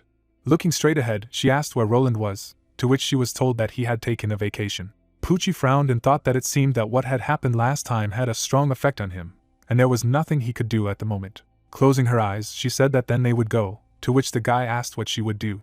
Looking away, the player said that she would meet the god who created this world, her lord. A view of the heavenly city opened up. The god leaned on the sword, the words flashed by that the artifact of the demon slayer, like the steel bird, was a system-level weapon given to them by their master Moshe to fight the devils. Looking at the mechanism, the lady said that here it was, destroyed to such an extent. Lowering her gaze, she added that Yuli was punished, but what to do next? Turning her head, Pucci said that the king had such overwhelming power that it was simply impossible to defeat him. Closing his eyes, the man replied that he should not worry. Grinning, he added that the main thing was to believe and they would win. Looking at the statue of the god, Hyvis said that he never deceives them. Furrowing his brows, he added that no matter what, he had to report the destruction of the demon slayer to Mr. Moshe first. The statue stood still, and it was heard that he should instruct them. The man was holding a glass in his hands. He lifted it above his head. Hi-Fi's waved his staff. He held objects in front of his face. Then the archbishop stretched out his arms to his sides. He stood silently in front of the statue. Wide-eyed, the man thought that there was no reaction at all. Looking down, the magician asked what was going on. Looking up, the girl said that the king's power is so great that it even affects a god. The creature stretched out its arms in front of it, and said that it had accidentally fallen asleep. After looking at the notifications, he asked what were so many missed. Standing before the deity, the archbishop said that their god had appeared. He replied to them, to which the lady said that it was true. Smiling, he added that it was great. It turned out that they had not been abandoned. The deity's eyes lit up and he said that they were suffering. He didn't think that there would be an opponent that even the demon slayer artifact couldn't defeat. Putting his hands to his face, Hi-Fi's replied that he really knew everything. Of course, he always paid attention to them. He was so moved. Looking at him, Moshe thought that this did not mean that he was constantly paying attention to them. Looking at the mechanism, he added that the debris was right behind their backs. He could see it at a glance. Looking up, the magician said that, as he said, the worlds merge, players come. Standing in front of the statue, he added that something unexpected had happened. Holding the book in his hands, the man said that they had written down everything that had happened. Moshe smiled when he heard that he should take a look, to which he replied that it was a report on the battle with demons. Really interesting. Taking the book in his hands, he added that they would see how heroically they fought the demons. The deity froze in bewilderment. Suddenly he threw the book on the floor. Looking at the screen, the god said that he had asked to destroy him, not to suck up to him. Looking at him, Hyas replied that but if they fought with their current forces, they would simply lose. He said that when the king appeared, he would be a child, but that was clearly not true. Crossing his arms, Moshe asked what he meant. He blamed him, to which he was told that they simply believed that if his predictions had been more accurate, they would not have been in this situation. Looking at the screen, he asked that even if he told him that the demon king had a 4-digit level, he would be able to defeat him, to which the archbishop replied that he wasn't quite like that, because of this erroneous information, Roland almost died. A red glow appeared around the statue, and the deity asked that he blamed him, to which Hi-Fi shouted that he should excuse me. He is omniscient and omnipotent, he is always right. Throwing one leg over the other, the creature said that okay, he admits that they have reason to blame him. Looking up, the man thought that he was annoying. The statue stood at attention. Holding the book in his hands, Moshe thought that but he shouldn't be so strong from the beginning, even his artifact that he created was so easily destroyed. The cover of the book appeared, and he added that to a certain extent it could be considered a surprise. In this case there were only 2 ways to counter it. Crossing his arms, the deity pondered whether to wait until the players grew up or... Lowering his gaze, he added that he would intervene personally and kill him. Stretching out his hand forward, the creature said that he was just pretending to be cool. They would talk casually. Now was not the time for quarrels. A bright glow appeared around the statue. Wide-eyed, the archbishop said that it was the power of creation, and the girl added that he had performed another miracle. Rays flew around the mechanism. A bright sphere appeared. Raising his hands in the air, Hi-Fi said that resetting and restoring a system artifact in an instant, he was his master for a reason, was a miracle. Pressing the buttons of the keyboard, the deity said that Julius has already become history. Humanity needs a new combat force to protect users and their growth. The player looked at the weapon in surprise. She looked at the statue as she heard the words that the new owner of Demon Slayer number 3, he had been chosen by her. Let him take up arms and continue to fight for humanity. Pucci opened her eyes in amazement, and asked that she was the new owner. She smirked when she heard that he saw her ambition and courage to go upstairs, to which she turned. Standing in front of the statue, the player said that even if system artifact number 3 was working again, she was afraid she wouldn't be able to defeat it. Looking at her, Moshe replied that he was sure that if she died in battle, she would go to heaven. The lady looked frightened and asked again. The man looked away, thinking that what happiness, suddenly got a chance to go to heaven, envious. He closed his eyes and grinned. Looking at him, the girl asked what to give it to him, to which the archbishop replied that no, thank you. Raising his head, the deity said that he should not worry. For thousands of years, mankind has always defeated all the races in this world, never being defeated, and this time will not be an exception. Putting her fist to her chest, Poochie said that she was praying with all her heart to live to see that day. The man stood silently beside her. He looked away. Throwing his hands behind his head, Moshe thought that it was good. The main thing was to ensure the growth of both Roland and the players in the future. There was nothing to worry about. The boy raised his head up. The words sounded that whether it was talent or faith, this child was a rare diamond. The guy waved his weapon. It was heard that being chosen by the hope of mankind, he showed perseverance and skill that surprised even him. Roland was standing near the computer. A phrase flashed through his mind that no matter how strong the opponent was, he would never give up. There would always be a way to win. The hero had his back to him. It was said that if this is him, then no matter how terrifying the Demon King is, he will definitely fight to the last moment. After all, he is the hope of humanity that will never be lost no matter what. Looking ahead, the deity said that one more thing. Let Father Roland be called back. The man looked at him in surprise and asked that, holding the title of the #1 demon slayer who held the line on the front lines, had it really come to such a serious stage? A view of the city opened up. The words were heard that they could not allow the hope of mankind to fall. The man stood at attention. Stretching out his hand, the young man said that he had a message. The fighter lowered his head upon hearing that something important had happened and was being asked to return to the heavenly city immediately, to which he replied that he understood. He stood on the ledge, saying that they were lucky. A crowd of creatures appeared. The monster's eyes lit up. The words sounded that when he returned and retrieved the family's treasures, they had better prepare to be completely exterminated. Everything would be completed in one blow. The man threw the crowbar over his shoulder. The thought flashed through his mind that Dali was one of the 12 advisors, also one of the highest-ranking beings of the Sky City, and unlike the other members, his place was hereditary. He stared ahead silently. The warrior sat on the corpse of the monster. A phrase flashed by that since the founding of the heavenly city, his family has been the vanguard of the fight against demons. The current head of the Dali family is an unprecedented god of war. With the #1 demon slayer artifact, he fought 49 battles with the army of devils without a single defeat. The monsters tragically died, and their corpses piled up in mountains. The man looked to the side, saying that because of his extremely cruel methods and absolute cold-bloodedness, he was called an iron-blooded demon slayer. Standing near the fountain, he asked why he was called back. Looking at him, the young man replied that it was about Mr. Roland. The man turned off the motorcycle. Turning his head, he asked again. Frowning, Dali thought that Roland, he was his only son. As the heir to the family, he had come to Earth to guide the players. The young man sat in the study, and he thought that although he was called an iron-blooded assassin on the battlefield like his father, he had never missed his height. He knew him well. He was the hardest-working and most outstanding person in the heavenly city. The young man stood before the priest. The thought arose that he was the hope of mankind, chosen by God. He was the man who was destined to lead them to final victory. Closing his eyes, the man thought that he had never let him down since childhood, and he was his proud successor. The doors to the hall opened. Words were heard that he should tell him about it. Roland came to Earth and achieved excellent results, right? The warrior went into the room. He froze in surprise.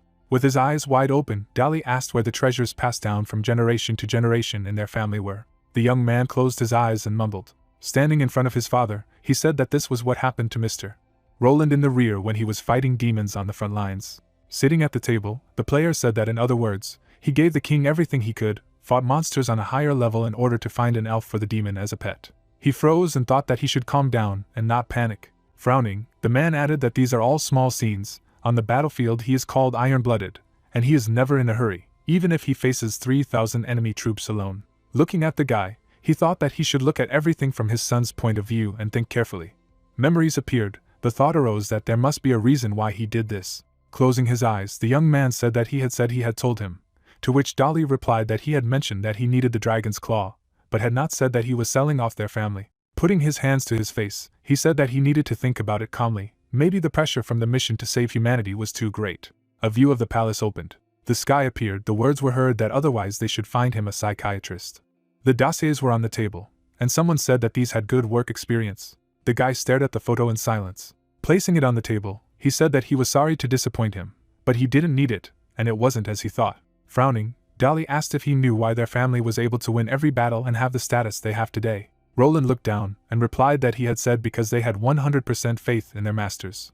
Putting his hand under his clothes, the man said that yes, but this was not a simple slogan. Holding the artifact in his hands, he added that it was different from all their relics.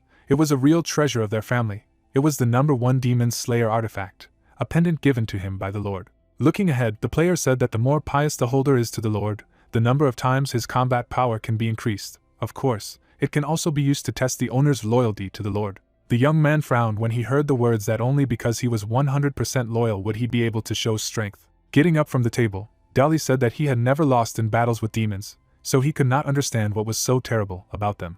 Looking to the side, he added that but now, the guy looked away. Stretching his hand forward, the man said that he had now decided to hand it over to him. Looking down, Roland thought that he didn't suspect him. He took the pendant as he listened to the words that he was still young, and it was perfectly reasonable to be afraid. But a hard heart was the most powerful force. Smirking, the guy thought that it was inevitable to disappoint his father and be incomprehensible, because his father had never lost a battle with them. No matter how terrible the danger was, he was not discouraged. Holding the artifact in his hands, he added that the number 1 Devil Slayer by giving it to him. Did that mean that with his help, he would be able to gain the strength to fight the Demon King? Looking down, the young man thought that he understood his good intentions. He would definitely get up and try. Suddenly they opened their eyes in surprise. A glow appeared on the pendant, to which Dali asked why an impurity appeared in this holy light.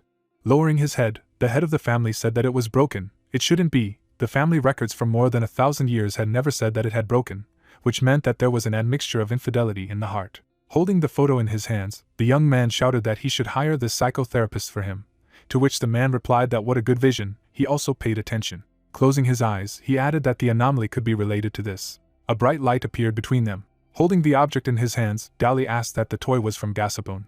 The cat looked away. The words were heard that no, let him take a closer look. Her eyes lit up. It was said that it was a system-level magic weapon. Lowering his gaze, his father asked that how was it possible? There should only be 13 God-given artifacts in this world. A view of the tower opened up, and it was said that the powerful artifact Demon Hunter No. 8, which possessed the ultimate seal, had been dismantled into pieces, and its components had been used to build safe zones of the earth, 66 in total. The ship rushed towards the installation.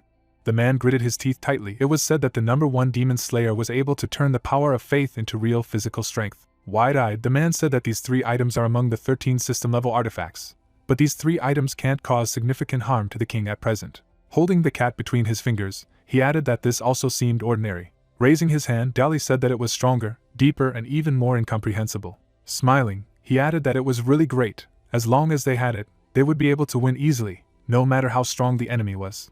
Standing in front of him, the guy heard the question of where he got it, to which he replied that it was a gift from the Demon King. He froze in bewilderment, and asked again. Smirking, the young man said that there were many of them in the king's house, and this one was probably created when he practiced. Frowning, the head of the family asked that there was still a lot practiced. He put his hand to his face when he heard that in addition, even an elven red stone that had an S+ system level had already been in his hands, to which he replied that he understood. Taking him by the shoulder, his father said that he understood what he was facing. Roland's eyes widened when he heard that he didn't know that he was so powerful strong. He must have suffered a lot because of him, right? Looking at his father, he said that don't worry, he had already recovered his senses. He handed over the number 1 Demon Slayer to him. He would definitely crush the king and not let him down. Lowering his head, the man said that the number 1 Demon Slayer wasn't enough. He never thought that the day would come when he would have to hand him the last trump card that his family had passed down from generation to generation. Smiling, the guy asked what the last trump card was. They had something more powerful. Looking at him, Dali replied that it was true that when he faced a strong enemy that not even a Devil Slayer artifact could defeat, it was the last trump card. Their family had not used this trump card in thousands of years. The young man raised his hand when he heard the command. Then he raised both hands up. A white flag appeared between them. Frowning, Roland shouted that he had stopped joking. This was their last trump card. Putting his hand to his face, the man asked that even his last trump card had not noticed. He was worthy of being his proud heir. The guy looked at me in bewilderment, and asked again. On his knees, the father replied that it was an advanced version, to fall to his knees and bow. A view of the palace opened up. Shouts were heard that after this he could be considered an iron-blooded Devil Slayer, and he was the hope of mankind. They were both the same field of berries. Let him return his determination. It was impossible. There was no other way. Photos of demons appeared. A phrase flashed by that things were getting serious. The king was nowhere to be found. Belial was dead, and now there was no news even from Babylon. Frowning, the girl said that they were now in a desperate situation. The lady leaned her face on her hands. Looking ahead, she said that they should send a small team to look for the king's tracks. The man looked at him in surprise and said that but they only had one team left if they were sent too. Sitting at the table, he added that even the demons that protected the base and the children were gone. The girl took off her glasses and said that if they didn't find the king, they would have no choice but to die. Frowning, she added that until their location was revealed, they would risk everything. The car suddenly stopped. People went forward. The convoy was moving towards the creatures. The guy opened his eyes in fright and thought that he had met monsters. Holding the weapon in his hands, the man thought that these were people. He walked only 3 kilometers and met people. What a misfortune. The hunters got out of the car. The creatures stared ahead in silence. Rushing forward, the young man shouted that they should be brave and fight to the death. The man froze and thought that they would pretend to fight and then run away. You can't anger the Devil King. Holding the axe in his hands, the devil shouted that they should kill them all. Turning his head, he thought that if they pretended to fight and then run away, they had to find the Demon King. They froze in front of each other. Suddenly a battle broke out between them. Suddenly a blow flew to the ground. The man clenched his teeth tightly. Standing in the smoke, the creature asked what it was. The beast lowered its head down. The young man looked at him frightened and asked how this was possible. Looking at the monster, he added that he was an S-rank mutant. Looking up, the player said that it was impossible. Smiling broadly, the beast said that he had come because he smelled food. Suddenly he waved his hand. People watched him silently. The monster began to devour the player. It bit off his head, and he said that he didn't think there would be so much of it.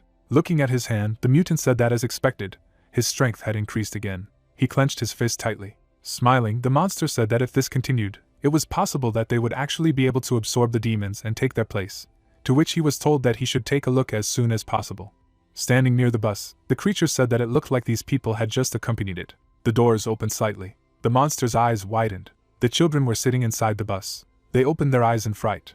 Frowning, the girl asked that the children had disappeared outside the safe zone. Looking at the notification, the guy said that after the Demon Slayer No. 3 incident, they had devised an evacuation plan. They had sent everyone under the age of 16 away from the safe zone to protect them from the king. Standing in front of her, he added that however, they lost contact with them. According to their information, there was a fight at the scene, and traces of devils and mutants were also found, to which she asked again. Sitting at the table, Poochie asked if they weren't ordered to keep an eye on the Demon King. Was there any news? The young man lowered his gaze and replied that according to the report, the king had left his house early in the morning and moved towards the center of the safe zone. The hero was walking next to the woman. It was heard that during this period he helped the old woman cross the road. He was feeding a stray cat. The protagonist pointed to the pervert on the bus. He was sitting on the sports ground. A phrase flashed by that he had set up a stall in the square in the center of the safe zone, did not sell anything, but chatted with the old people for 3 hours. MC was lying in bed. The words were heard that he had now returned home and was sleeping. Gritting her teeth tightly, the lady said that what a sinister and cunning demon, he really hid his evil so deeply. The young man turned around when he heard that it was impossible to establish whether the disappearance of the children was connected with him. Let him continue the investigation, to which he replied approvingly. She froze, thinking that damn, the NPC's plan was the reason for the disappearance of the children. If the rumor spread, the reputation of the Sky City would definitely suffer. Taking the phone in her hand, the girl thought that the children should be found as soon as possible. It was time for the hope of mankind to regain its strength. She closed her eyes when she heard that the number she had dialed was temporarily unavailable. A view of the city opened up. A cry was heard about what he was doing. A shopping center appeared. Smiling, the man said that it had taken a long time to choose, but in the end, he had chosen a gift to meet the Devil King. Looking to the side, Roland thought that his father, whom he had been proud of since childhood, was actually so shameless. He lowered his gaze when he heard the notification that he should check the owner's loyalty.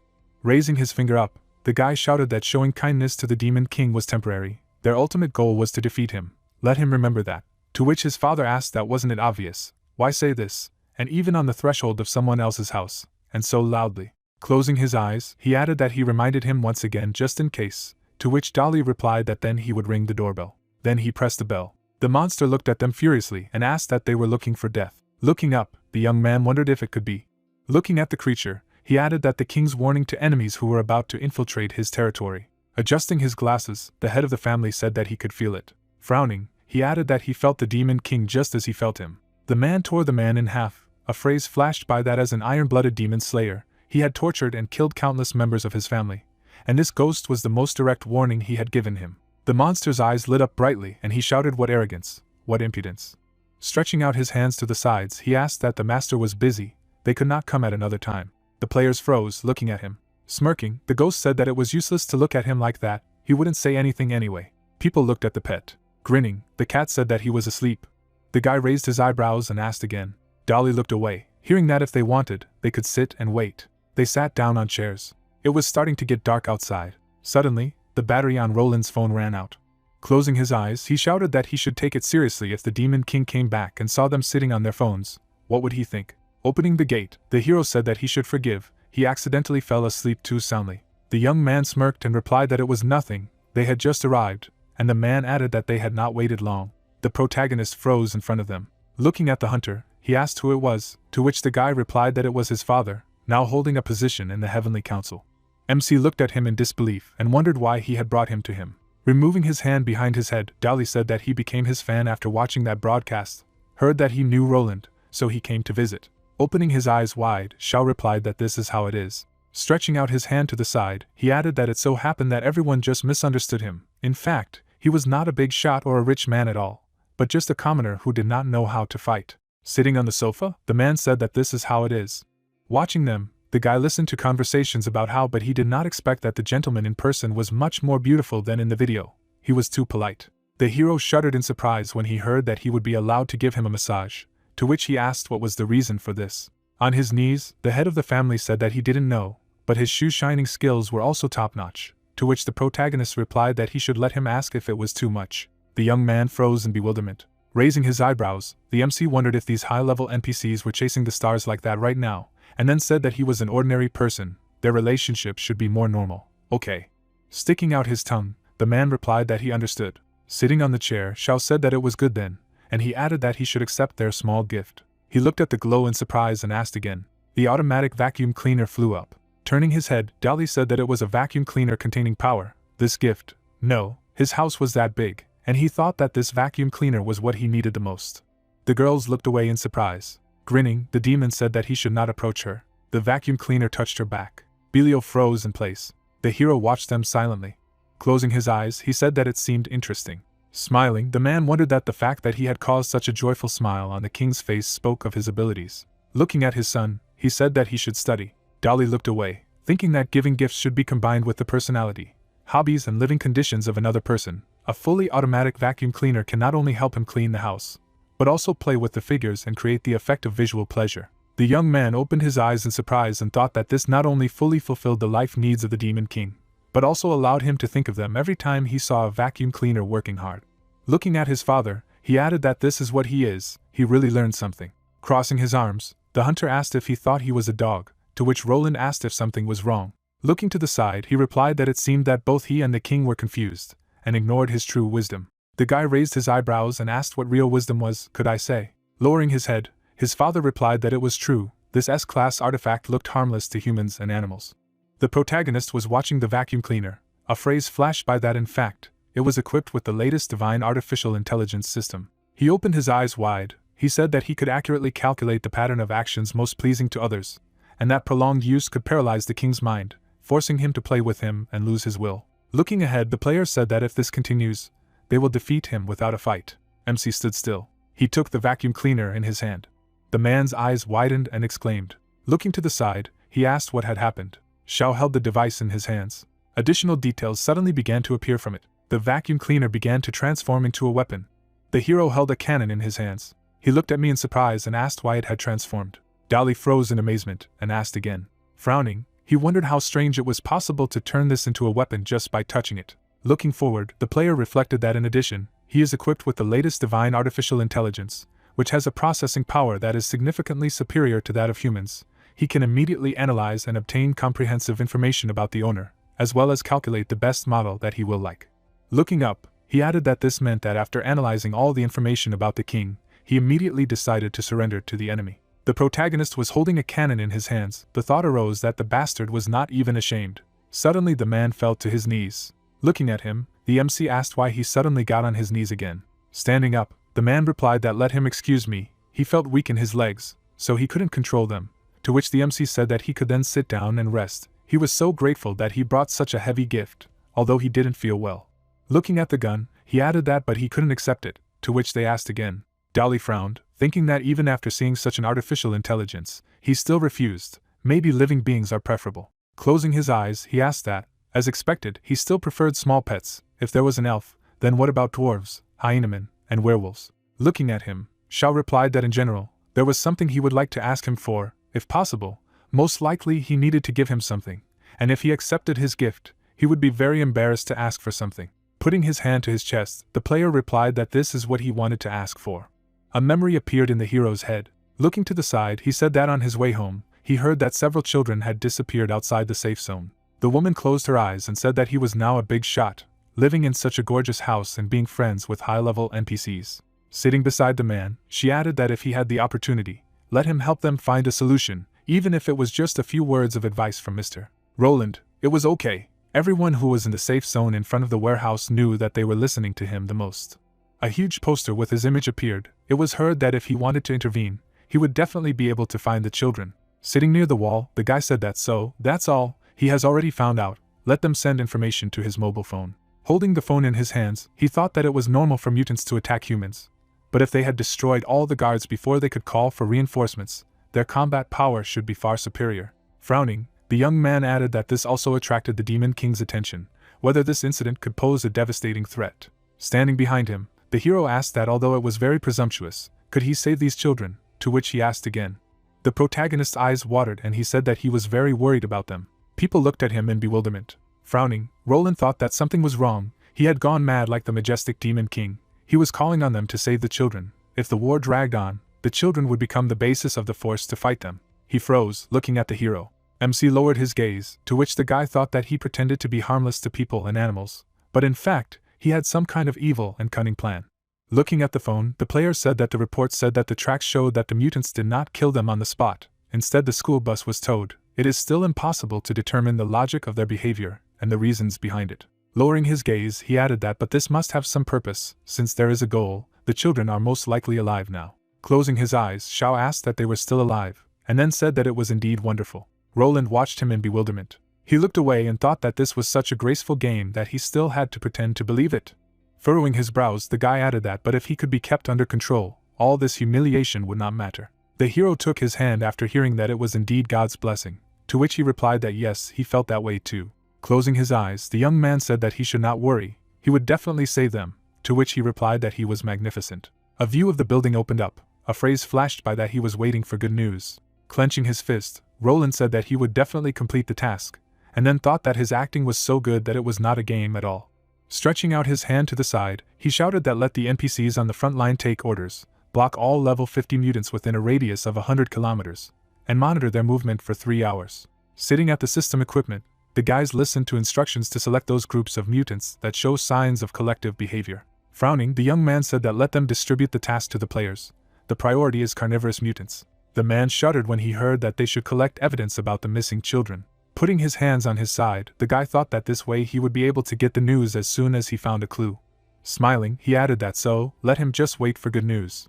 Looking at him, his father wondered why he was so motivated to complete the Demon King's mission. Holding the weapon in his hands, he added that the king had chosen to cooperate with him, refusing the S-class vacuum cleaner. It seemed that Roland had surpassed him in trying to please, in terms of stabilizing the Demon King. Closing his eyes, the man thought that this was really calming, then he could safely return. Lowering his head, he said that only by stabilizing this pedantic top leadership could he be given time to grow, something that only he could do. Placing the weapon near the wall, the hunter said that from now on he would accompany his son. The device hit the wall. He looked up in fright when he heard the words that the divine power of artificial intelligence was connecting to the Sky City network. The artificial intelligence was running network monitoring of all the people in the Sky City. If any anomaly occurred, it would be reported to the Demon King. With his eyes wide open, Dali said that yes, it had already surrendered to the enemy. He froze in shock and wondered if this was the real reason why the Demon King refused to receive him. The pyramid hung in the air, and words were heard about what a sinister and cunning demon. Standing in front of the people, the hero said that Brother Roland had already intervened. Let them not worry, he would definitely save the children. If he could not do it, perhaps no one in the world could do it. The woman closed her eyes and replied that the Sky City had just released a lot of reward quests urging everyone to hunt mutants and find the whereabouts of children. The rewards were very generous. Smiling, the protagonist said that it was really great, now they could rest in peace. Residents smiled as they talked about how while they didn't quite understand what that meant, they said that successful completion would also boost their reputation, and all engagement costs would be reduced by 5% in the future. MC raised his eyebrows and said that in the future, store purchases, transaction fees, and manufacturing skills training could be reduced by 5%, rounding up, that is $1 million. Then he looked down. Standing in front of the people, Shao asked that hunting mutants is a bit dangerous. That's right. Besides, these tasks were released after he asked his brother for help. It would be a little embarrassing if it became known that he was also involved. He put his hand behind his head when he heard that he was also interested, to which the hero replied that he had better forget about it. The words on the sign appeared. The protagonist held it in his hands. Residents passed by it. He stood silently in place. Turning his head, the MC heard that this wasn't a big internet celebrity. The young man smiled as he looked at him. The protagonist scratches his head, holding a bag of scrolls on his shoulder, and the guy says that he used to see him on live television and thought he was a big shot, and asks how he got to the point where now no one agrees to even help, and he replies that it's a long story. The young man tosses 2 coins in his hand. The chubby player is huddled against the wall in fear and says that all the rewards are here and they can be collected, and begs to be released, and promises to deliver them on time tomorrow. And the guy in the green hoodie says that if he doesn't want them to post his pictures on the World Channel, then let him do what he is told. The pleased young man clenches his fist and exclaims that the new missions are a gold mine, and that their commander has collected so many low-level ones that they can enjoy success and earn a tidy sum. And the girl agrees that collecting so many naked low-level photos that their commander is really great. The lady shifts her gaze to her companion and says that it seems to be time for a good celebration.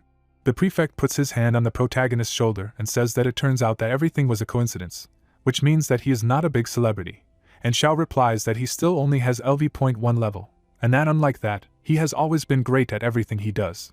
The girl straightens her hair and asks what the commander has found a low-level one, and what's such an exemplary worker, and the guy clarifies that he isn't from their course, and that he rents an apartment off campus and doesn't go to classes, and the girl adds that she doesn't really remember him. A young man with blue hair benevolently flips coins up and says that he sees how pathetic the player is, and that he will help him. The protagonist looks at the coin in surprise. He has received 3 silver coins. He shifts his gaze to the headman. The guy has his hands in his pockets, and the protagonist asks that the level of that must be very high. LV.19, World Combat Power rating 3445, in the team 4 out of 5. The headman smiles and says that the young man does not understand anything. The young man closes his eyes, and the hooded player says that getting into the top 5,000 of the world is just awesome, and adds that he is a noob, and that he has no eyesight, and the girl admires that the commander used to win the sports championship, and he replies that these things can be ignored. Xiao looks at the guys with admiration and sighs that he really has little experience, that he was even on the team once, and asks if he can ask the guys to take him on a mission. After all, he has waited a long time to meet a team with real skills ready to take him with them. The headman looks at the other person and asks if 3 silver coins are not enough for him, or if he hopes that they will set up their team and allow him to join. The saddened protagonist lowers his head and says that he can pay, but the interlocutor does not believe and asks how much you can get from the first level. He straightened his shoulders, and the information sign says that the interlocutor is requesting a deal with the headman for the transfer of 2 gold coins. The headman looks at the information he received in amazement, and thinks that he has accumulated 2 gold coins in all this time. He looks up and asks in bewilderment, and exclaims why this newcomer has as much money as him, one of the top 5,000 in the world. Xiao looks at the guy confidently and says that the full payment of 5 gold coins after the mission ends, he will give 3 more, and asks what suits the player. The protagonist raises his finger and declares, because given the rating of the team, it seems to him that if it is expensive, then it is a suitable option, and added that in the end, he paid only 10 gold coins to the number 1 team in the world. The embittered guy looks up and thinks that for some reason it seems to him that the player is condescending to him, and that some outcast of the course, after one live broadcast, already dares to show off in front of him. The young man closed his eyes and giggled. The elder glared to the side and decided that he hadn't planned to take any action against Xiao, but now he had changed his mind, and was thinking that he would lure the guy out of the safe zone, teach him a lesson, and then take a nude photo of him, turn him into his subordinate, take all the possessions, and see if he dared to show off in front of him after all this. The main character looks at the young man with disbelief, and he says that since they are classmates, it is not worth talking about money. The headman shifts his insinuating glance to the interlocutor, and asks if it is not natural for them to help each other. In the square, among the ruins, there are players, and a guy in a hoodie turns into a young man not to run, because he can be eaten by mutants, and he will not be able to save him in time. This is a place where players of all levels can hunt monsters. The young man, sitting on the ground, looks at the speaker and asks him not to frighten him by saying such things, and asks if he will protect him, and reminds him that he still has to pay everything. The guy with a weapon in his hand stands in a fighting stance, and says that he does not care at all about the protagonist's final payment. Xiao quickly examines the information in the scrolls and says that the part has already been completed, and it is worth continuing at the same pace. He closes his eyes in satisfaction and wonders how much more he needs to do to get the reputation reward, and realizes that it seems like enough. The information says that after completing the task, he receives the title of Friend of the Sky City. The full moon illuminates the night sky. A young man stands in front of the seated protagonist and suggests that if all the tasks are completed, then he can return to the city, and he replies that it is already dark, and that the tasks he took are really too difficult. The players leave the city ruins, and the hoodie player says that before you always had to dig and search a lot, and that the tasks were also difficult, and asks how it happened that this time everything changed so suddenly, and the girl replied that she did not know, and that they would ask about it when they returned. The elder shifts his gaze to the young man and thinks that it has darkened just in time, and that he will now take Xiao to a place where there is no one. He confidently steps forward. Members of his team follow him. The main character looks around in bewilderment, and asks if the guy is sure that they are going the right way. He turns his head and smirks, and the young man says that there are monsters around. A huge mutant wolf towers ominously over the players, and they understand that it will not be easy to cope with them. The player turns their head and angrily shouts for everyone to run. He is thrown back by the power that escaped from the elder's hand. The protagonist falls backwards in disbelief. The young man and the girl run forward, and Xiao does not believe that they will really betray him and run away on their own. A ferocious monster opens a huge mouth, and the main character understands that this is bad and everything is over. The protagonist lands on the floor in the cell. There is a lock on the door. He gets on his knees and screams happily, looking through the bars, that he is still alive, and that this is great. Tears of joy appear in the eyes of the main character, and he decides that next time it is better to ask the top 10 to take him with him, and that he will no longer save. Tears flow down the little girl's face. The young man shifts his gaze to the side and listens to the fact that it is crying.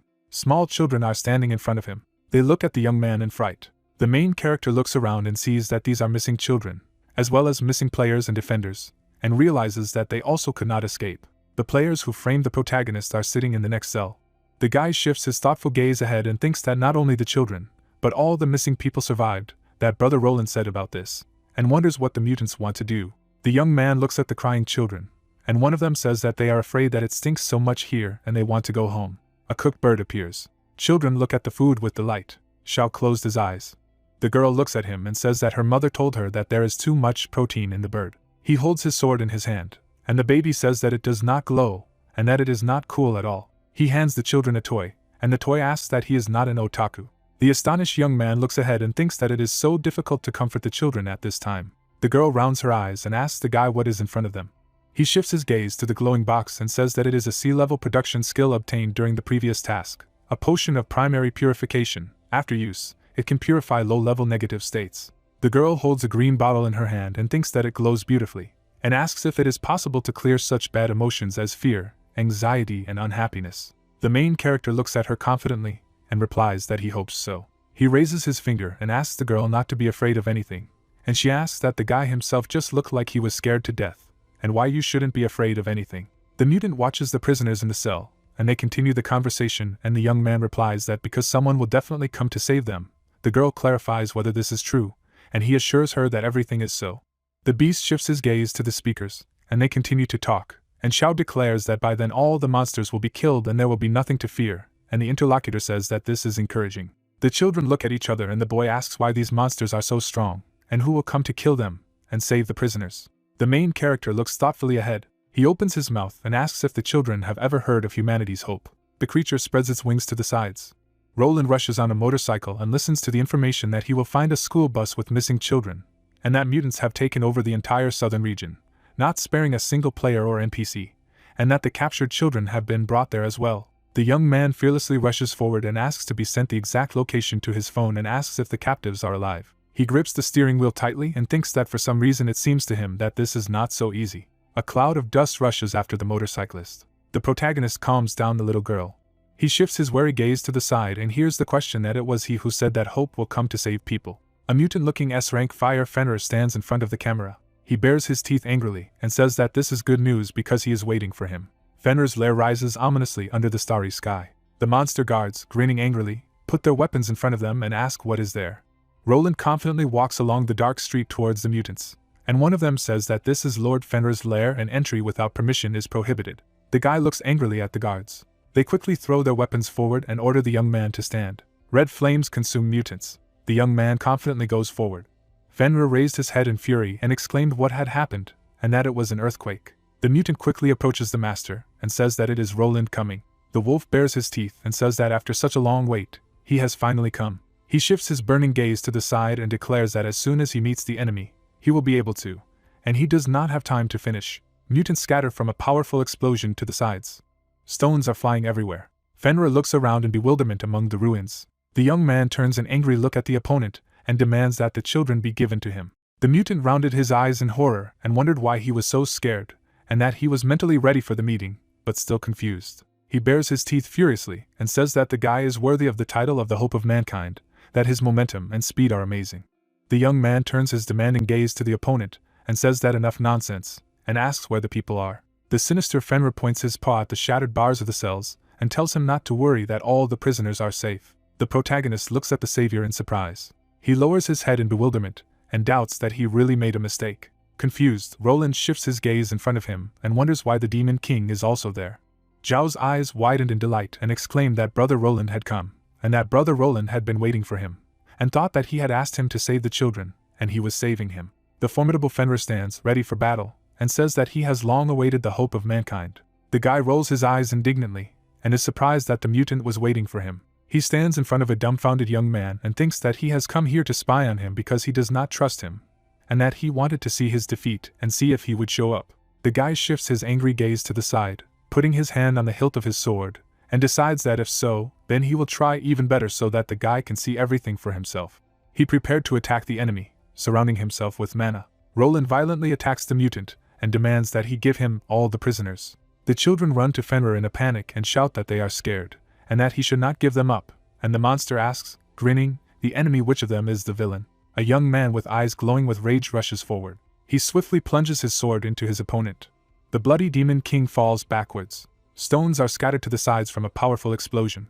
The girl turns her head and says with admiration that this is a strong sword aura, and that this is indeed the hope of Roland's humanity. The young man attacks the monster furiously again. The wolf lands on its paws in front of the enemy. He angrily opens his mouth and growls that he actually grabbed these people with no intention of harming them. The guy is holding a sword. Shao looked away and asked in his mind if his goal wasn't to kill Brother Roland. A shadow fell on the young man's face, and he asked what was the point. The mutant turned around and told him to look at his level, and the system notified that Fenrir was a rank 5 mutated species and had a level of 101. Roland looked menacingly ahead and asked if the level was 101.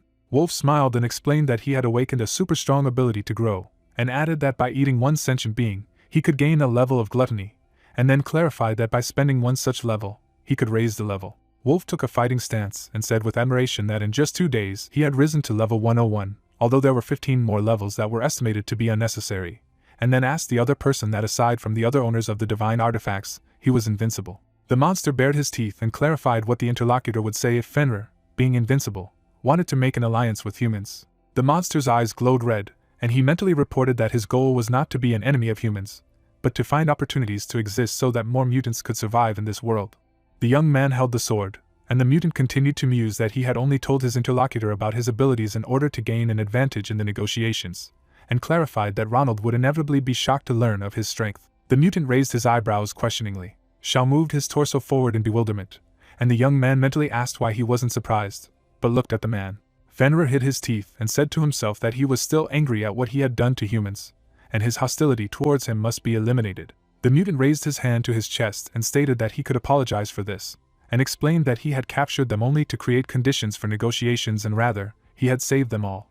The wind blew the young man's cloak, and he asked the wolf if he had saved them, and what it meant, and the interlocutor replied that when he met them, they were attacked by demons, and then furiously asserted that it was he who killed all the demons and saved these people. Fenrir pointed his finger at himself. The starry sky illuminates the interlocutors. The boy held on to the wall and thought that this wolf was seeking death. His hair covered the young man's forehead, and he said with understanding that this was how it turned out.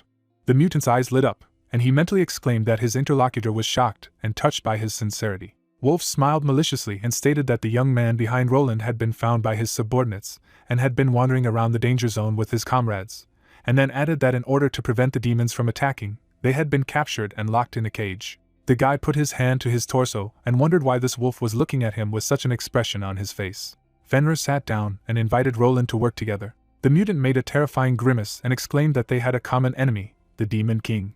Zhao's silhouette burned with purple flames. The guy quickly raised his sword and stated that his interlocutor was talking nonsense, and he couldn't let him continue talking.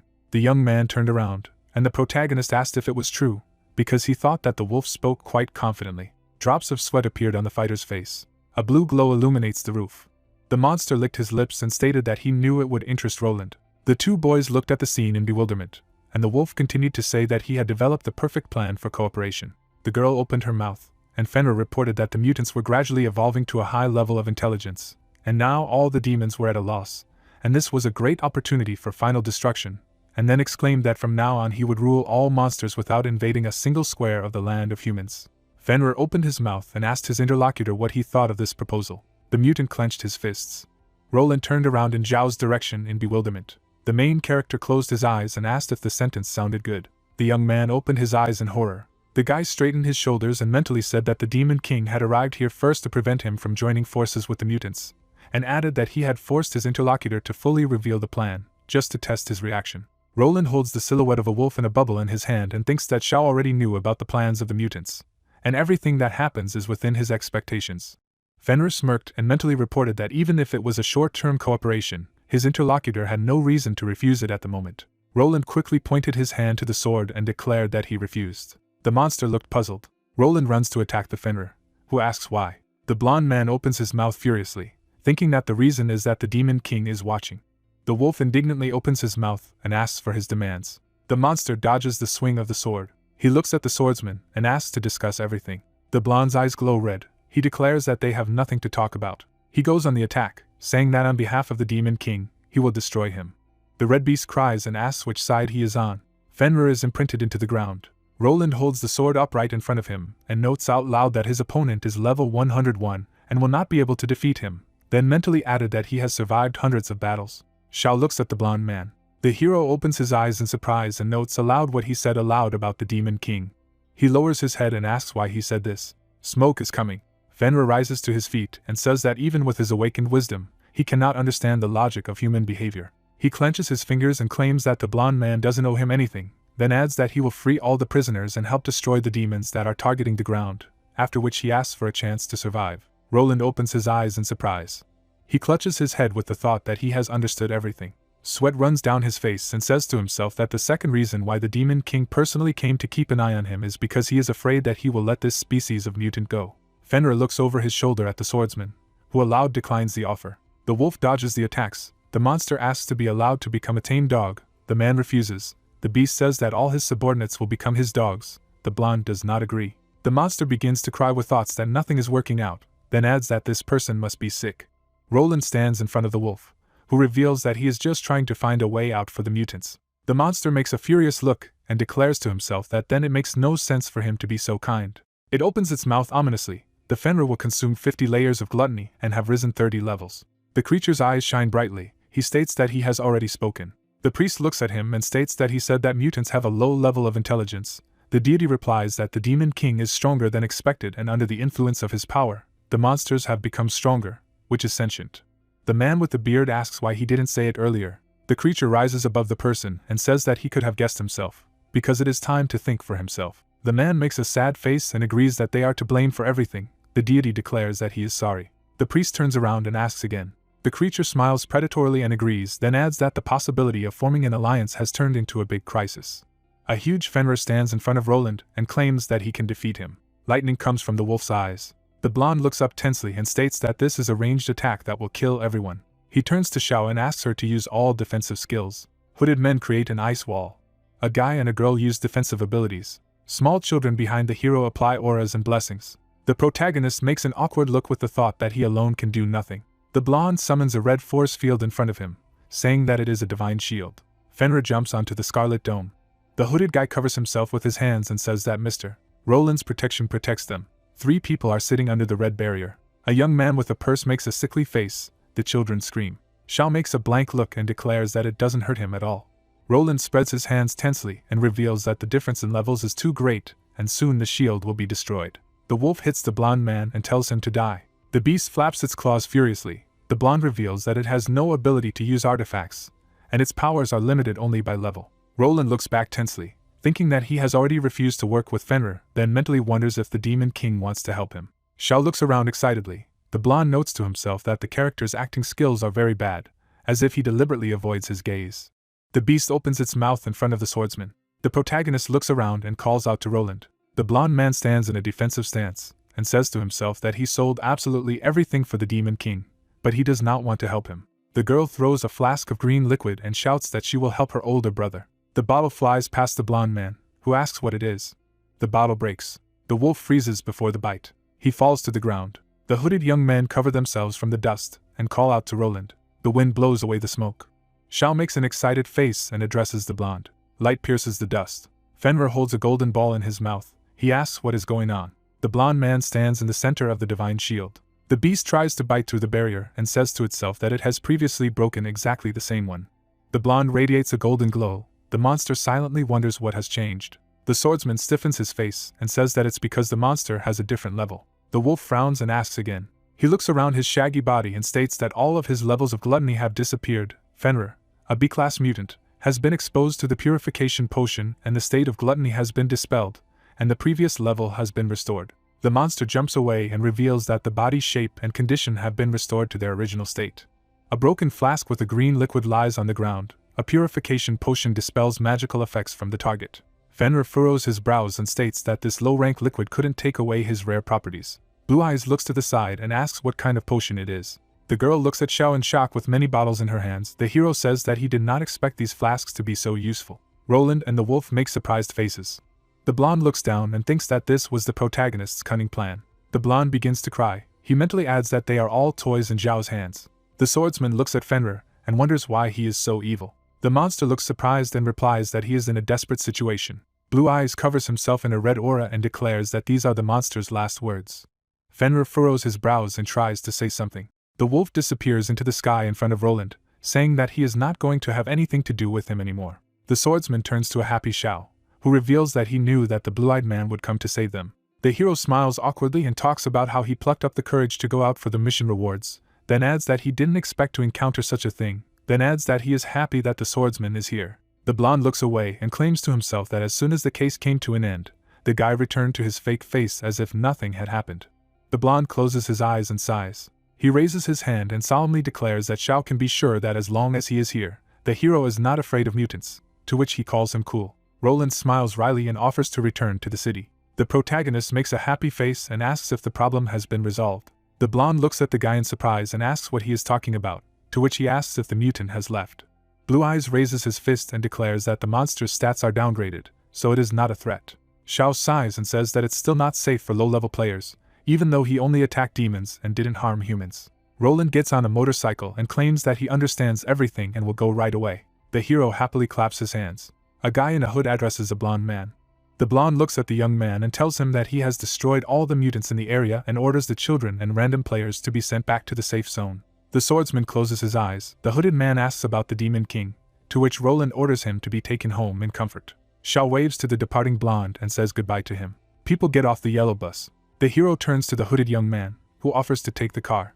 The protagonist looks at the limousine enthusiastically. He sits inside the cabin and says that he will gladly accept the offer. The woman leans over to the window of the transport and asks for the name of the guy. Xiao looks through the glass at the girl, who apologizes for not protecting him on the mission.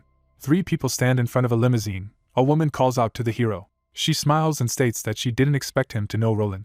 A guy with lilac hair raises his palm with a yellow light. He says that he is returning 2 gold coins and adds that they are all friends and it is not worth talking about debts, after which he offers to form a team together if possible. The driver of the car looks out and asks the young man and girl if they are Zhao's friends. They make awkward faces at the chauffeur's suggestion to get into the limousine.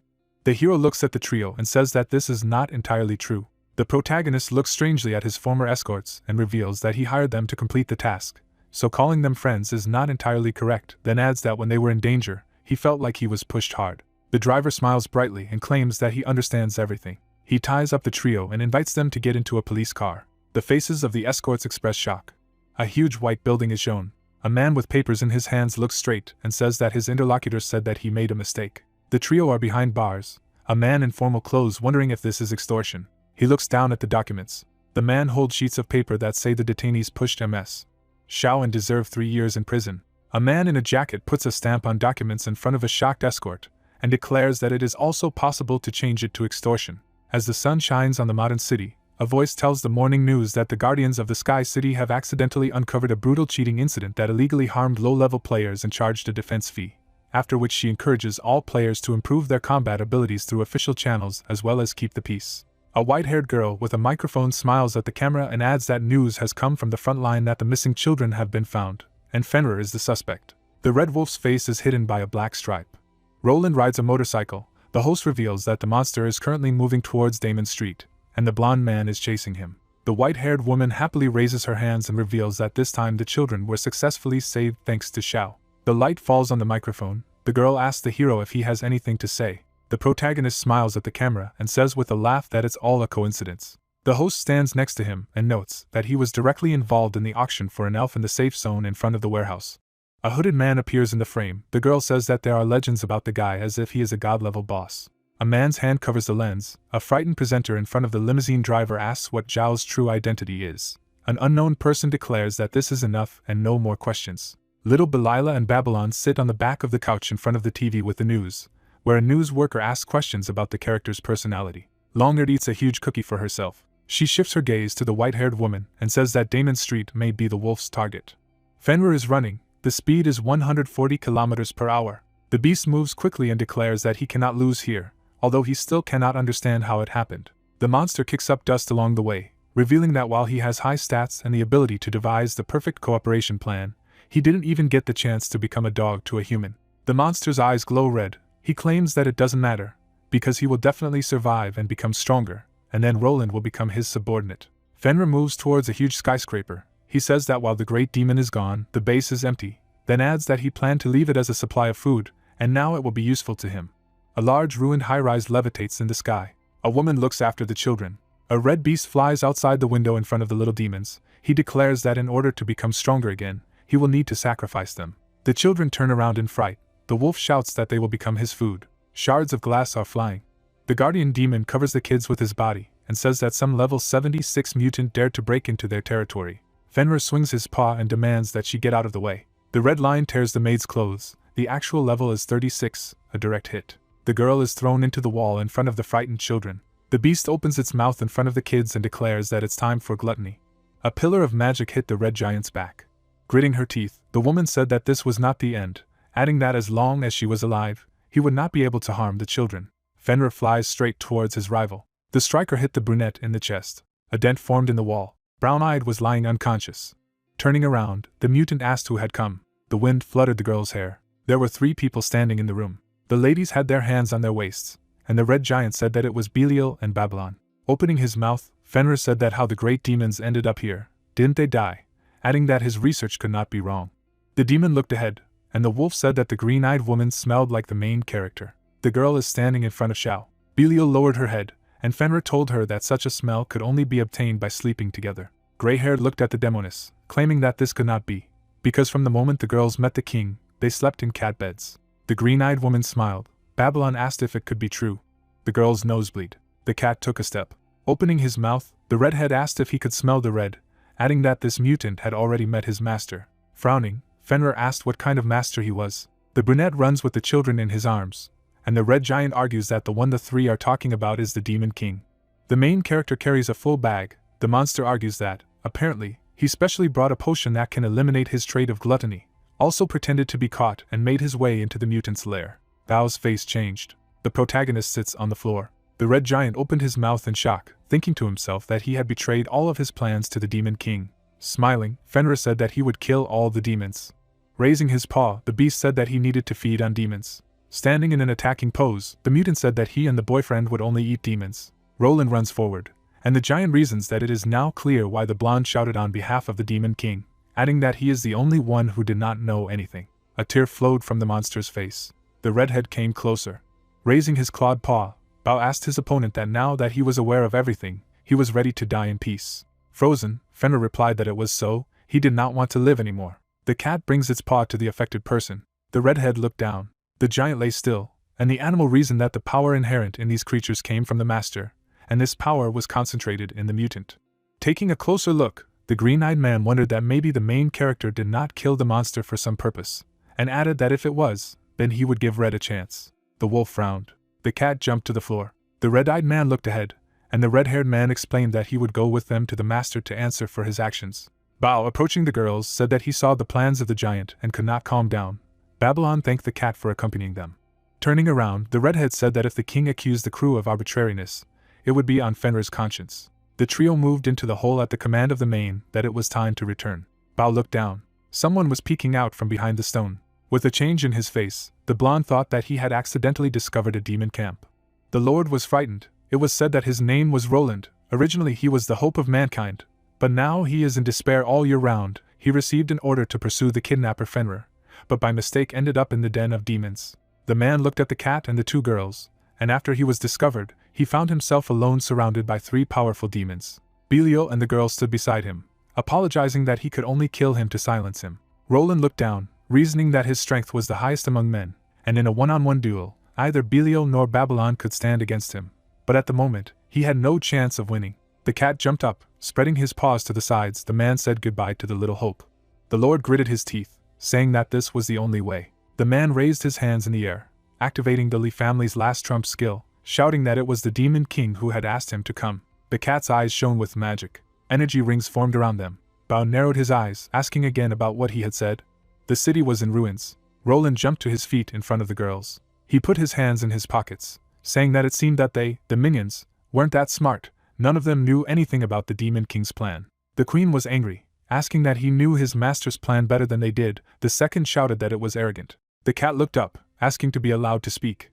The Lord looked at them sternly, replying that he had given him a task first, saying that he had to rescue the children who had been taken prisoner. The main character joined his index fingers, talking about how the children are so weak and helpless. It is better for them to stay in the safe zone. He is very worried. He can go and return them. The man closed his eyes, continuing that when he arrived, he found him already waiting at the scene. Later the mutant escaped here, but met them. Babylon clenched her fist, objecting to what he was talking about. If the master wanted to kill him, he would do it instantly. Did he think that the Demon King was so bored? Belial lowered her head, confirming that the Lord had said it was true. The queen smirked as she said that with her foresight ability, and being close to the Demon King, she had known about this plan for a long time. Bao looked up, saying that now that everyone knows, he doesn't need to pretend anymore. This is really the master's plan. The girl was shocked. Babylon looked at them, wondering that she was the only one who didn't know. Roland lowered his head and said that, as expected, if you both confirmed it, then there were no mistakes.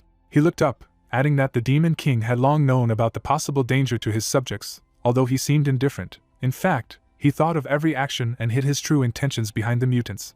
Whether it was saving human children or killing mutants, this was not his real goal. He was just using saving children as a cover. The characters looked up sharply when talking about moving the little demons to the safe zone. The cat smiled, saying that he thought he was right.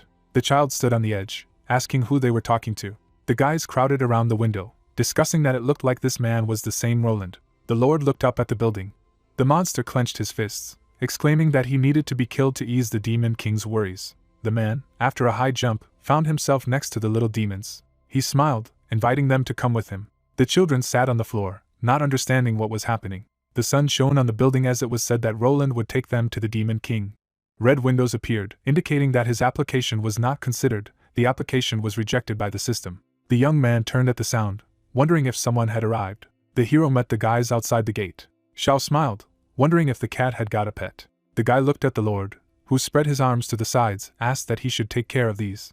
The main character was indignant, wondering if they asked him who decided this and why. The guy pointed his finger at Bao, wondering what he was thinking about. A small pet gets a pet, some kind of nesting doll. Is it logical? A red dog was shown when a young man asked the question that he must be very gluttonous, wasn't he? The cat lowered his ears, thinking that it had been refused, and said that it was good if it was so. He released his claws, thinking that only death remained.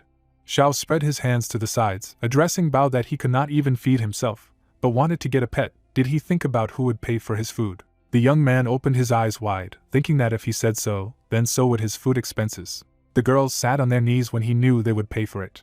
The guy put his hands on the belt, saying that in fact, he loves it very much. If he really wants to get a pet, he will just take it to the backyard and tie it up. The cat sat comfortably on the dog's head, reasoning that it turned out that this was what the owner wanted. He pretended to refuse in order to scare him.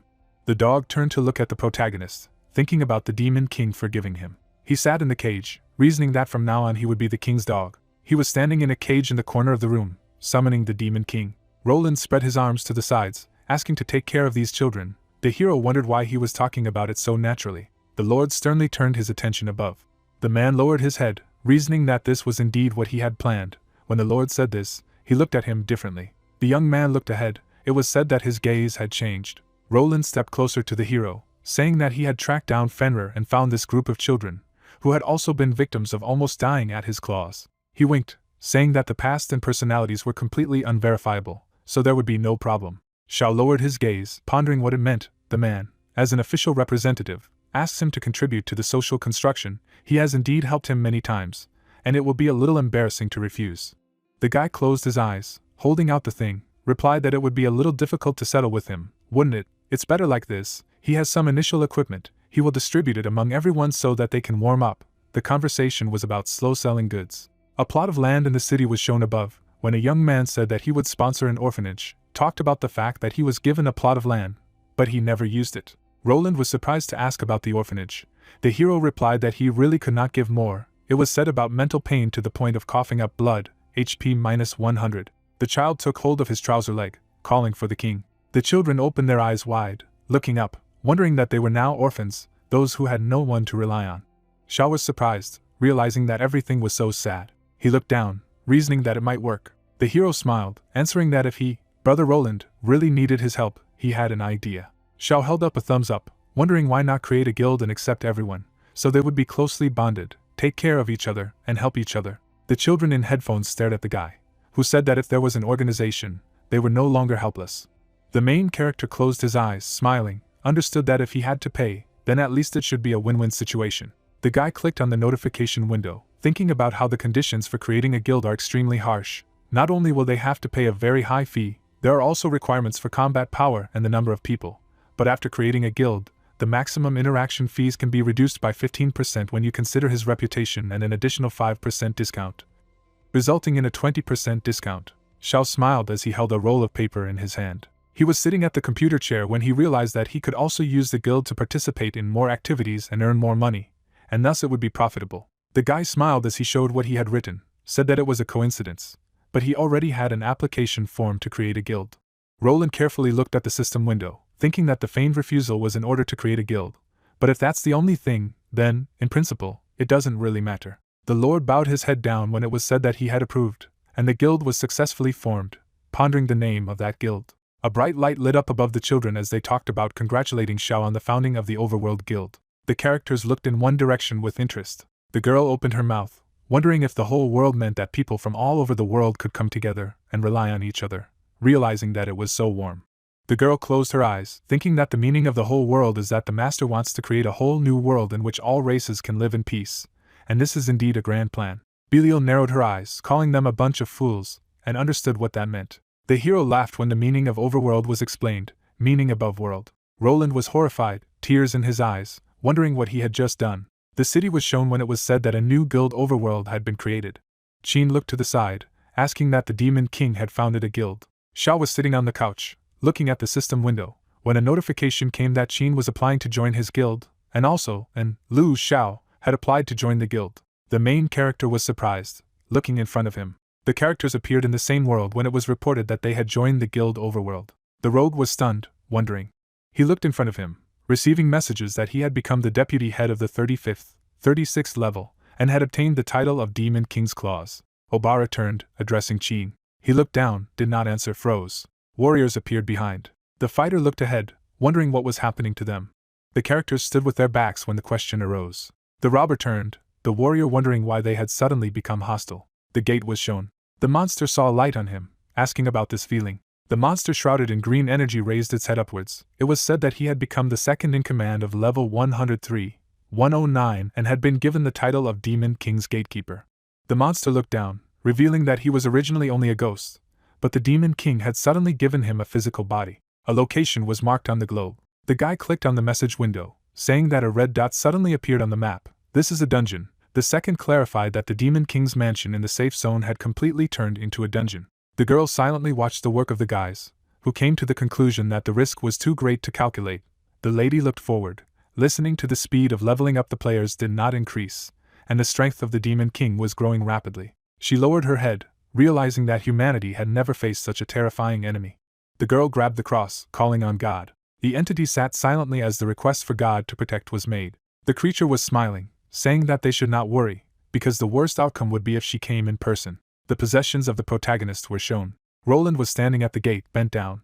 The Lord was puzzled, opening his mouth, speculating about how this could have happened. He felt that he could not be the hope of mankind at all now. He straightened up, thinking that he could not give up, No matter how dark the road ahead, there was hope.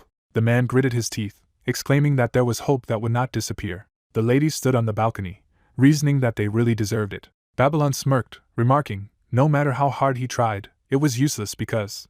Belial smiled as she said that the Demon King had already prepared everything. The girls stood on the table, discussing that their victory was an undeniable future, but for them. The lady opened the door, calling the sisters to supper. They turned around, shouting that they were coming. The girls were sitting on their knees by the plates as Belial continued to speak. The sisters appetizingly ate sweets, saying that as long as they could be their master's little pets, that was enough. The pet tasted the white liquid from the bowl. The dog looked up, wondering. He looked through the cage, seeing the guy, asked the Demon King why he was here. The protagonist looked down, starting to say that he was the mutant wolf king who wanted to cooperate with Roland and destroy all the demons. Xiao stood by the cage, holding his hands in his pockets, and asked if he was right. The young man smiled at no answer.